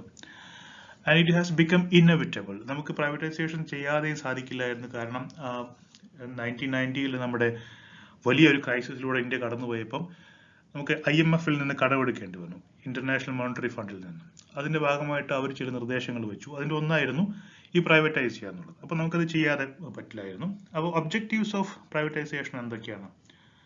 പ്രൈവറ്റൈസേഷന്റെ ഉദ്ദേശങ്ങൾ എന്തൊക്കെയാണ്? To strengthen the private sector, government to concentrate on areas like education and infrastructure. ഇപ്പോൾ ഗവൺമെന്റ് പ്രധാനപ്പെട്ട പല മേഖലകളിൽ നിന്ന് മാറി എഡ്യൂക്കേഷൻ ഇൻഫ്രാസ്ട്രക്ചറിലൊക്കെ കോൺസെൻട്രേറ്റ് ചെയ്യുക, പല പൊതുമേഖലാ കാര്യങ്ങളിൽ നിന്ന് മാറി അതൊക്കെ പ്രൈവറ്റ് മേഖലയ്ക്ക് കൊടുക്കുക. And in the event of globalization, the government felt that increasing inefficiency on the part of public sectors would not help in achieving global standards. അപ്പോൾ ഗ്ലോബലൈസേഷൻ വന്ന സമയത്ത് കമ്പനികൾ വളരെ എഫിഷ്യൻ്റ് ആയിരിക്കണം. അപ്പോൾ ഈ പ്രൈവറ്റ് സെക്ടറിനെ വെച്ച് നോക്കുമ്പോൾ പബ്ലിക് സെക്ടറിന്റെ എഫിഷ്യൻസി വളരെ കുറവാണ്. പബ്ലിക് സെക്ടർ എപ്പോഴും ഇൻഎഫിഷ്യൻ്റ് ആയിരിക്കും, കോസ്റ്റ് എഫക്റ്റീവ് ആകില്ല. അതുകൊണ്ട് പ്രൈവറ്റ് സെക്ടറിനെ കൂടുതൽ പ്രൊമോട്ട് ചെയ്യേണ്ട ഒരു അവസ്ഥ ഗവൺമെന്റ് ഓഫ് ഇന്ത്യക്ക് വന്നു. ഇനി എന്തുകൊണ്ടാണ് ഈ പബ്ലിക് സെക്ടർ, പൊതുമേഖല എപ്പോഴും ഇൻഎഫിഷ്യൻ്റ് ആകുന്നുള്ള കാരണം ചോദിച്ചു കഴിഞ്ഞാൽ അതിലൊന്ന് ബ്യൂറോക്രാറ്റിക് അഡ്മിനിസ്ട്രേഷൻ, ഈ ഉദ്യോഗസ്ഥ ഭരണം കാരണം നമ്മുടെ മിക്കവാറും എല്ലാ പൊതുമേഖലാ സ്ഥാപനങ്ങളും വളരെ മോശം പ്രവർത്തനമാണ് കാഴ്ചവെക്കാറുള്ളത്. അതൊരു സത്യമാണ്. മറ്റൊന്ന് ഔട്ട്ഡേറ്റഡ് ടെക്നോളജിയാണ് പബ്ലിക് സെക്ടർ ഉപയോഗിക്കുക, കറപ്ഷൻ ഉണ്ടാകും, അക്കൗണ്ടബിലിറ്റി ഉണ്ടാകില്ല, ട്രേഡ് യൂണിയൻസ് ഒരുപാട് ഉണ്ടാകും. ഇപ്പോൾ തൊഴിലാളി സമരങ്ങളും മറ്റുമൊക്കെ ആയിട്ട് പലപ്പോഴും കാര്യങ്ങളൊന്നും നടക്കില്ല. പൊളിറ്റിക്കൽ ഇന്റർഫറൻസ് ഉണ്ടാകും, രാഷ്ട്രീയക്കാരുടെ ഇടപെടൽ കാരണം പലപ്പോഴും പബ്ലിക് സെക്ടറിൽ ഇൻഎഫിഷ്യൻസി ഉണ്ടാകും. Lack of proper marketing activities ഒന്നും ചെയ്യാതെ വളരെ ഇൻഎഫിഷ്യൻ്റ് ആയിട്ടുള്ള, ഇൻആക്റ്റീവ് ആയിട്ടുള്ള രീതിയിലാണ് പബ്ലിക് സെക്ടർ കമ്പനികളിലൊക്കെ കാര്യങ്ങൾ നടന്നു പോകുന്നത്. ഓക്കെ, അപ്പം അതുകൊണ്ട് ഇത്തരം പബ്ലിക് സെക്ടറുകളെയൊക്കെ പ്രൈവറ്റ് ആക്കി മാറ്റണം എന്നുള്ളൊരു താല്പര്യം ഗവൺമെന്റിനുണ്ടായി. ഇനി പ്രൈവറ്റൈസേഷന് അഡ്വാൻറ്റേജസും ഡിസഡ്വാൻറ്റേജസും ഉണ്ട്. നിങ്ങൾ പ്രൈവറ്റൈസ് ചെയ്യുമ്പോൾ സ്വകാര്യവൽക്കരണത്തിന്റെ അഡ്വാൻറ്റേജസ് എന്ന് പറയുമ്പോൾ ഗുണങ്ങൾ ഒന്ന് എഫിഷ്യൻസി, പൊളിറ്റിക്കൽ ഇന്റർഫറൻസ് ഉണ്ടാവില്ല, ക്വാളിറ്റി സർവീസ് ഉണ്ടാകും, സിസ്റ്റമാറ്റിക് ആയിട്ടുള്ള മാർക്കറ്റിംഗ് നടക്കും, മോഡേൺ ടെക്നോളജി ഉപയോഗിക്കുന്നു, അക്കൗണ്ടബിലിറ്റി നടക്കും, കോമ്പറ്റീറ്റീവ് എൻവയോൺമെന്റ്, ഒരു മത്സരമുള്ള ഒരു എൻവയോൺമെന്റ് ഉണ്ടാകും, ധാരാളം ഇന്നോവേഷൻസ് വരും, റിസർച്ചും ഡെവലപ്മെന്റ് നടക്കും, ഒപ്റ്റിമം യൂട്ടിലൈസേഷൻ ഓഫ് റിസോഴ്സസ്, നിങ്ങളുടെ റിസോഴ്സസ്, സ്രോതസ്സുകൾ എന്തൊക്കെയാണോ അതിനെ ഏറ്റവും നല്ല രീതിയിൽ ഉപയോഗിക്കും, പാഴാക്കുന്ന സംഗതി ഉണ്ടാവില്ല, ഇൻഫ്രാസ്ട്രക്ചർ ഡെവലപ്പ് ചെയ്ത് വരും. ഇതൊക്കെ പ്രൈവറ്റൈസ് ചെയ്യുമ്പോഴുള്ള ഗുണങ്ങളാണ്. ഇനി പ്രൈവറ്റൈസ് ചെയ്യുമ്പോഴുള്ള ദോഷങ്ങൾ എന്ന് വെച്ച് കഴിഞ്ഞാൽ എക്സ്പ്ലോയിറ്റേഷൻ ഓഫ് ലേബർ, തൊഴിൽ ചൂഷണം ഉണ്ടാകും, abuse of powers by executives, പലപ്പോഴും അധികാരം അബ്യൂസ് ചെയ്യുന്ന രീതിയിൽ എക്സിക്യൂട്ടീവ്സും മറ്റും മാനേജേഴ്സും ഒക്കെ പെരുമാറാൻ സാധ്യതയുണ്ട്. Unequal distribution of wealth and income, അതുപോലെ തന്നെ വരുമാനം അൺഈക്വൽ ആയിട്ടാണ് ഡിസ്ട്രിബ്യൂട്ട് ചെയ്യപ്പെടുക. ഉയർന്ന തൊഴിലിരിക്കുന്ന ആളുകൾക്ക് കൂടുതൽ വരുമാനം എത്തിച്ചേരുകയും താഴെക്കിടയിലുള്ളവർക്ക് അത്ര കിട്ടാതെ വരികയും ചെയ്യുന്നു. Lack of job security for employees, private സെക്ടറിൽ ജോബ് സെക്യൂരിറ്റി ഉണ്ടാവില്ല. നിങ്ങളുടെ പെർഫോമൻസ് അനുസരിച്ച് നിങ്ങൾക്ക് അവിടെ നിൽക്കാൻ പറ്റുള്ളൂ, ഏത് സമയത്ത് നിങ്ങളെ പിരിച്ചുവിടാവുന്നതാണ്. അപ്പം ഇതൊക്കെ പ്രൈവറ്റ് സെക്ടറിന്റെ ഡിസഡ്വാൻറ്റേജസ് ആണ്. അടുത്താണ് ഗ്ലോബലൈസേഷൻ അല്ലെങ്കിൽ ഉദാരവൽക്കരണം, ഗ്ലോബലൈസേഷൻ അല്ലെങ്കിൽ ആഗോളവൽക്കരണം. The term globalisation can be used in different context. എന്തൊക്കെയാണ് പ്രധാനമായിട്ടും ഗ്ലോബലൈസേഷൻ കൊണ്ട്, ആഗോളവൽക്കരണം കൊണ്ട് ഉദ്ദേശിക്കുന്നത്? പ്രധാനപ്പെട്ട 3 പോയിന്റ്സ് ഇതാണ്. Interaction and interdependence among countries, രാജ്യങ്ങൾ തമ്മിൽ ശക്തമായ ഇന്ററാക്ഷൻസ് വരുന്നു, ഇന്റർഡിപെൻഡൻസ് വരുന്നു, പരസ്പരം സഹായിച്ചും പരസ്പരം ഡിപ്പെൻഡ് ചെയ്തും ഉള്ളൊരവസ്ഥയിലേക്ക് രാജ്യങ്ങൾ കടക്കുന്നു, ഒരു നെറ്റ്വർക്കിലേക്ക് വരുന്നു. അത് ആഗോളവൽക്കരണമാണ്. ഇന്റഗ്രേഷൻ ഓഫ് വേൾഡ് ഇക്കോണമി, ഈ പല രാജ്യങ്ങളിലെ സമ്പദ് വ്യവസ്ഥകളെല്ലാം ചേർന്ന് ഒരൊറ്റ സമ്പദ് വ്യവസ്ഥ, അല്ലെങ്കിൽ സമ്പദ് വ്യവസ്ഥകൾ അങ്ങോട്ടും ഇങ്ങോട്ടും പരസ്പരം ബന്ധപ്പെട്ട് കിടക്കുന്നു. ഒരു രാജ്യത്തെ സമ്പദ് വ്യവസ്ഥയിൽ ഉണ്ടാകുന്ന മാറ്റങ്ങൾ മറ്റു രാജ്യങ്ങളിൽ പ്രകടമാകുന്നു. മറ്റൊന്ന് ഡീടെറിട്ടോറിയൈസേഷൻ, ഒരു പ്രത്യേക പ്രദേശം, ആ പ്രദേശത്തിന്റെ സമ്പദ് വ്യവസ്ഥ അല്ലെങ്കിൽ അവിടുത്തെ ഗവൺമെന്റ് അത് ഐസൊലേറ്റ് ചെയ്ത് നിൽക്കുന്ന ഒരു സ്വഭാവം മാറിയിട്ട് അത് ഗ്ലോബലി കണക്റ്റഡ് ആകുന്നു. അങ്ങനെ ഗ്ലോബലി കണക്റ്റഡ് ആയിട്ടുള്ള ധാരാളം പ്രദേശങ്ങൾ, ഒരു പ്രത്യേക പ്രദേശമല്ല, അതെല്ലാം ഒരൊറ്റ കണക്റ്റഡ് ആയിട്ടുള്ള ഒരു നെറ്റ്വർക്കായിട്ട് മാറുന്നു. ഇതൊക്കെ ഗ്ലോബലൈസേഷന്റെ പ്രത്യേകതകളാണ്. ഇതൊക്കെ ചേർന്നതാണ്. By synthesizing all these, you can find what globalization is. 1980s globalisation എന്ന് പറയുന്ന വാക്ക് വരുന്നത്. ഗ്ലോബൽ വില്ലേജ് എന്ന് പറയുന്ന വാക്കും ആ സമയത്ത് ധാരാളം ഉപയോഗിച്ചിരുന്നു. കാരണം ഇത്രയും ഇൻക്രീസ്ഡ് ആയിട്ടുള്ള ഒരു നെറ്റ്വർക്കിംഗ് ഉള്ളതുകൊണ്ട് ലോകം മുഴുവൻ ഒരു വില്ലേജ് ആയിട്ട് മാറുന്നു, ഒരൊറ്റ സ്ഥലമായിട്ട് മാറുന്നു, വ്യത്യസ്ത സ്ഥലങ്ങളല്ലാതെയായിട്ട് മാറുന്നു. That is globalisation. ഇന്ത്യയിലെ ഗ്ലോബലൈസേഷൻ കൊണ്ടുള്ള പോസിറ്റീവ് നെഗറ്റീവ് ആയിട്ടുള്ള ഗുണങ്ങൾ ഉണ്ടായിട്ടുണ്ട്. ഫോർ എക്സാമ്പിൾ പോസിറ്റീവ് നോക്കുകയാണെങ്കിൽ ആക്സസ് ടു ടെക്നോളജി, ഒരുപാട് ടെക്നോളജീസ് നമ്മുടെ നാട്ടിലേക്ക് വന്നു. Growth of international trade, international ട്രേഡിന്റെ ഭാഗമായിട്ട് നമ്മൾ മാറി. എക്സ്പോർട്ടും ഇമ്പോർട്ടും കൂടുന്നു. Increase in production, competitive market ആയതുകൊണ്ട് ധാരാളം ഉൽപാദനക്ഷമത കൂടുന്നു. എംപ്ലോയ്മെന്റ് ഓപ്പർച്യൂണിറ്റീസ് കൂടുന്നു, കൂടുതൽ തൊഴിലവസരങ്ങൾ ഉണ്ടാകുന്നു.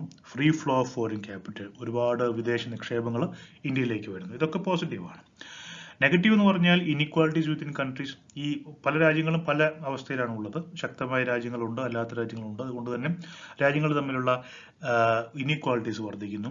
ഫിനാൻഷ്യൽ ഇൻസ്റ്റെബിലിറ്റി ഉണ്ടാകുന്നു, പ്രത്യേകിച്ചും ഡെവലപ്പ് ചെയ്യുന്ന കൺട്രികൾ അല്ലെങ്കിൽ ഡെവലപ്പ് ചെയ്യാത്ത countries. Impact on workers, impact on farmers and impact on environment. Workers പലപ്പോഴും ചൂഷണത്തിന് വിധേയരാകുന്നു. ഫാമേഴ്സിന് പലപ്പോഴും അവരുടെ ഉൽപ്പന്നങ്ങൾക്ക് മാർക്കറ്റ് കിട്ടാതെ വരുന്നു. എൻവയോൺമെന്റിലും ഒരുപാട് ഇൻഡസ്ട്രീസും മറ്റുമൊക്കെ വരുന്ന സമയത്ത് എൻവയോൺമെന്റിന് പരിസ്ഥിതിക്കും നാശമുണ്ടാകുന്നു. Domination by MNCs, multinational companies കൂടുതൽ ശക്തമായി ഇടപെടുന്നു. ഫോർ എക്സാമ്പിൾ വാൾമാർട്ട്, പെപ്സിക്കോ എന്നൊക്കെ പറയുന്ന കമ്പനികൾ വളരെ ശക്തമായിട്ട് ലോക്കൽ മാർക്കറ്റുകളിൽ ഇടപെട്ട് അവരെ ഒരു കുത്തകയായിട്ട് മാറുന്നു. ത്രെറ്റ് ടു നാഷണൽ സോവറിനിറ്റി, പലപ്പോഴും പല രാജ്യങ്ങളും കടക്കണിയിൽ അകപ്പെടുകയും വലിയ മൾട്ടിനാഷണൽ കമ്പനികൾ അത്തരം രാജ്യങ്ങളെ നിയന്ത്രിക്കുന്ന ഒരവസ്ഥ വരികയും ചെയ്യുന്നു. കടക്കണിയിൽ വരുന്നത് കൊണ്ട് തന്നെ ഡെറ്റ് ട്രാപ്പിൽ പെടുന്നു. ഇത്തരം ഡെറ്റ് ട്രാപ്പിൽ പെടുന്ന രാജ്യങ്ങൾ ധാരാളമുണ്ട്. ഇതും ഒരു ഗ്ലോബലൈസേഷൻ്റെ ഒരു നെഗറ്റീവ് ആസ്പെക്റ്റ് ആയിട്ട് നമുക്ക് കാണാവുന്നതാണ്. So globalisation has both negative and positive impact on India. ഇനി LPG റിഫോം ഇന്ത്യയിൽ വരുന്നത് ഒരു പ്രത്യേക കാലഘട്ടത്തിലാണ്. നമ്മൾ നേരത്തെ പറഞ്ഞു. In 1991 India experienced a balance of payment dilemma following the Gulf war and downfall of the Soviet union. ഇപ്പോൾ സോവിയറ്റ് യൂണിയൻ തകരുന്നത് 91 അതുപോലെ തന്നെ ഗൾഫ് വാർ നടന്നുകൊണ്ടിരിക്കുന്നു. ഇതിന്റെ ഭാഗമായിട്ടോ ഒരു വലിയ ബാലൻസ് ഓഫ് പേയ്മെന്റ് ഇഷ്യൂ നമുക്ക് വരുന്നു. നമ്മുടെ ഇറക്കുമതി വളരെയധികം കൂടുകയും കയറ്റുമതി തീരെ ഇല്ലാതാവുകയും ചെയ്യുന്നു. നമുക്ക് നമ്മുടെ ഫോറിൻ കറൻസി റിസർവ്സ് എല്ലാം ഇല്ലാതെയാകുന്നു. അതെല്ലാം നമുക്ക് ചെലവഴിക്കേണ്ടി വരുന്നു. ഇങ്ങനെ വലിയൊരു പ്രതിസന്ധിയിലൂടെയാണ് 91 ആയപ്പോൾ ഇന്ത്യ കടന്നുപോയത്. അപ്പൊ അതിൽ നിന്നും ഭാഗമായിട്ട് നമ്മൾ IMF-നെ സമീപിച്ചു. The country had to make a deposit of 47 tons of gold to the Bank of England and 20 tons to the Union Bank of Switzerland. അപ്പോൾ ബാങ്ക് ഓഫ് ഇംഗ്ലണ്ടിലും അതുപോലെ തന്നെ യൂണിയൻ ബാങ്ക് ഓഫ് സ്വിറ്റ്സർലാൻഡിലും 47ഉം 20ഉം വീതം ടണ്ണ് ഗോൾഡ് നമുക്ക് deposit ആയി കൊടുക്കേണ്ടി വന്നു കടമെടുക്കാൻ. This was necessary under the Recovery Pact with IMF for International Monetary Fund. Furthermore, the International Monetary Fund necessitated India to assume a sequence of systematic economic reorganizations. അപ്പോൾ IMF നമുക്ക് fund തന്നത് ഇതിന്റെ ഭാഗമായിട്ടാണ്. മാത്രമല്ല IMF ചില കാര്യങ്ങൾ ആവശ്യപ്പെട്ടു, ചില ചേഞ്ചസ് നിങ്ങൾ സമ്പദ് വ്യവസ്ഥയിൽ കൊണ്ടുവരണം എന്ന് പറഞ്ഞു. അതിന്റെ ഭാഗമായിട്ടാണ് നമ്മൾ പ്രൈവറ്റൈസ് ചെയ്യാൻ തുടങ്ങിയത്, നമ്മൾ ലിബറലൈസ് ചെയ്യാൻ തുടങ്ങിയത്. അതൊക്കെ ഇതിന്റെ ഭാഗമായിട്ടായിരുന്നു. അതാണ് ഈ LPG റിഫോംസ് വരാനുള്ള കാരണം. ഈ ഒരു ക്രൈസിസ് ആണ്, ഈ ബാലൻസ് ഓഫ് പേയ്മെന്റ് ക്രൈസിസ് ആണ് LPG റിഫോംസ് കൊണ്ടുവരാനുള്ള ഒരു കാരണം. ഇനി LPG പോളിസി നോക്കുകയാണെങ്കിൽ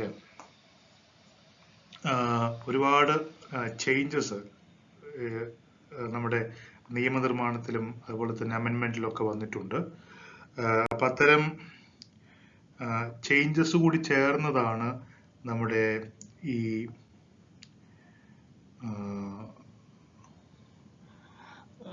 LPG പോളിസി എന്ന് പറയുന്നത്. അതിൽ ഫോറിൻ ടെക്നോളജി അഗ്രിമെന്റ്സ് നമ്മൾ ഒരുപാട് കൊണ്ടുവന്നു. പുറം രാജ്യങ്ങളിലും മറ്റുമൊക്കെ വരുന്ന കാലം ടെക്നോളജി അഗ്രിമെന്റ്സ് വന്നു. ഫോറിൻ ഇൻവെസ്റ്റ്മെന്റ് അതിലൊരു മറ്റൊരു പ്രത്യേകതയായിരുന്നു. ധാരാളം ഫോറിൻ ഇൻവെസ്റ്റ്മെന്റ്സ് ഇവിടെ വന്നു. MRTP ആക്ട് എന്ന് പറയുന്ന ഒരു ആക്ട് ഉണ്ടായിരുന്നു 69. അത് നമ്മൾ അമെൻഡ് ചെയ്തു. അപ്പോൾ monopolistic and restrictive trade practice act, അതാണ് MRTP. MRTP വളരെ ഇൻഫേമസ് ആയിട്ടുള്ള ആക്ട് ആയിരുന്നു. കാരണം അത് 1969 അത് കൊണ്ടുവരുന്നത് മാർക്കറ്റിലെ ശരിയല്ലാത്ത കോമ്പറ്റീഷൻ ഇല്ലാതെയാക്കാൻ വേണ്ടിയിട്ടായിരുന്നു എന്ന് പറഞ്ഞാണ്. പക്ഷെ അത് നെഗറ്റീവായിട്ടാണ് ഇമ്പാക്ട് ചെയ്തിരുന്നത്. നമ്മുടെ പ്രൊഡക്ടിവിറ്റി അത് ബാധിച്ചു, നമ്മൾ ഇൻഎഫിഷ്യൻസിക്ക് ഒരു കാരണമായിട്ട് മാറി. അപ്പോൾ 69 ഉണ്ടായിരുന്ന MRTP ആക്ട് നമ്മൾ അങ്ങ് അമെൻഡ് ചെയ്തു. മറ്റൊന്ന് ഇൻഡസ്ട്രിയൽ ലൈസൻസിങ് കൊണ്ടുവന്നു.